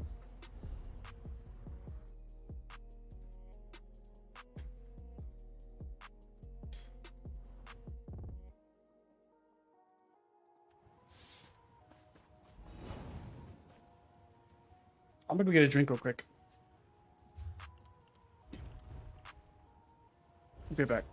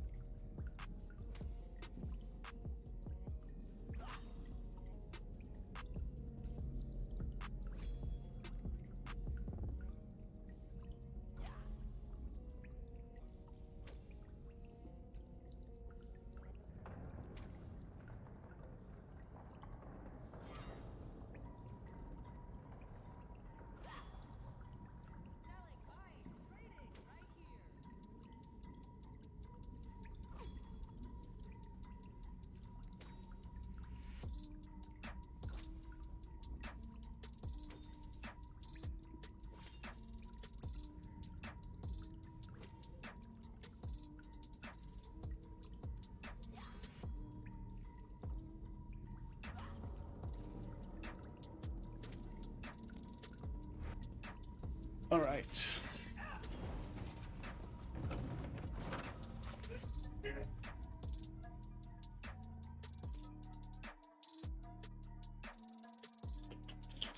We'll probably do a BG then, so we can get that buff.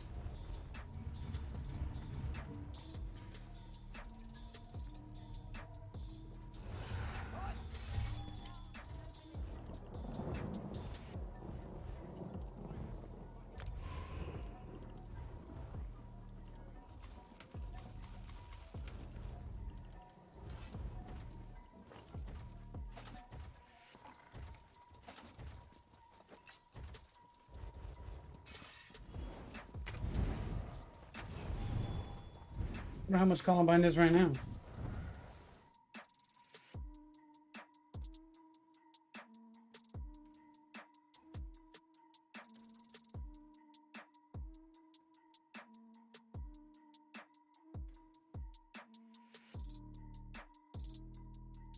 Still? Man, they should go on sale for Christmas. I wish I was off adventuring.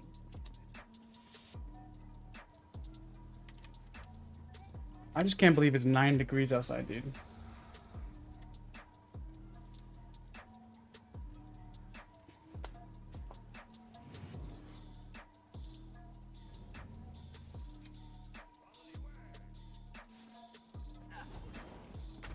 Yeah, 9 degrees, yeah.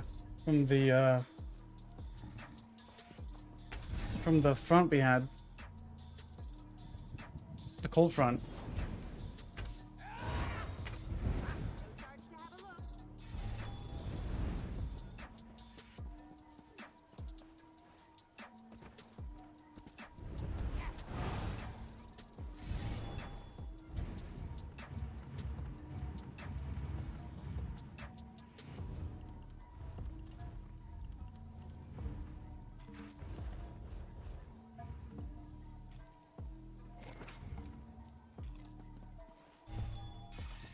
Yeah, my power went out a little bit earlier today.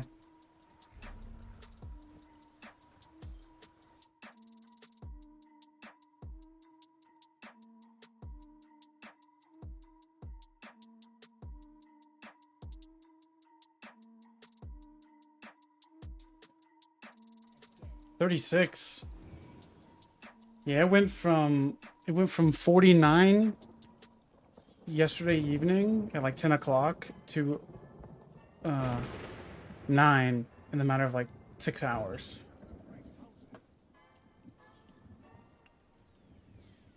The flights home from got canceled. That's a rip, man. Sorry to hear that. Hopefully you're adjusting around.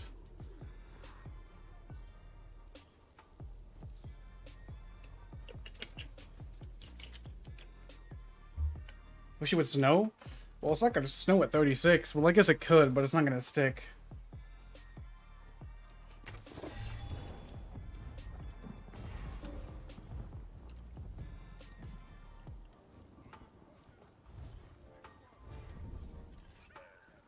Bro. Bro. Don't tell me, dude. These are sick. These have a two-handed sword. Oh, man. Oh, my goodness, dude. They got a bow. Bro, dude. What the frick, man?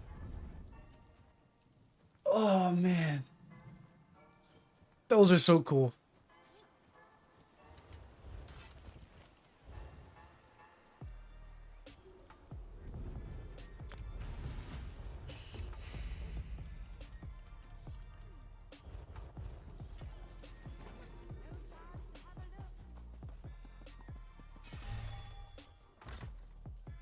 I never got those on console.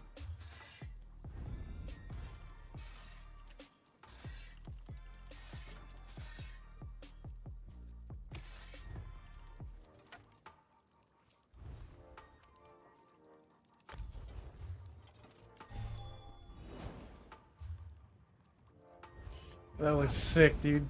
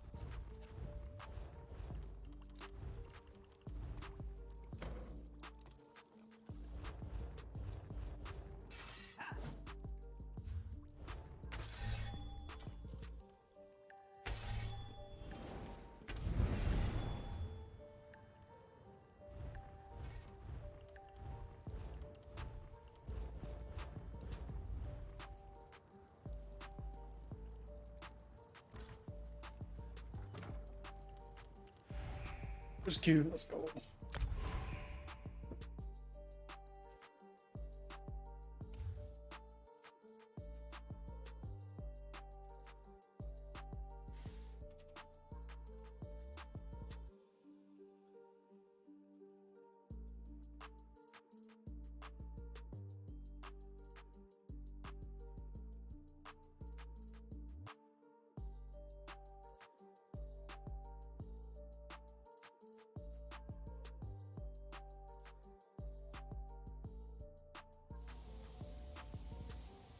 Gotta take the hat off. The key sheet doesn't look good.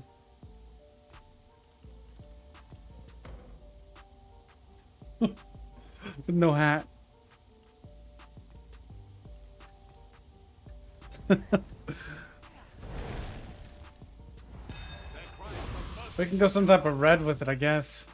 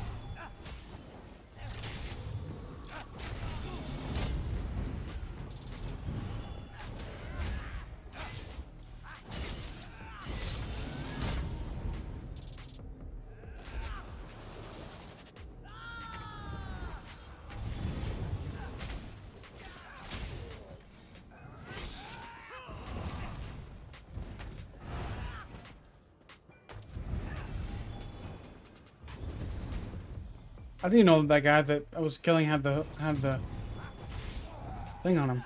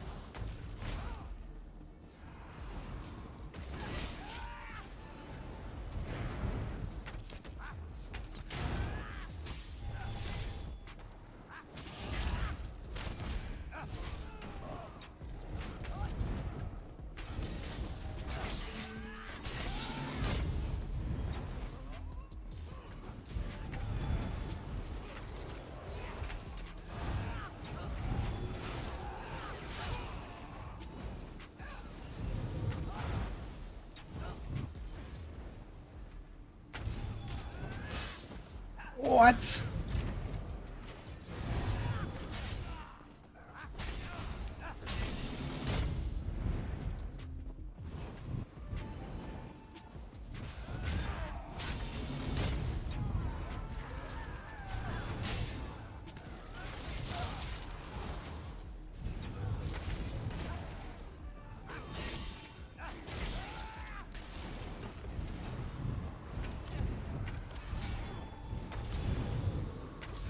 Dang, can't kill him. Yeah, Sam.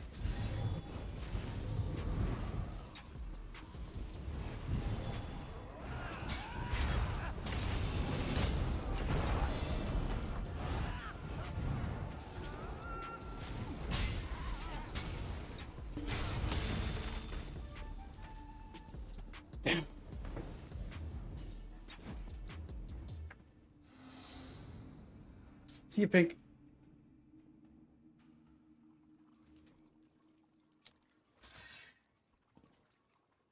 Love you.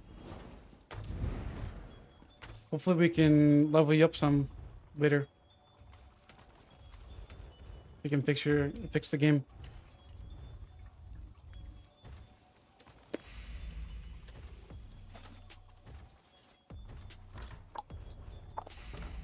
$6.17. What's wrong with my hat? What's wrong with my hat?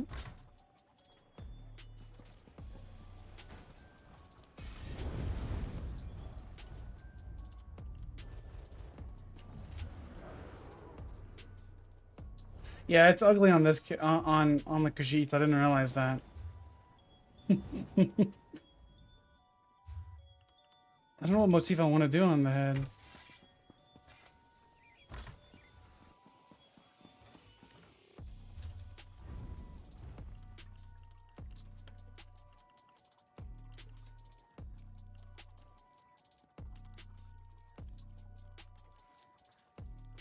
That's signature.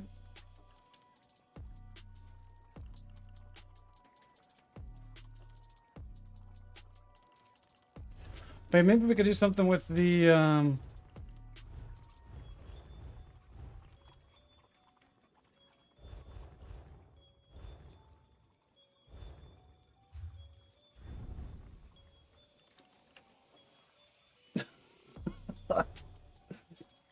No, definitely not that.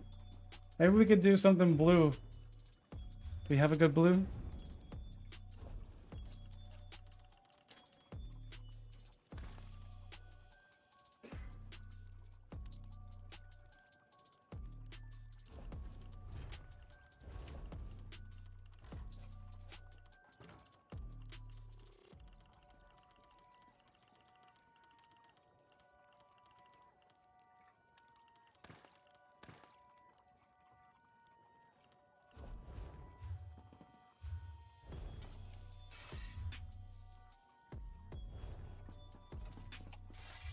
I'm not digging the Saisahan chest on this character though.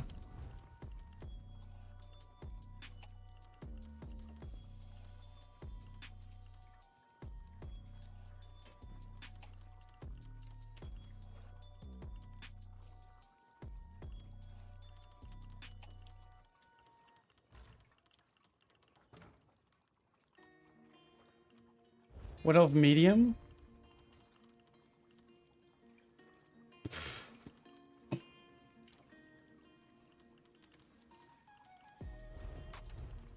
Yeah, the medium chest on Wood Elf doesn't look too bad. I think you should run that.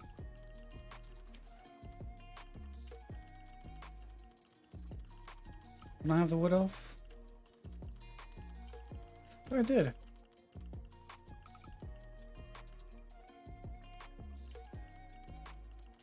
I going crazy? Swear I have the Wood Elf. Bosmer? Is that what it's called? I swear I have it. Did I have it or not?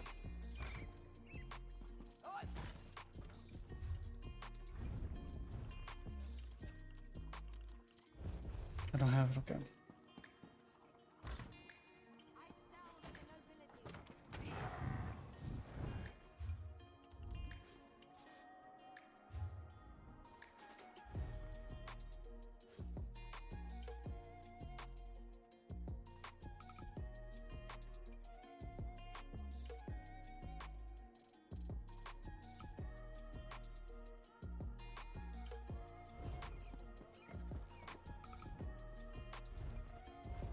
Oh, that motif is 2,500 gold. Are you actually high? Why would you throw those away? Bruh. Bruh. This is taking longer than I'd planned. Bruh. Hayden K, you're actually joking me, right? Inflation on PC is ridiculous.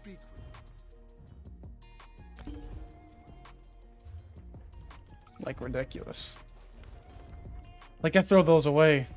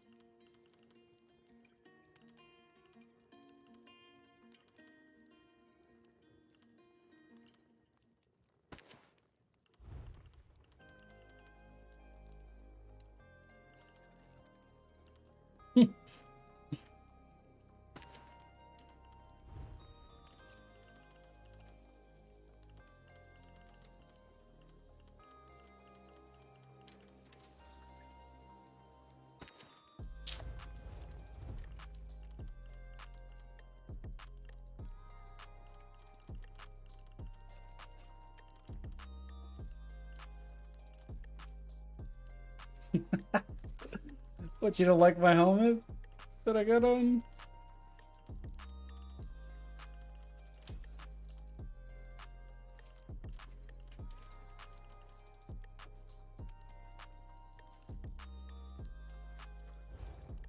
You don't like the chest? Then you like this one? That one's gross.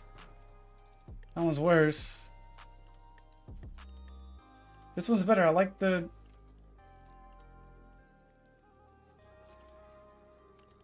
You like this one? That's gross. Second one's definitely better. Let's go check out lights. What does the light look like? Light doesn't look too bad.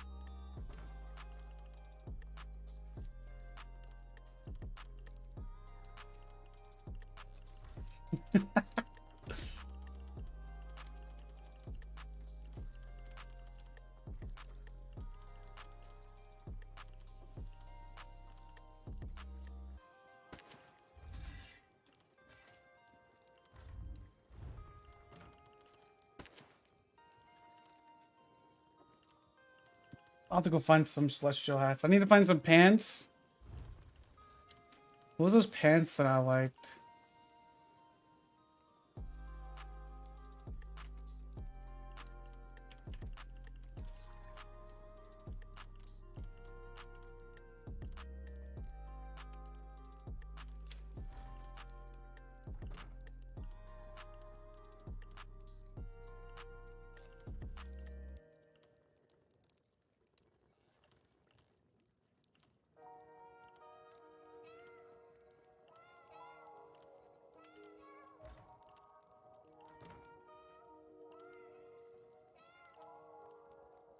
Take a look around. Well, those look nice. Skin changer? Those are just some basic pants.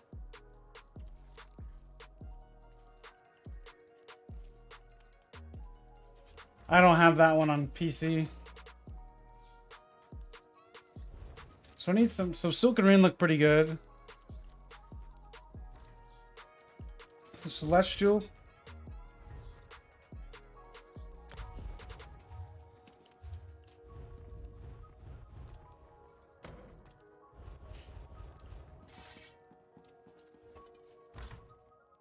You don't like Celestial heads? Celestial doesn't look too bad, does it? Oh.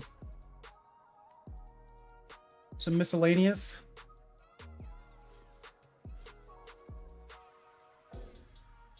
Do they not have no motifs? They need to make this better searching.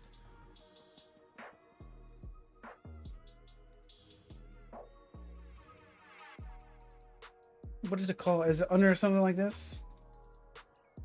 In the outfit selection? Oh. Guess we can do that.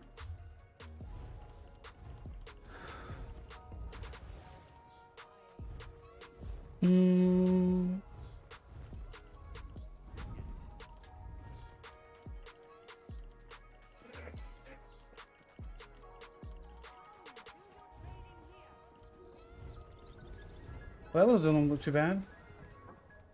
And that looks good from the front, but not the back. Oh, man.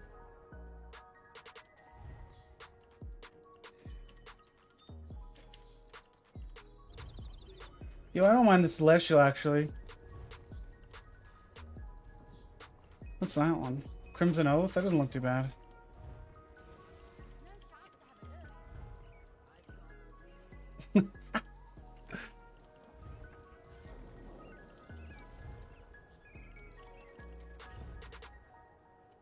Greymore? Meh. Nah, I don't like the Greymore on this.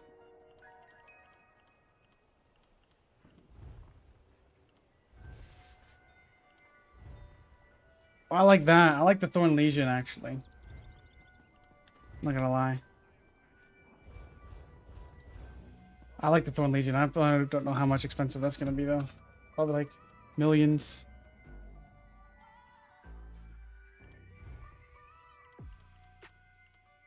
I figured.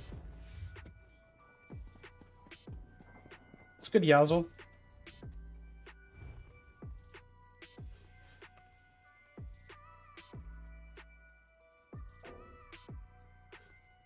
It's not what I just typed up, is it?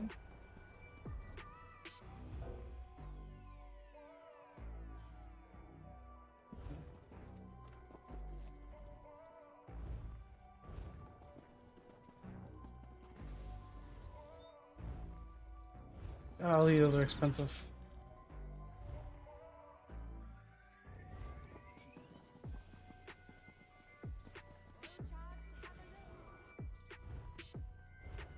All right, let's go.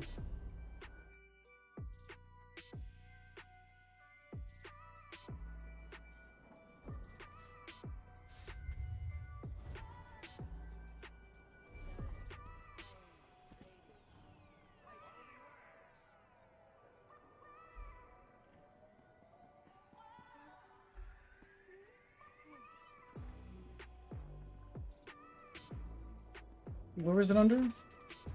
Collections, armor styles. Let's get the chest out of play first.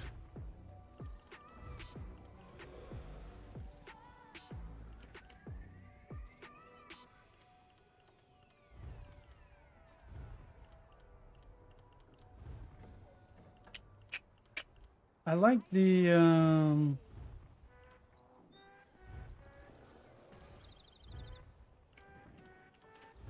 God, there's so many.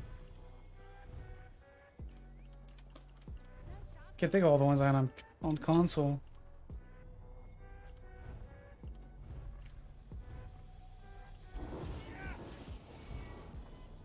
Sunspire. I like Sunspire.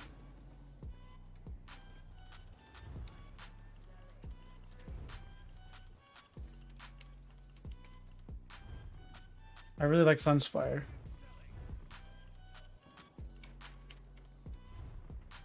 Maybe not the helmet.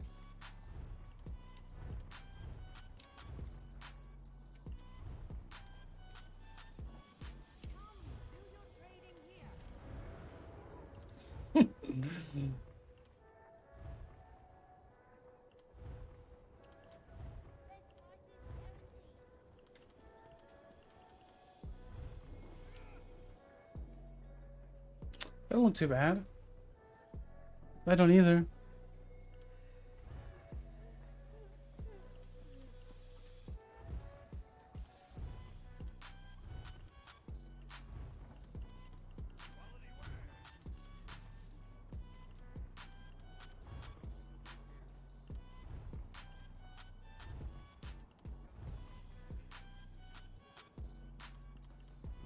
No, that's what I want. Yeah. The Minotaur helmet and Sunspire body. I at least like the Minotaur helmet. Nah, Minotaur helmet's going on. Probably gonna be super expensive.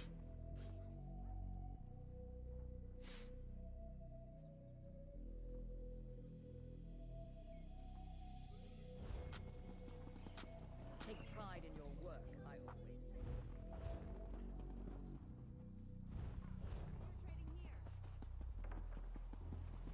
Is there even a Minotaur helmet on the prayers at all?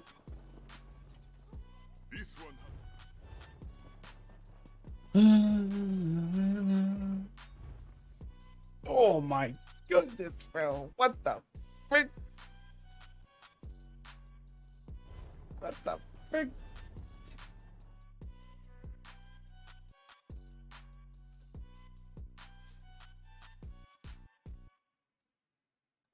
Tamriel Ray Center.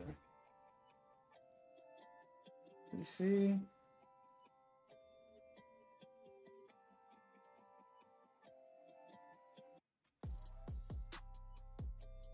That's our helmets.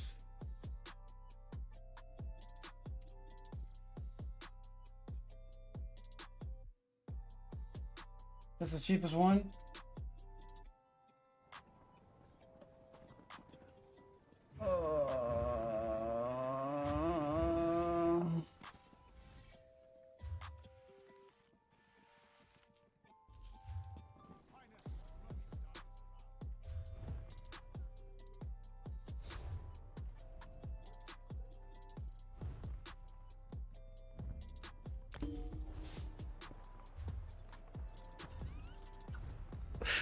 I don't spend my money on much, but when I do, I spend it on what I want. Alright, well, there's that. So what was next? What was Sunspire Chest?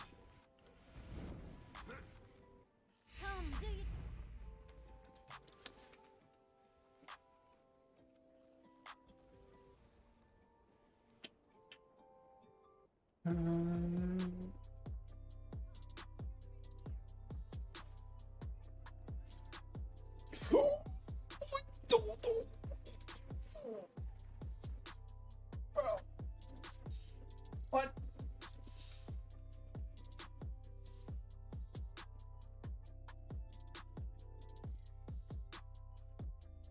Markarth. 75k. Where's that at? Posted 21 minutes ago. Markarth. Cheeky. Where's Markarth at?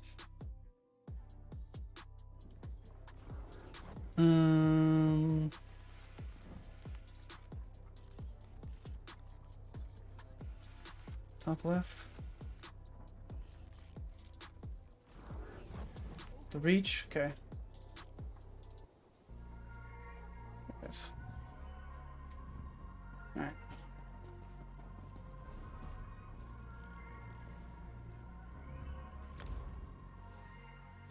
We gotta get the style going. I don't know if I like.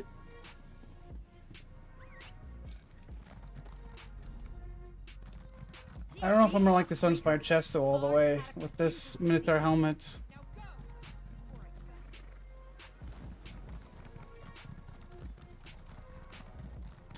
I remember coming here in Skyrim. It was a lot bigger back then though. This is a lot smaller.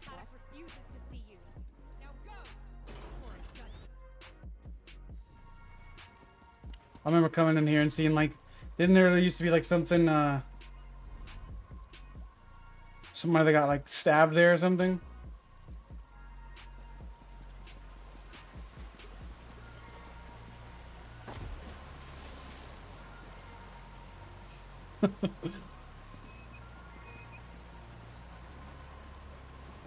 I do have a build video from my Sandblade. It's on my website, but also on I have a build video for it as well.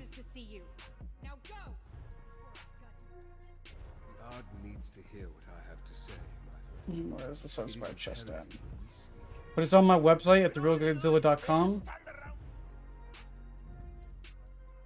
And also on my YouTube channel as well, and also the build description is in the stream as well. So I got it everywhere. So Spire legs, 28k in Velkarth, 9200 in Stonefalls Cragmore, Vivek City, Cragmore. Where's that? Stonefalls Cragmore.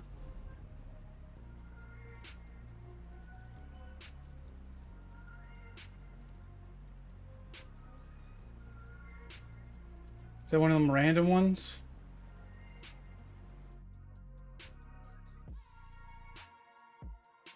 The build video is recent, like within the past, well, when I swapped the PC.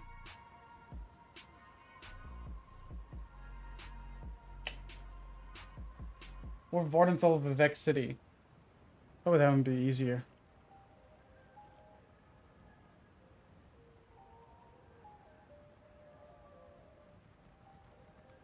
Automaton, Eyr0n's agents. Is that one it, or is it a different one?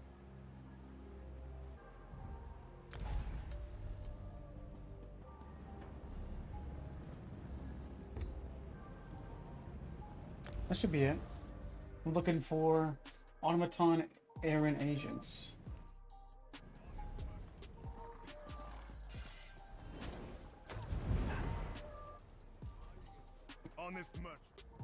Yeah, I only ever played Nightblade, at least right now.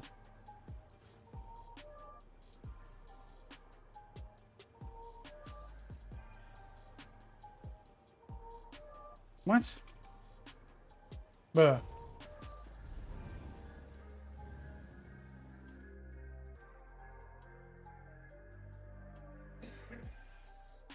Velkarth. Where's... I guess we can go there.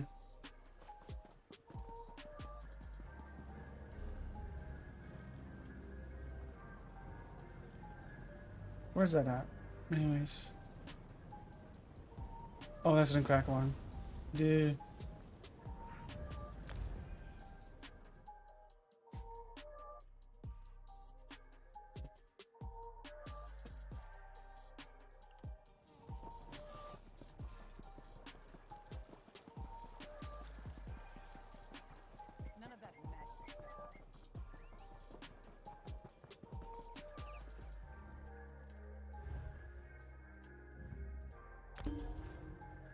Hi.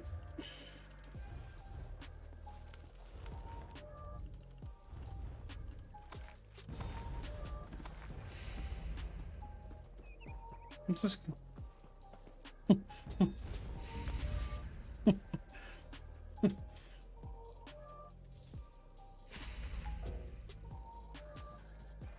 Thank you.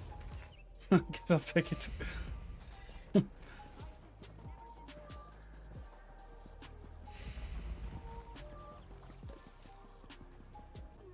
Thank you, bro.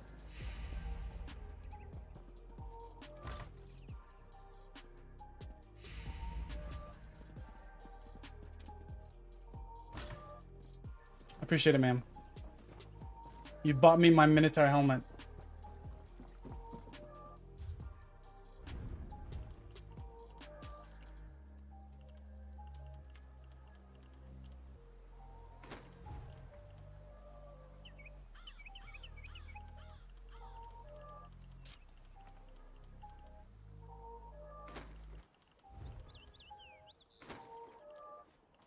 I need some boots to go along with this. What are some good boots?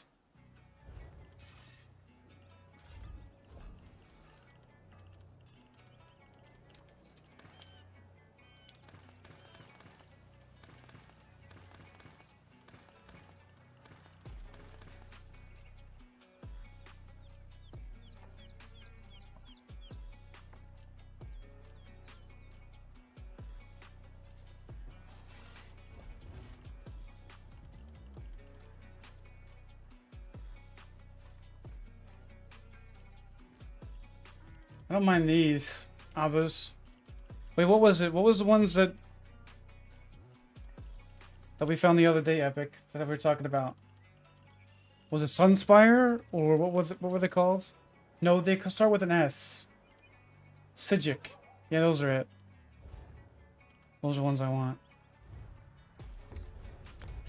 Sigic water.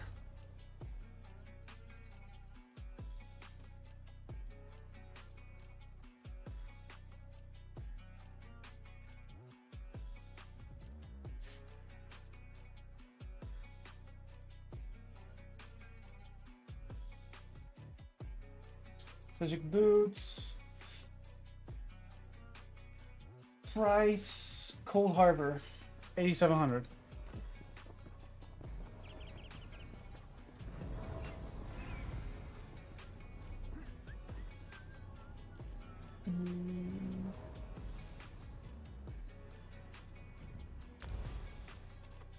These are like Kitty Rainbow Dash. What a great guild name. Kitty Rainbow Dash.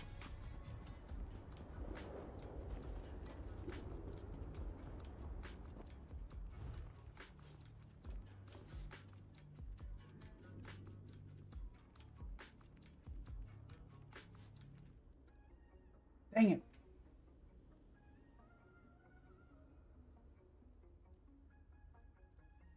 Mournhold, 655,000 year high. Vardenfell, Sandith, Mora Trading Council. What's a Sandrith Mora? What is that?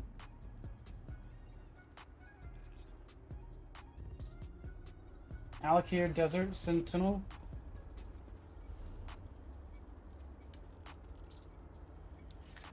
And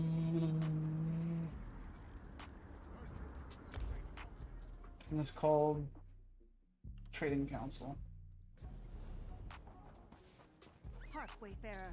A moment of your time, please. Let's check this one first.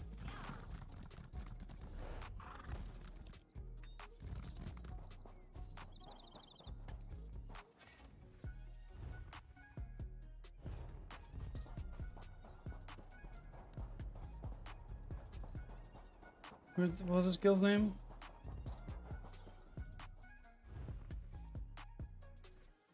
How much more were those other ones? They're not really different. 3K.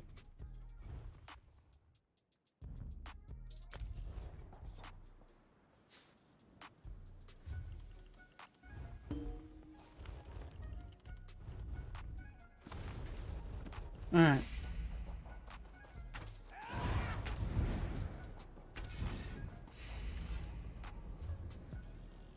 I like that editing style over there in Kragler. There we go, we found him.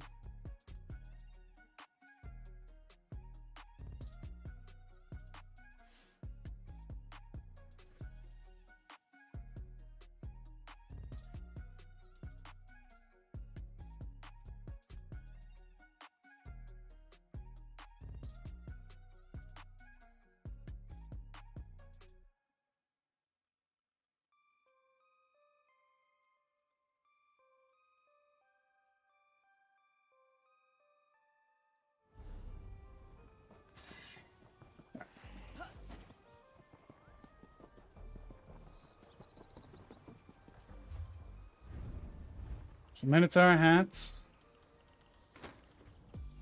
Sunspire chest. Valor shoulders is still good. Hands we can go with these. Not be anything special. Sunspire pants. The feet we went with Sigic boots.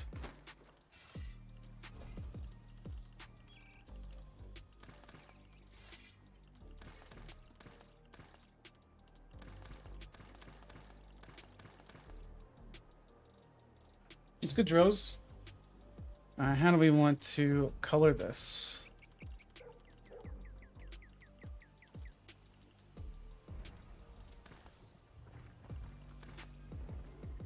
What color do we want to go with?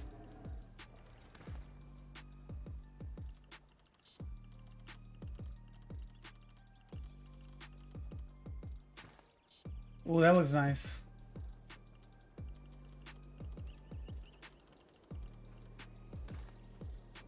I don't really have a good blue right now. I like that red. That looks really good.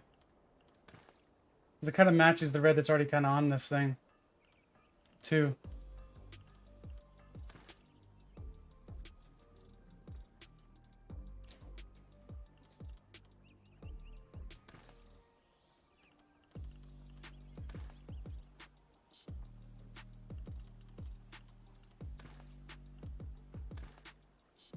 It's gonna stay white anyways.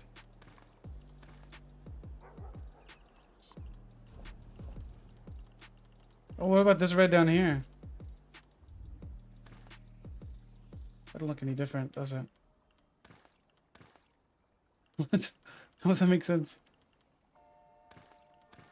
Doesn't change anything. What the heck?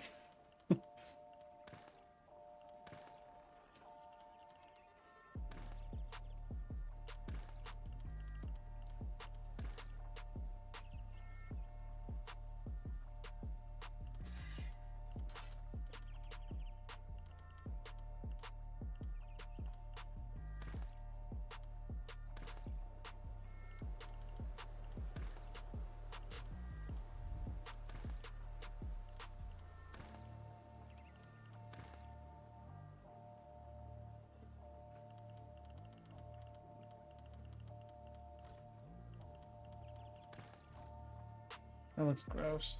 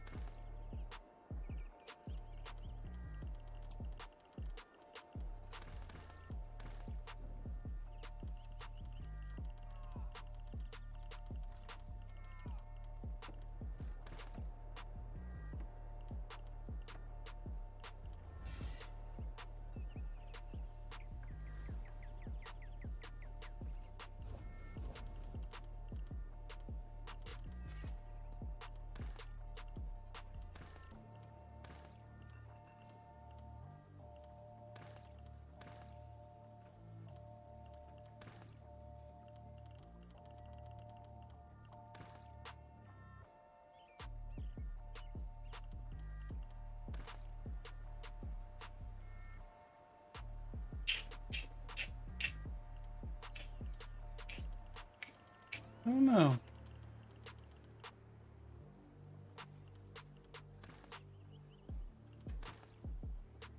That looks nice.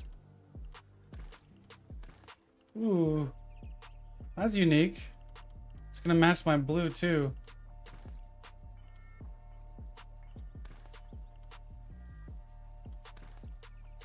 It's definitely unique. Maybe we'll go white in the middle then.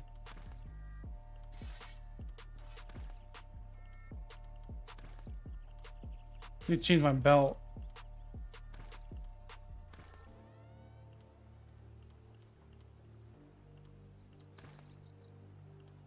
That looks pretty good. I like that. Definitely different. What's that color of this one?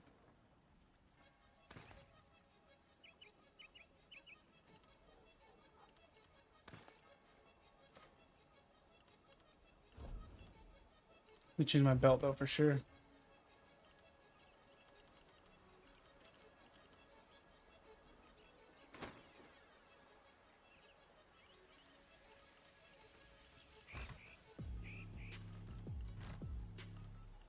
The cat belt.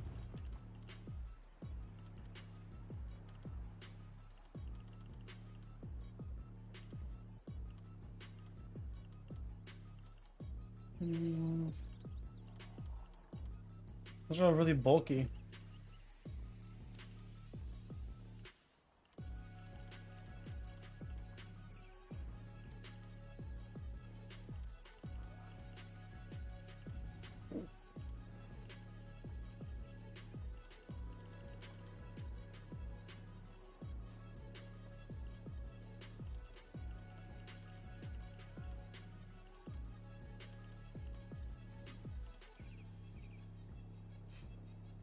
Oh, no, this is the smallest one.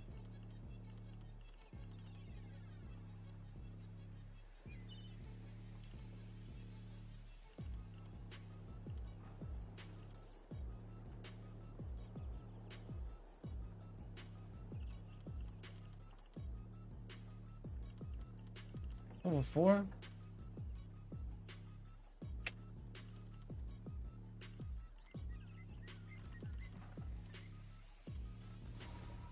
This is the smallest belt there is. Do we go the horns white or what's this color? Moonstone white. That's ugly. Red horns.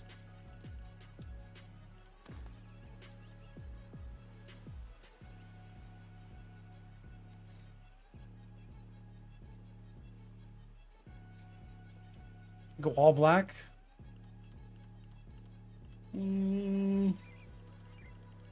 I really don't have a good black though.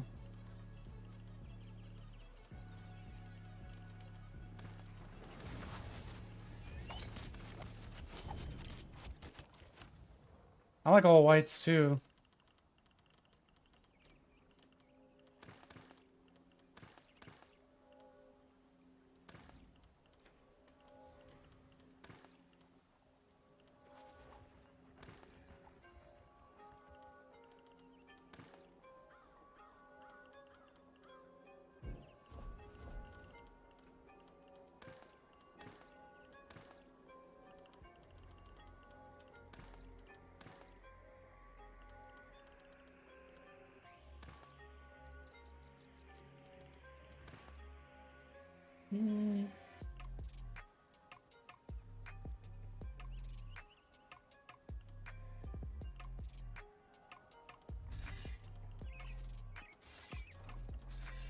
I wanted to match with its weapon too. I know that necro color was nice to match with the weapon.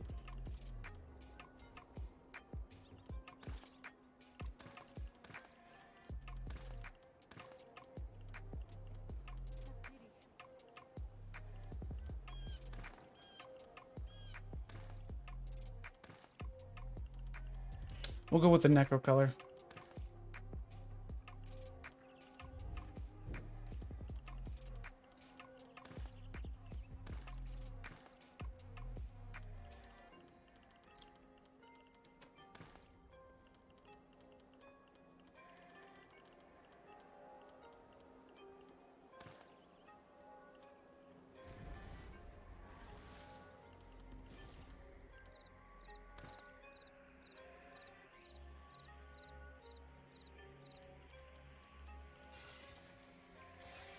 Yeah.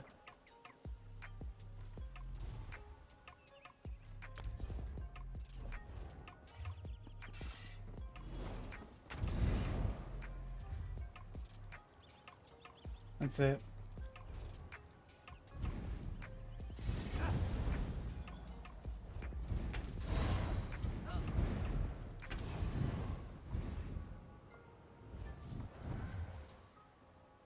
That was good right there.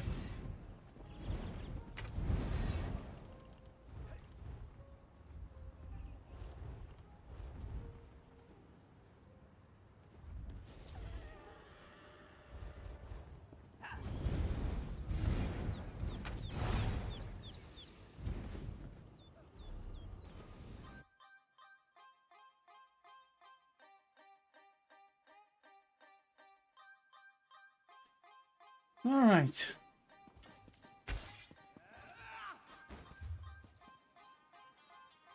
Well, yeah, I like the you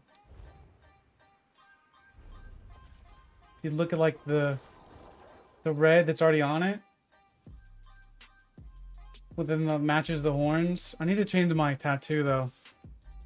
It's not looking nice.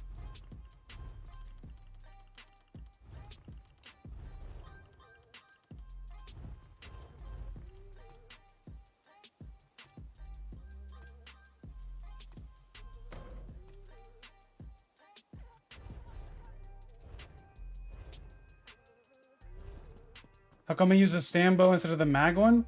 Because I don't want to strain my magic too much.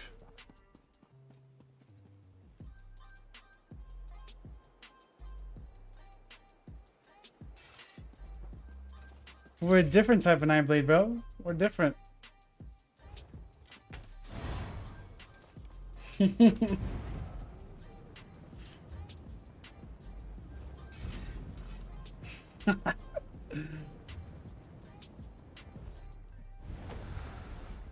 It's the new meta Nightblade.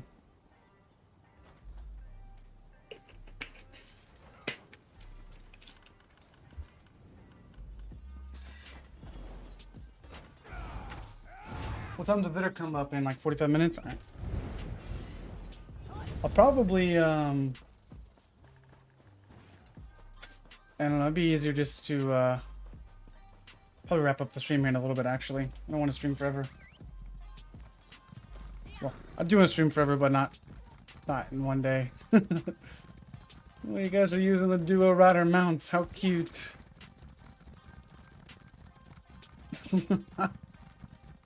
Dual bow stand blade? That would be used for ganking in my opinion. It wouldn't be used for most of anything else.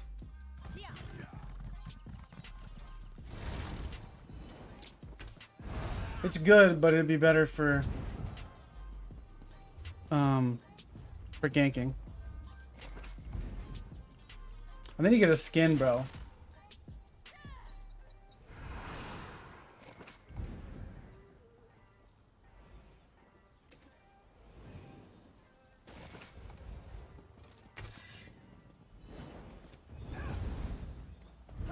You do like amber plasma or something.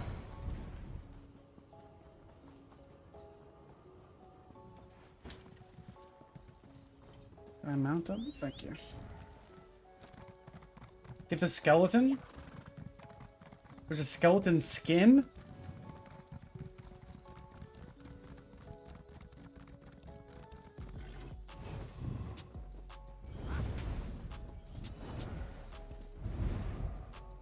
Probably more than I'm talking about the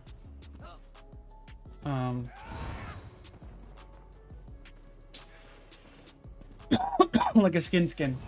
See you, Epic. Have a good day, buddy.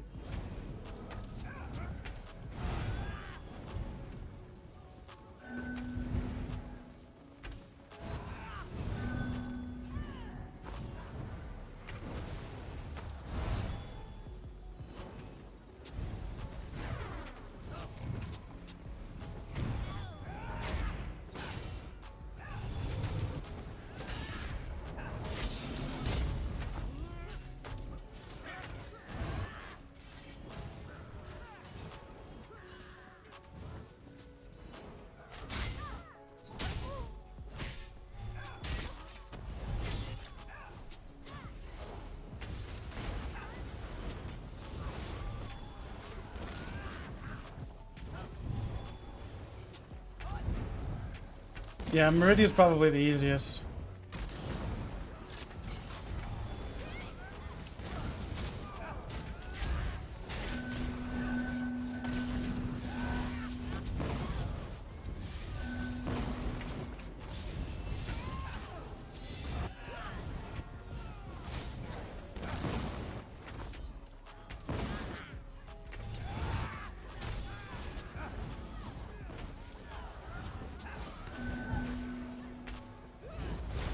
But just send me.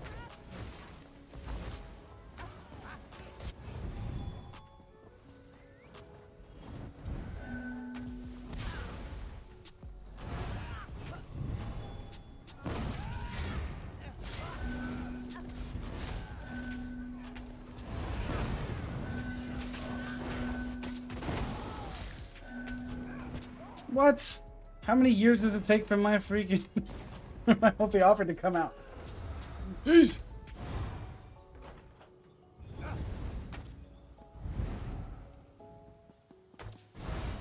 I definitely am liking the drip though. It's like a new build. It's like a new character.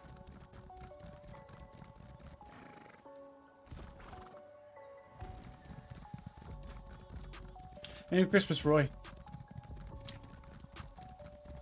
Appreciate you stopping by, man.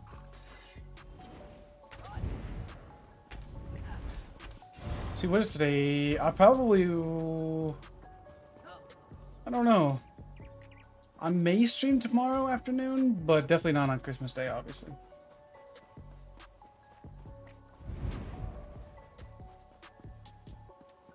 I don't know what the plans are. We may be doing something with my aunt. Getting a get together. But I'm not sure.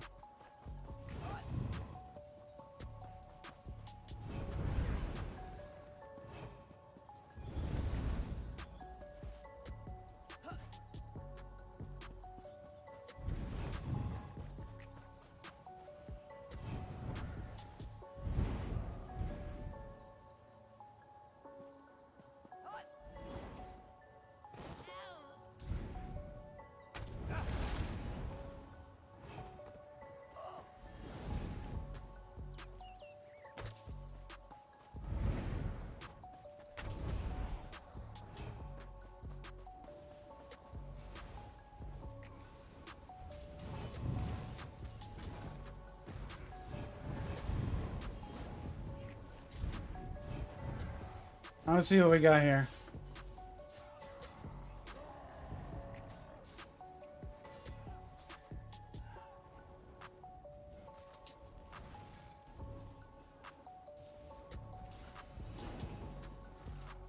See, the stamps are going in. He's doing a lot of damage. I popped the corrosive. Interesting. Needs to streak away. Need to streak away. Heal up. There you go, bud. Yeah, buff up. Nice. Uh-oh. He's getting in his pressure. Them dots starting to hurt. Uh-oh. Uh-oh. We got an intruder? Better not have an intruder.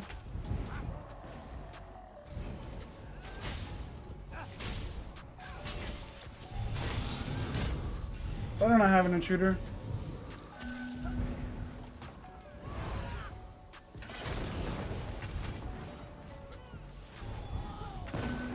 Good fight there, sir. He's only 800 CP, just like me. Against the 1600 CP DK. Not too shabby there, bud.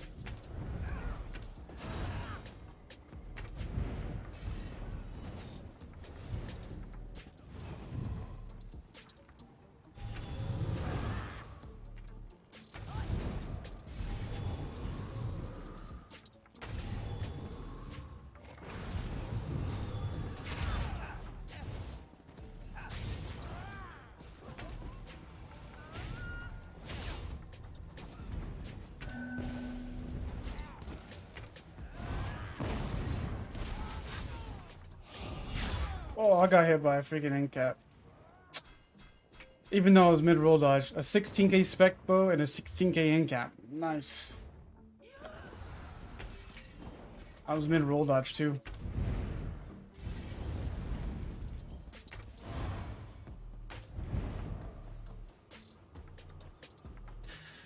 And then the Sork had to join in too. All those were crits. Made my rallying cry. Almost got the Nightblade too.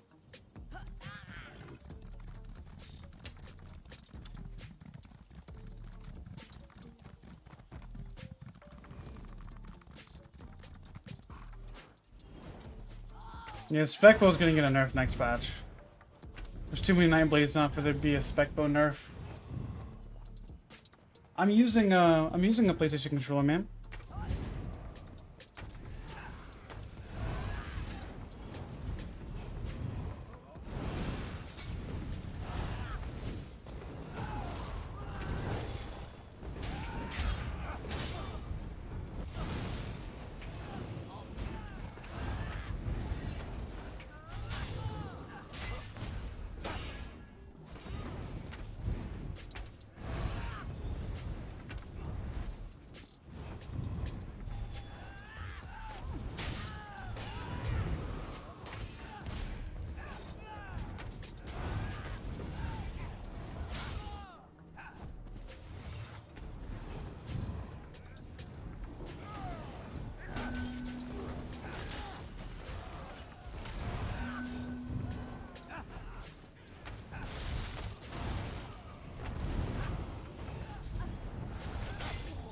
Wait, where did you go? Wait, what? Did he use a... It looked like he used a BGQ or something.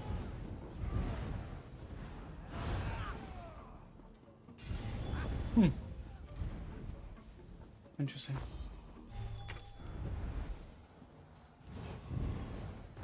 Did he use the invisibility potion?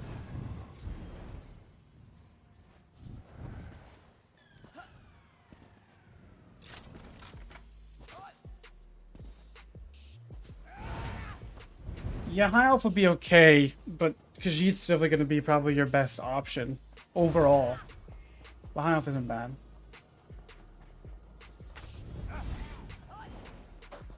Yeah, it's just on the screen it shows Xbox, but it's...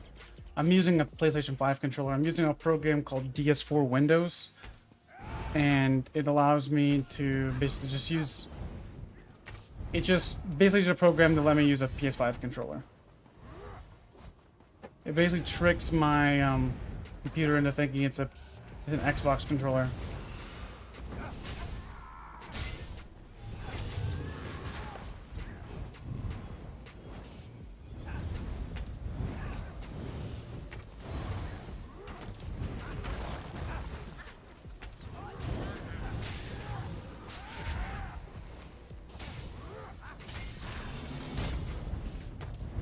Got an Oaken Soul around here. Wait, I think he was doing an Oaken Soul, wasn't he? No, did he swap to a Resto Staff? And he wasn't an Oaken Solar. What's going on, Jay? How you doing, man? Where's all the action at now? He was like popping all day, every day over here earlier. I guess it's over here.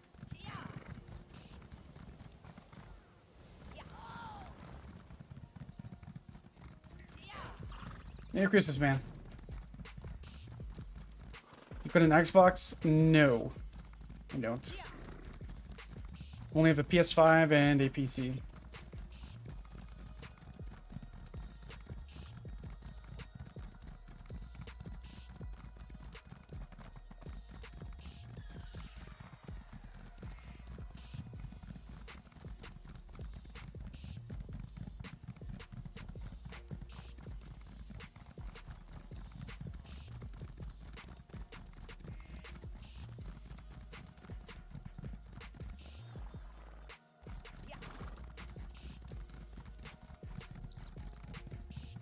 A question, why are my friends roasting me because I have a Wood Elf pet build?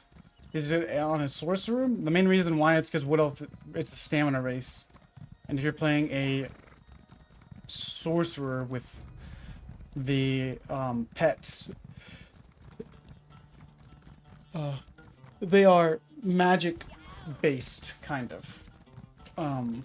It would work. It's like, okay, like everything's hybrid now, so you really could take advantage of getting extra stamina and stamina recovery for survivability's sake. But it just depends, man. It doesn't really matter at the end of the day.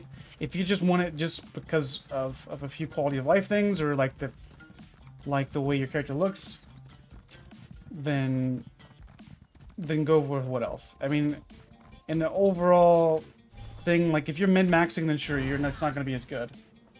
So, but just as long as you're aware that, I can't. I need to reload my UI. As long as you're aware that it's not going to be performing at the best like case scenario.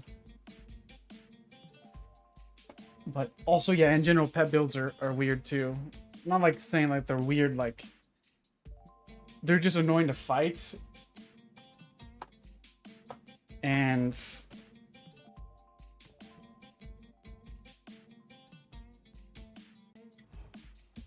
but it all just depends.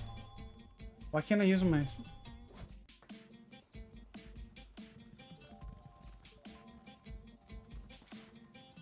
Still can't use my skills.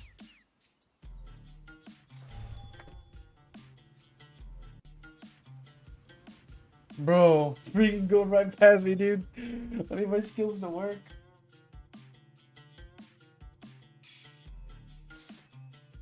What's the best race? Probably High Elf.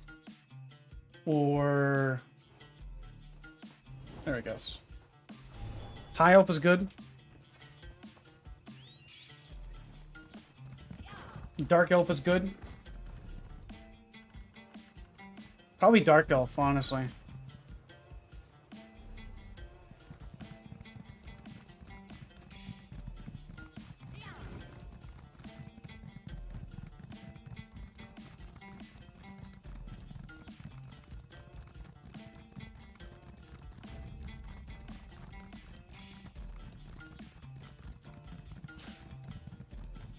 Dark Elf's gonna give you the most damage and the most stats. Stat density.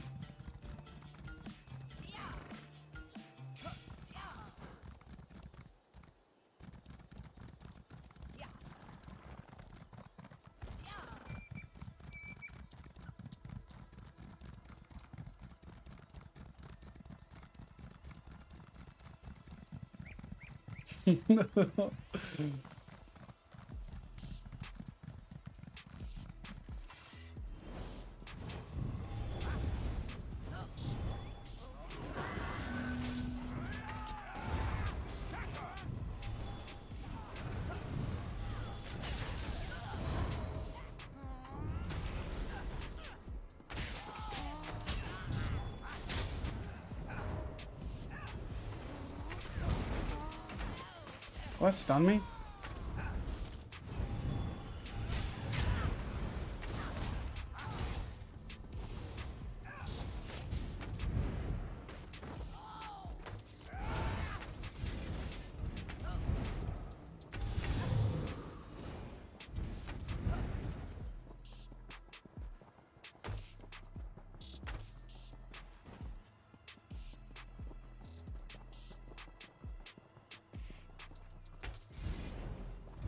Yeah, it's moving faster than I am. And I'm fast.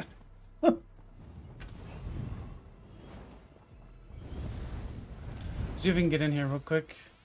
Doesn't look like it.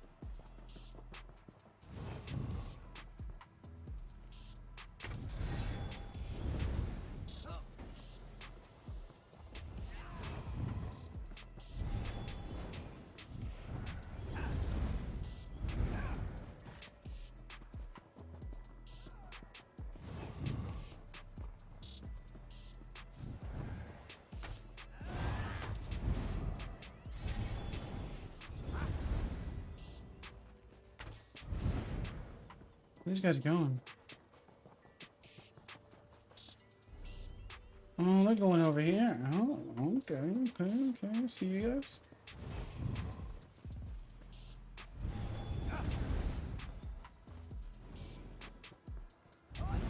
We're in the Highlands.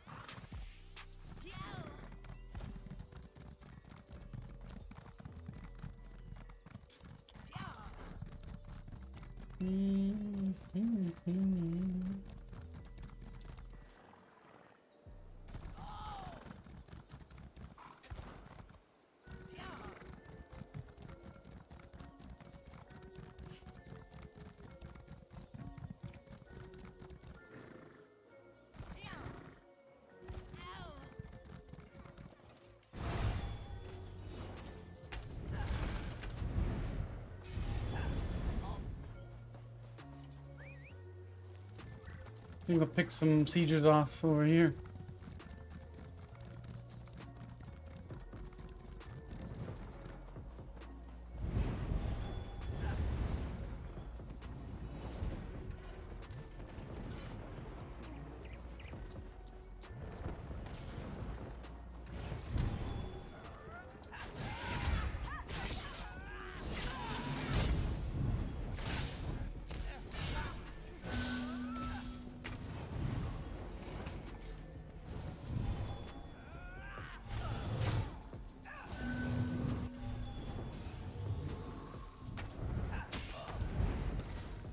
Oh, I would get hit by streak.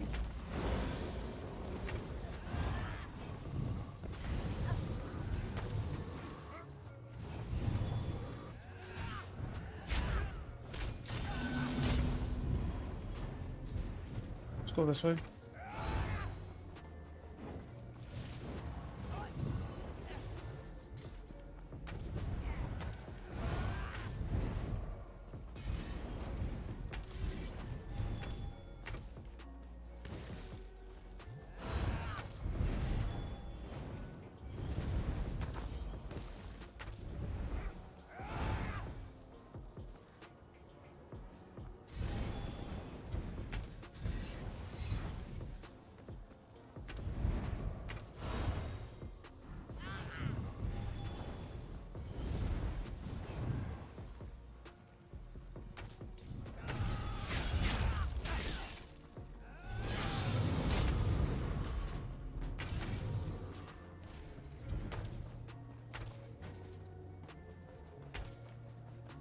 Bear, get over here.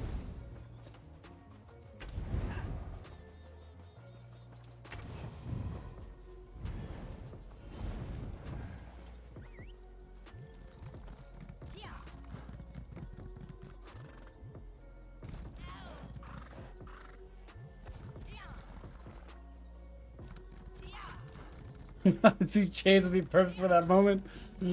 Yeah, true, but it's not as reliable as something you need outnumbered, I don't think. In my opinion, at least. There's too many good skills on DK to run chains, I think. I mean, yeah, sure, they're gonna run away, but if you got somewhere that's really close, you know, you need to get them off of you. Chains isn't gonna do that, you know. But you know what will do that? Fossilize.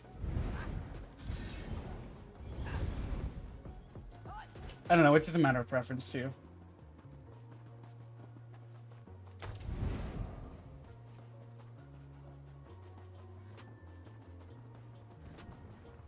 I'm gonna wait till they get inside. Wait, it sounds like they're already inside.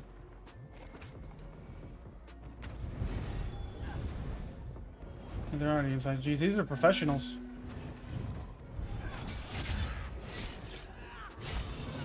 Man, you should not have done that.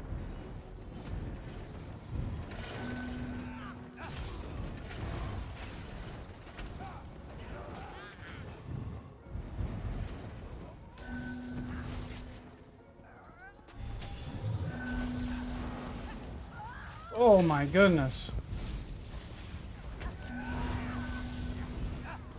Jeez, what am I snared by, dude? Holy.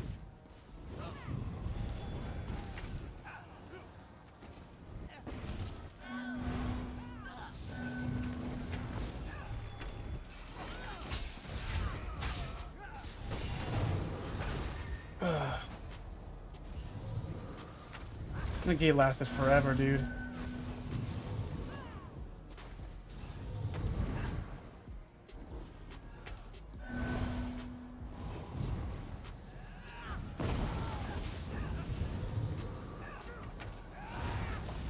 What is that?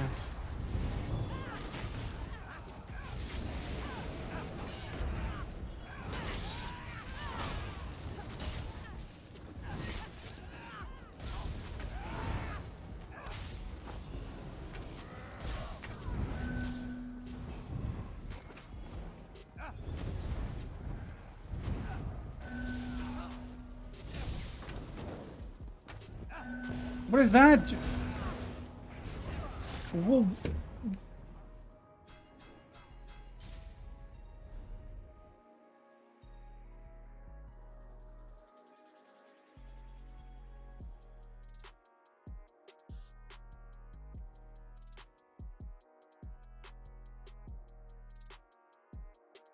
Need an instant replay.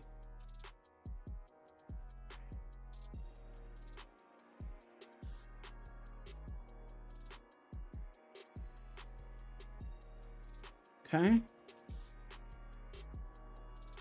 Not lagging. Ping's fine. Okay.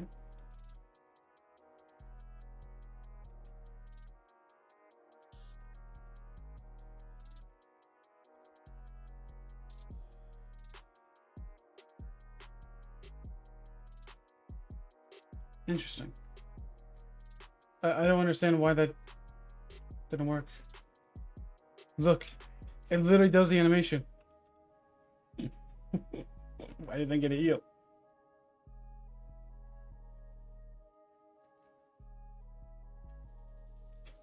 See, I pressed the button. Beats me.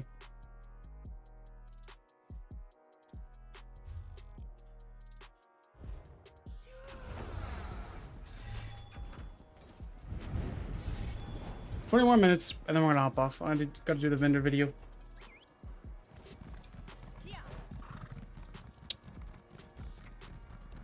It's just frustrating.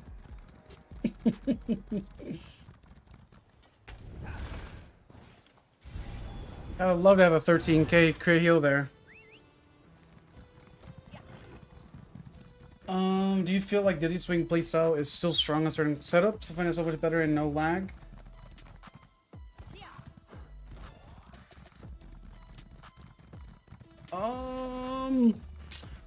I think, yeah, it's definitely better in small scale because it's single target only. But I think what complements the playstyle better is on a Warden for sure. Warden is probably the best because it really takes hold of the Clever Alchemist with the Polar Wind truck, and it gives you a reliable CC. You got a lot of speed with wings. I think the Dizzy Swing playstyle is best on Warden because you can line it up with shocks. On something like DK, not really as good. Something like Templar, you have Javelin. Nightblade, you got Surprise Attack. I mean, in all seriousness, like, the Dizzy Swing playstyle is good, but it only really works whenever there's no lag.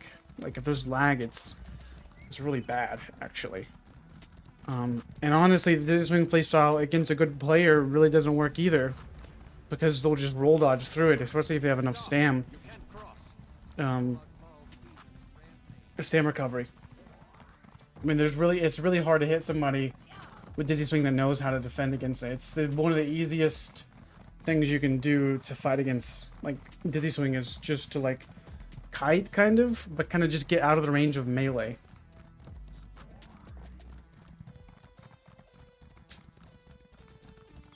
That makes sense. But Dizzy's good. I think it really pairs well with, like, Warden and Dawnbreaker. Going for a combo like that, you know.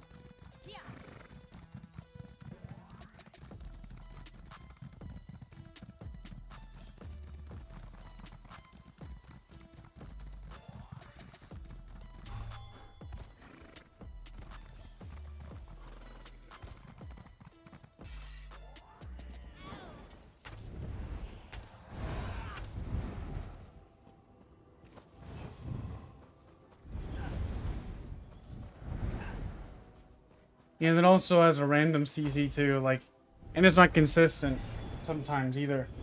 Like, if you proc off balance, you have no way to get off balance again for another 14 seconds. So sometimes inconsistent in that regard.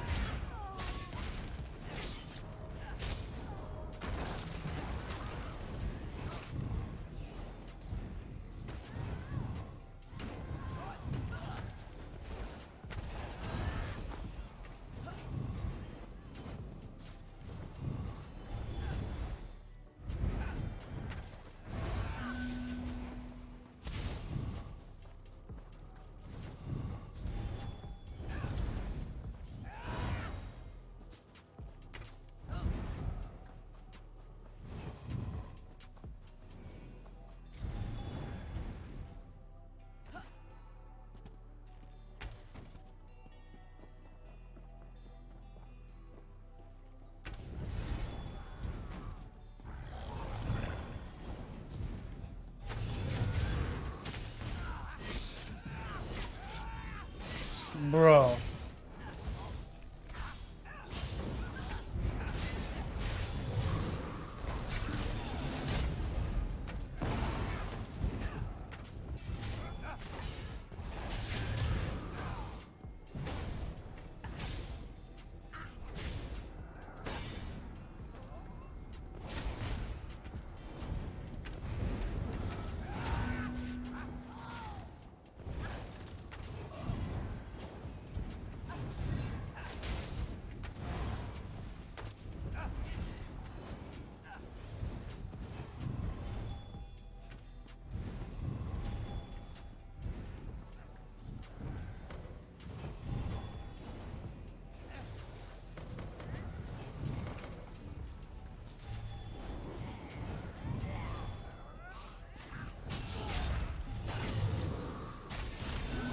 Wait, is that the same little shoot from console?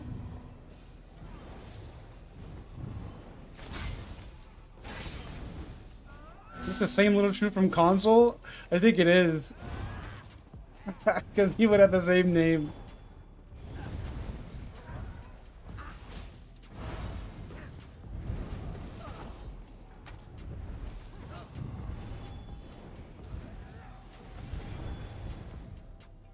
He's from PlayStation North American.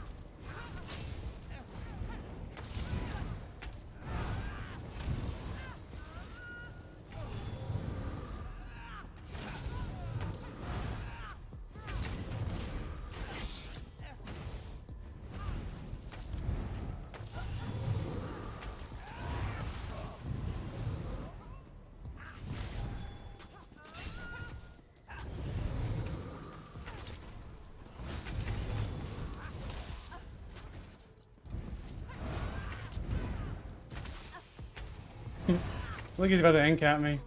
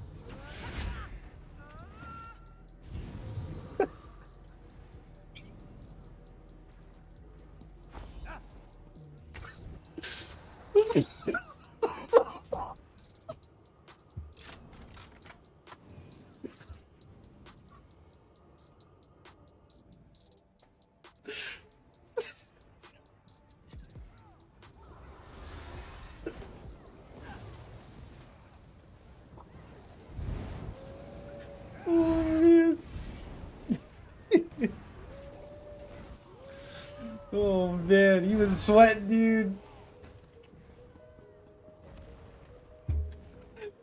Oh man, it's funny. It was a good fight.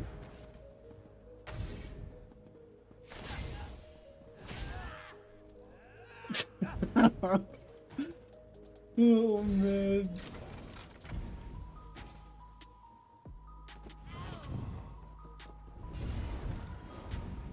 Oh, that was hilarious.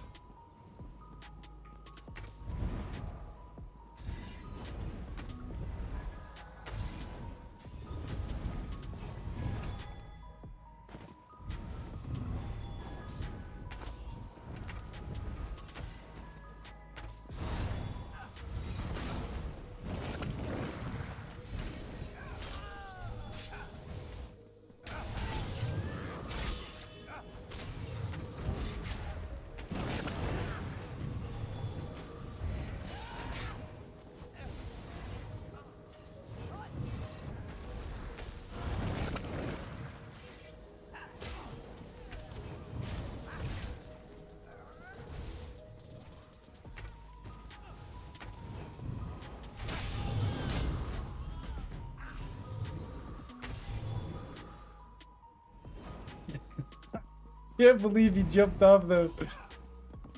That was hilarious. He fell off.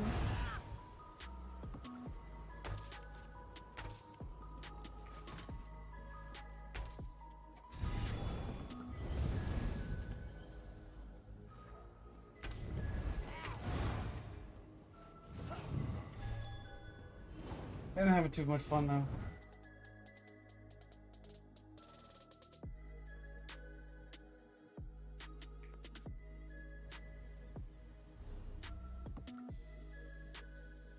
I don't know. We can hold out the vendor for a little bit more until it starts to lag. When it starts to lag, I'm out.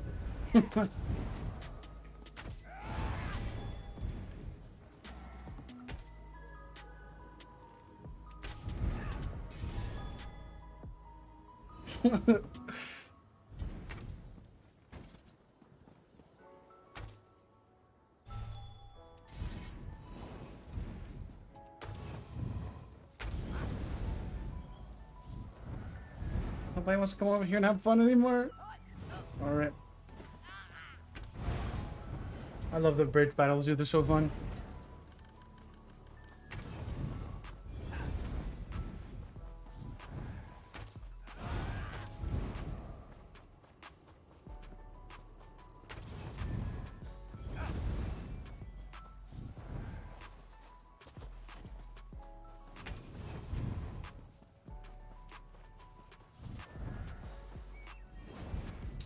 Appreciate the donation, Jules.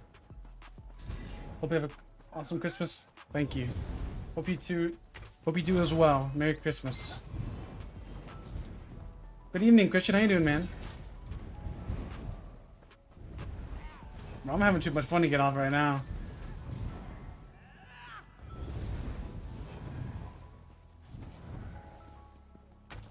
Oh, he's level 24. Can't kill him.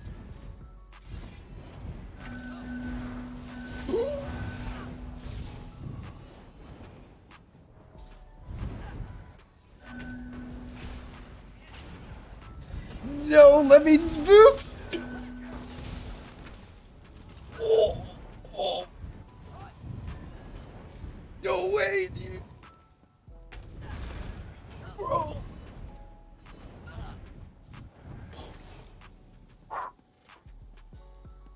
What?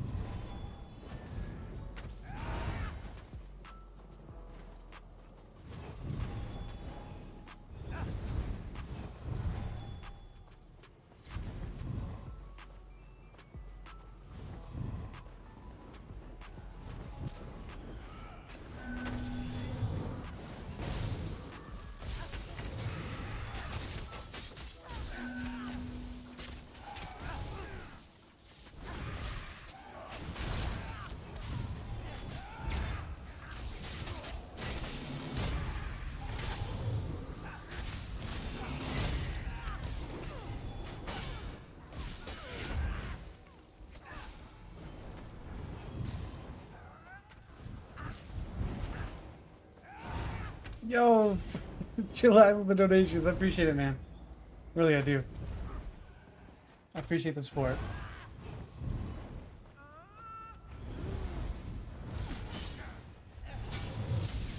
What?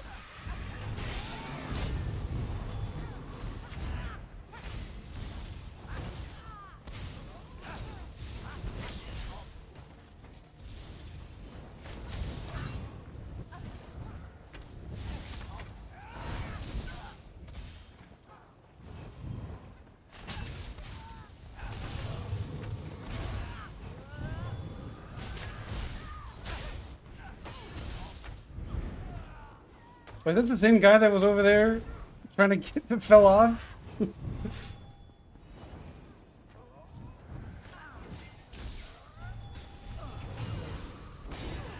gotta wait for him to like not suspect me.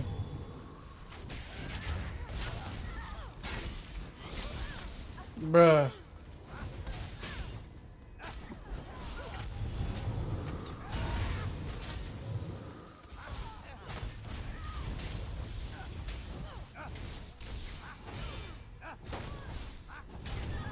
Jeez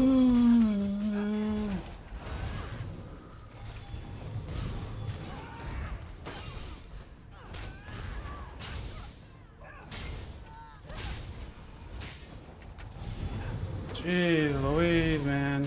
Sword healers are obnoxious.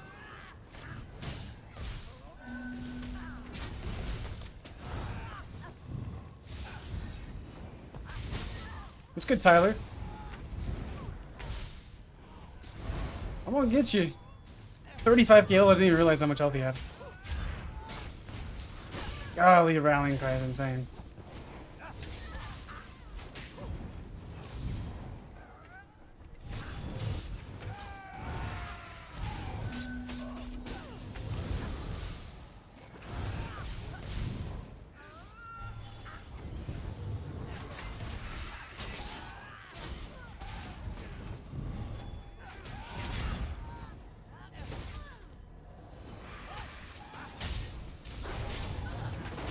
There's the freaking festival. Then the bird.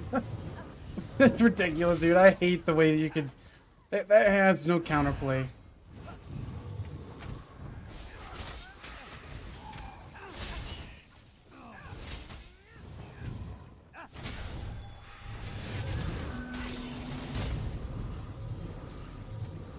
Has no counterplay at all.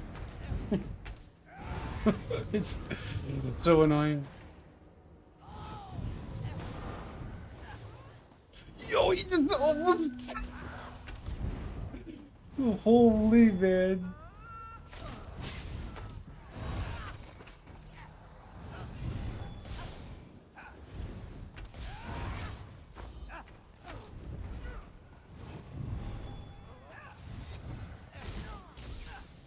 Oh, he's so close. He's gonna be dead right here.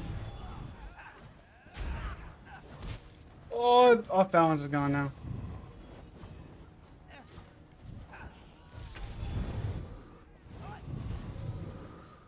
Any plans for other classes? Yeah, I leveled up my DK the other day. I hope they don't get ganked. I'll probably be messing with some DK and Warden. I need to level up those classes. I'll probably just wait for the vendor, man. I'm having too much fun now. Like, there's spurts of fun in ESO, and when you're having it, you need to just stay on it until it's gone. Because there's too many times of bad performance. Like, performance has been good right now. Good tonight. Good today.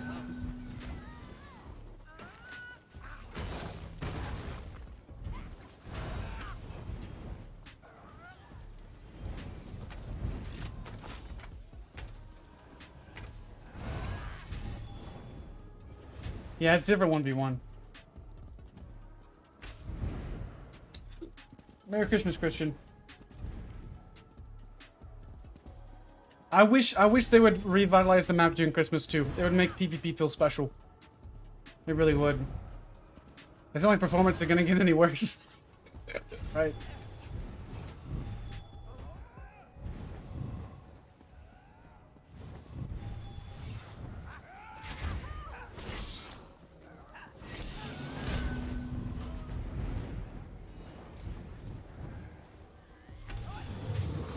Whoa, what the heck? That was weird.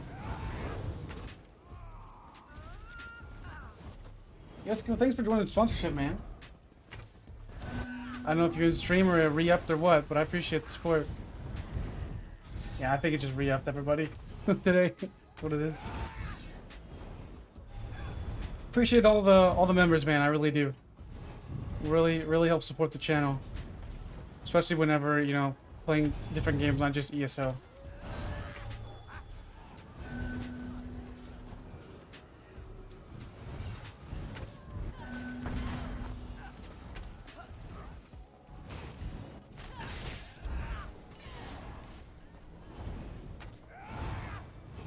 Remember when they added wind? I do recall. I don't remember exactly though. How did you hit me?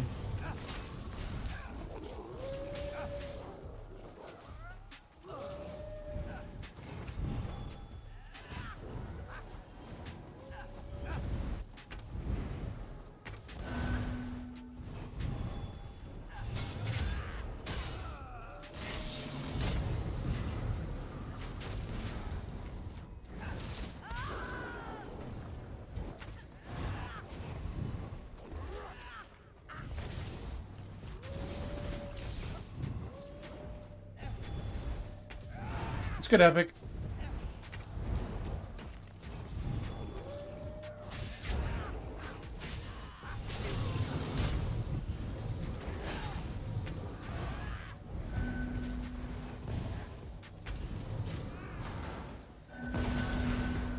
Oh, that hurt.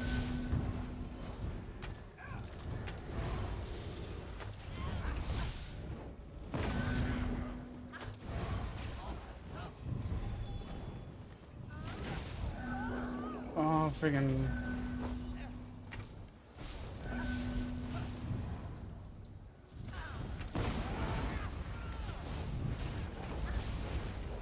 What the frick, dude? Bro. It really pulled me through the wall, man. You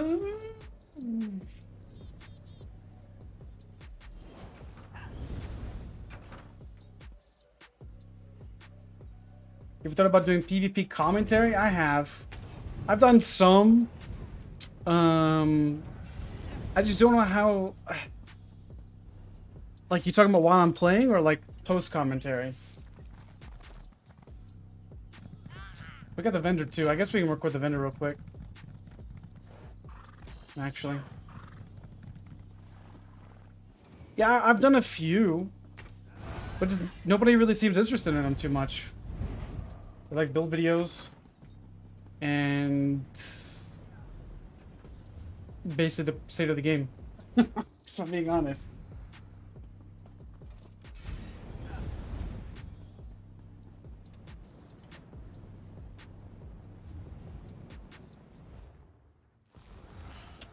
All right.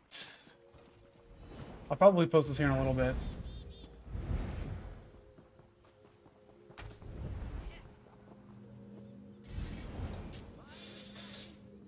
Let's go. Stop recording. Start recording. All right. What is going on, guys? So it is December the 23rd. I'm going to check out what the Golden Vendor brought us this week. So we got Ice Heart. I guess it goes with the theme of Christmas. It's okay. It's not bad for PvE, but PvP it's really not going to be used too much. I mean, there could be some niche builds with running ice, but it's really not. Did I say Ice Reach? Oh, I said it's Ice Hearts. Well, it's still not good regardless. Rakugamas, this is good for healers, maybe, but honestly, not really that great. Netch's Touch is good for shock builds, but really, again, it's not that great. Wilder Queen, your bow attacks reduce movement speed. No, that's not worth it at all. I mean, I guess if you're sprinting and want to go around gathering materials, then fine. That's okay. Ulfner's Favor. Not really that good. Undertaker, it was bugged for a while. It was probably the meta set for a hot minute, but then it got nerfed. So honestly, this vendor is terrible this week. So I guess Merry Christmas from Zos. Absolute, probably worst vendor in a long time. Like really nothing of value to use from a PvPer's perspective at all. But yeah, that's gonna be it for this one, guys. I'll catch you guys next week. Merry Christmas. And well, I guess I'll see you before the New Year, so I'll tell you Happy New Year before then. But alright, guys, I'll catch you guys next week. Peace. Alright, vendor is done. I guess I can upload it real quick if you guys don't mind. It won't take me long. You get here, I'll show you guys let's see here.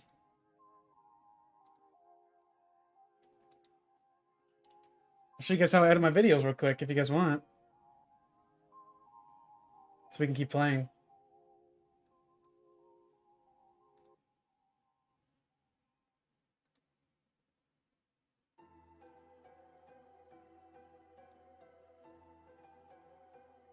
Actually, Golden Vendor, December.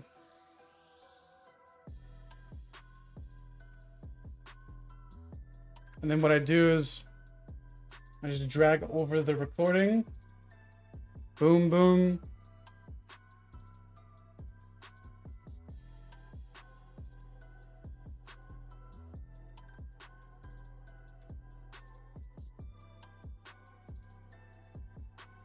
let's pause the music real quick. Recording. All right, what is going on, guys? So it is December the. All right, what is going on, guys? So, all right, what is going on, guys? So, let me go. Boom, boom, boom, boom, boom, boom. So it is December the 23rd. We're checking out the golden vendor erratas of this week. So we got Ice Heart. I guess it goes with the theme. Christmas speech. Oh, I said Ice Heart. But then it got nerfed. So honestly, this vendor is terrible this week. So I guess Merry Christmas from Zos. Absolute, probably worst vendor in a long time. And really nothing of value to use from a PvP perspective at all. But yeah, that's gonna be it for this one, guys. I'll catch you guys next week. Merry Christmas. And well, I guess I'll see you before the New Year. So I'll tell you Happy New Year before then. All right, guys. Catch you guys next week. Peace. And then we go boom. And then we go vendor. December 23rd. And then I go videos. Golden vendor. Vendor queue. Vendor all. And then I open up this bad boy. It may actually slow down a little bit on stream. It may lag a little bit. And then I got this bad boy here. And I have saved already. December 23rd. File. Export. And then boom, boom.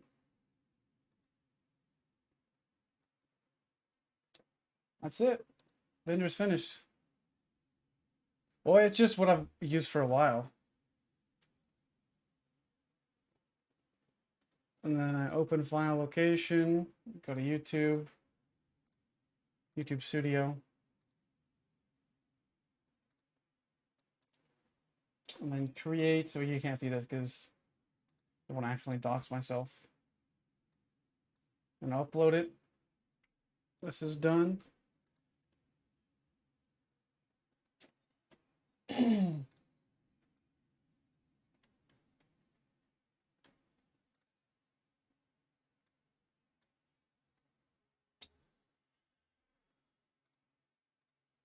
Then we do this, do all the checks for YouTube, which is very annoying.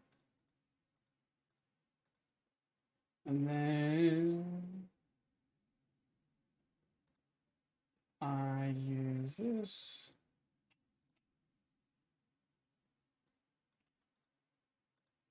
Oh, it won't be 2 seconds. December 23rd.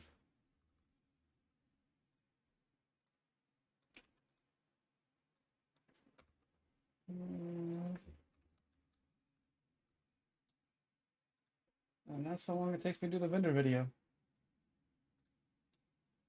I really enjoy doing it though. It really helps people decide if it's good or not to get. And it's a really, really easy video for me to do consistently every week. So yeah.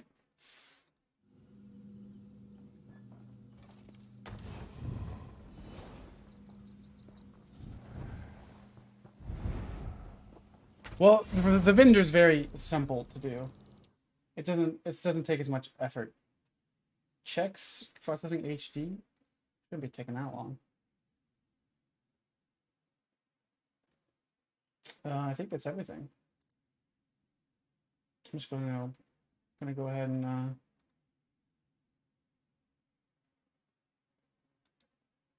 it should be good, honestly.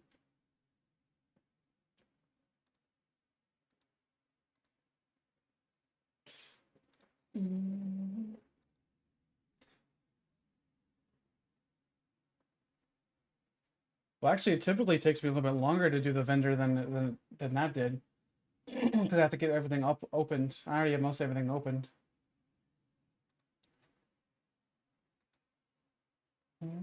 Make sure everything's good before we click off. I think so.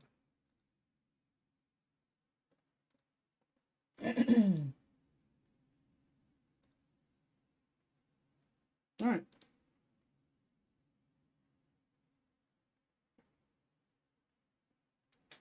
Well, I've been doing this for a little while too, Epic, and if you're not organized, it sucks. What I have, that looks organized to some degree, but my recordings folder,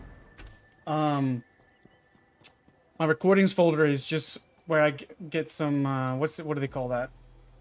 What is that term?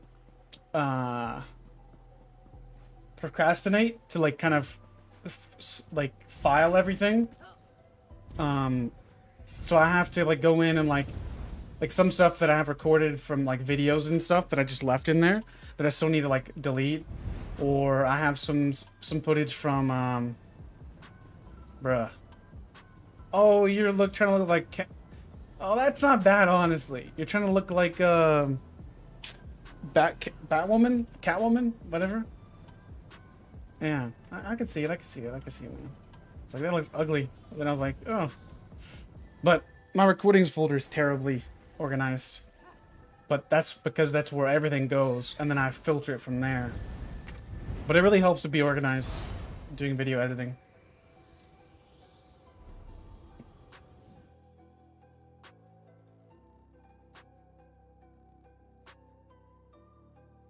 Let's make sure everything's good real quick before we go.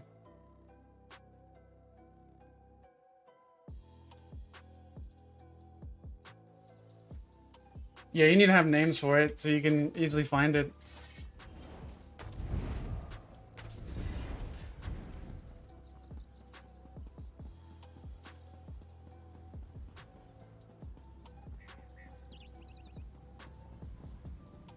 I got you. Well, those recordings, like, so what I did is the recording that I used, it appeared in my recordings. And what I do with that is I then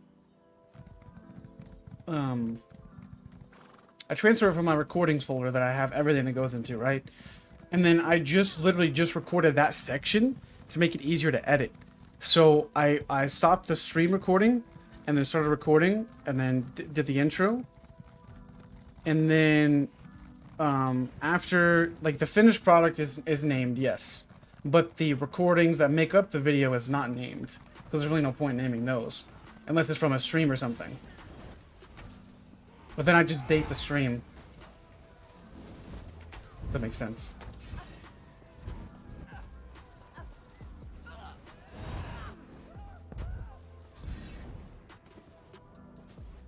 You know how I stay on top of it? You gotta really figure out a way to streamline things. Once you get the process down of what you're supposed to do, it's really not that bad. But I think the hardest part I have is figuring out a video like a topic or something like that. Like I'm probably gonna do a video. What are you doing there, sir? Oh man, what just hit me? Rush of Agony, interesting. Flame Blossoms, those procs. I'm gonna go back to over there where we just were. Like, I can edit the video all day.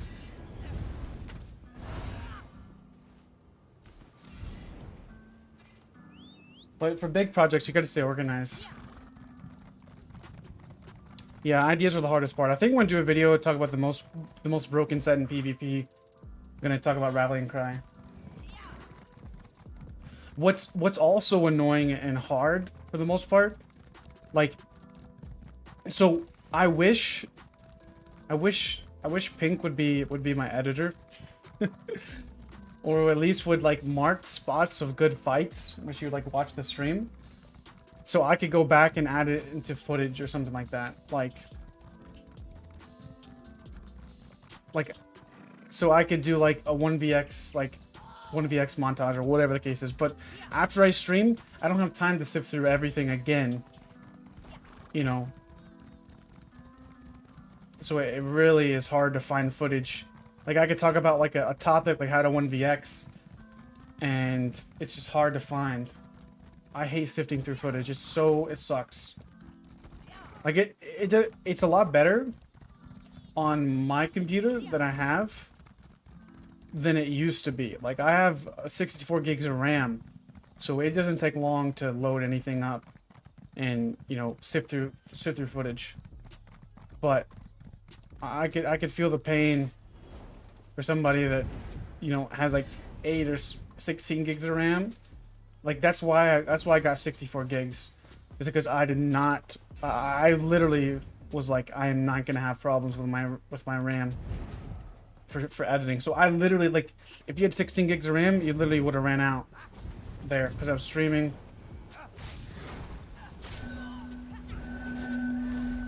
That stunned me, bro? No way.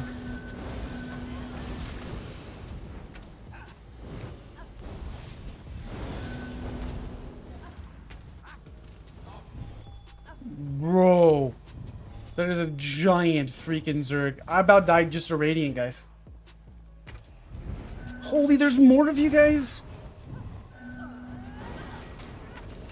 Oh, I'm dead. 100% dead. Radiant spam.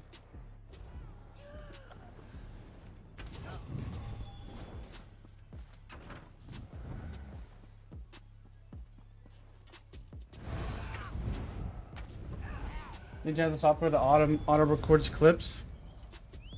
Yeah, I don't. Those are okay, but they only record a certain amount of time. So what's going to end up happening is you're going to get, if you get like 5 or 6 good clips, you're going to sift through those again. So it's having a timestamp would help a lot more, or a tail end mark of where it stops, and you can scroll back where it starts.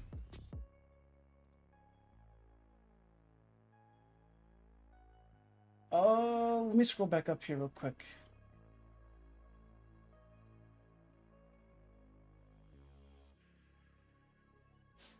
Because I didn't get to see all the chat. Edward, you can make a great animation for me? Sure, man. If you want to try, by all means. Just message me on Discord if you want, and we can talk about it. Like you're like, are you a VFX artist or something?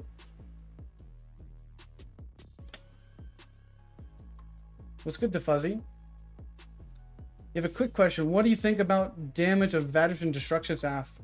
It is nasty. The Vat Destro is disgusting.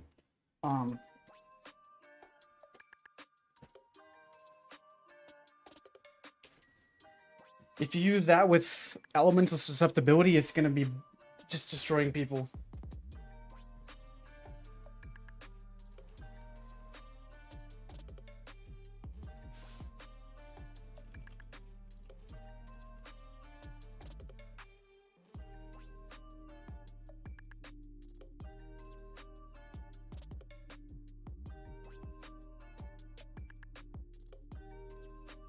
All right.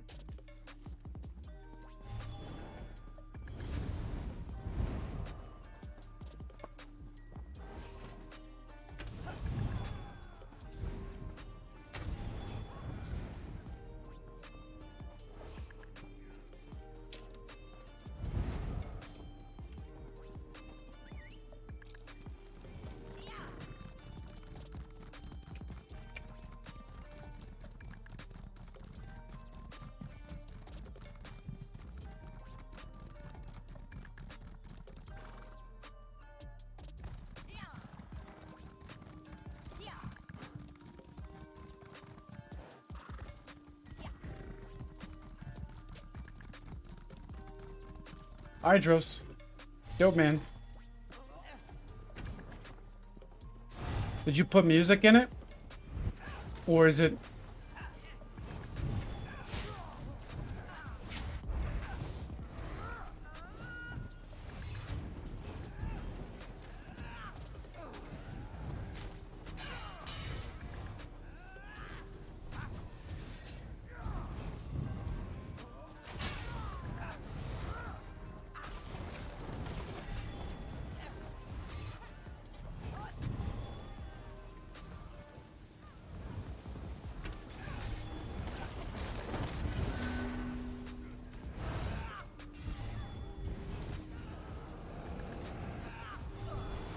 Oh, nice.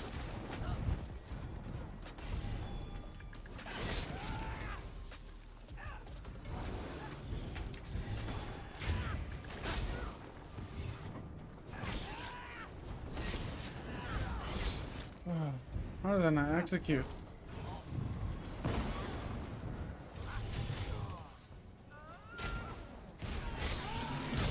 Alright, I think that's time. 7:30. Don't log on ESO at 7:30. Lee, man. Why is it gonna start lagging now? ESO is don't log on at 7:30. My ping's at 1:30. Don't log on at 7:30.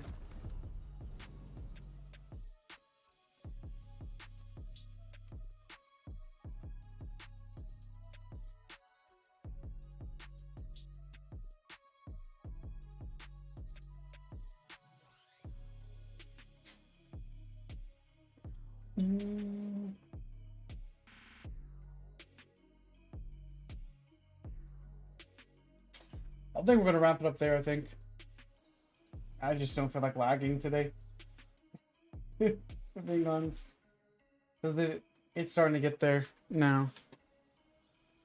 I just don't. I had a good day today. I was ecstatic. With the combat we had. But my ping is jumping up to 170, and it's just unfun at this point.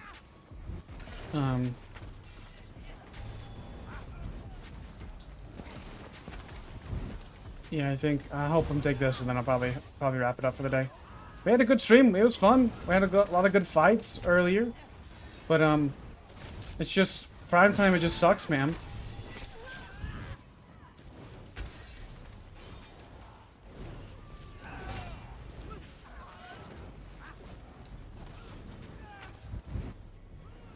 I don't even know if it's ping. Well, like, it has to be ping because that's the only thing that's changing numerically.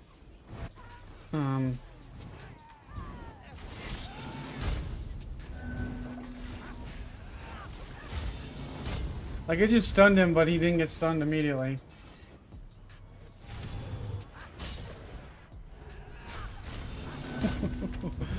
Bro. Holy. Yeah, I think we'll wrap it up on that note. I had fun. Yeah, the stream was great. You guys were awesome. I may stream tomorrow, but it would be in midday, just like kind of how I did it today, at like 2 to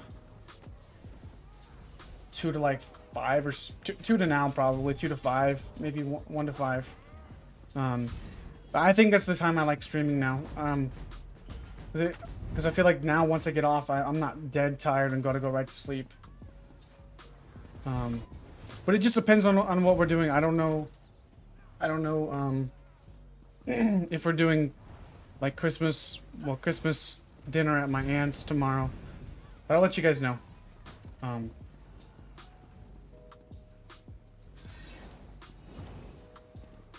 But if we do stream, I'll let you know. But we may not. Just be on the lookout if you guys see it. I don't know the whole because of all the storm that came through. I don't know what we're doing, what the plans are. I don't know if people want to like not go out or what because of the roads and all that jazz. Because it did rain some, I think. All right, guys. Well, if I don't see you tomorrow, Merry Christmas. Because I'll see you after Christmas, probably the next Monday. I have some videos planned that I'm going to be doing. Kind of talking about the game in general. But, yeah, guys. I will catch you guys later. Peace out.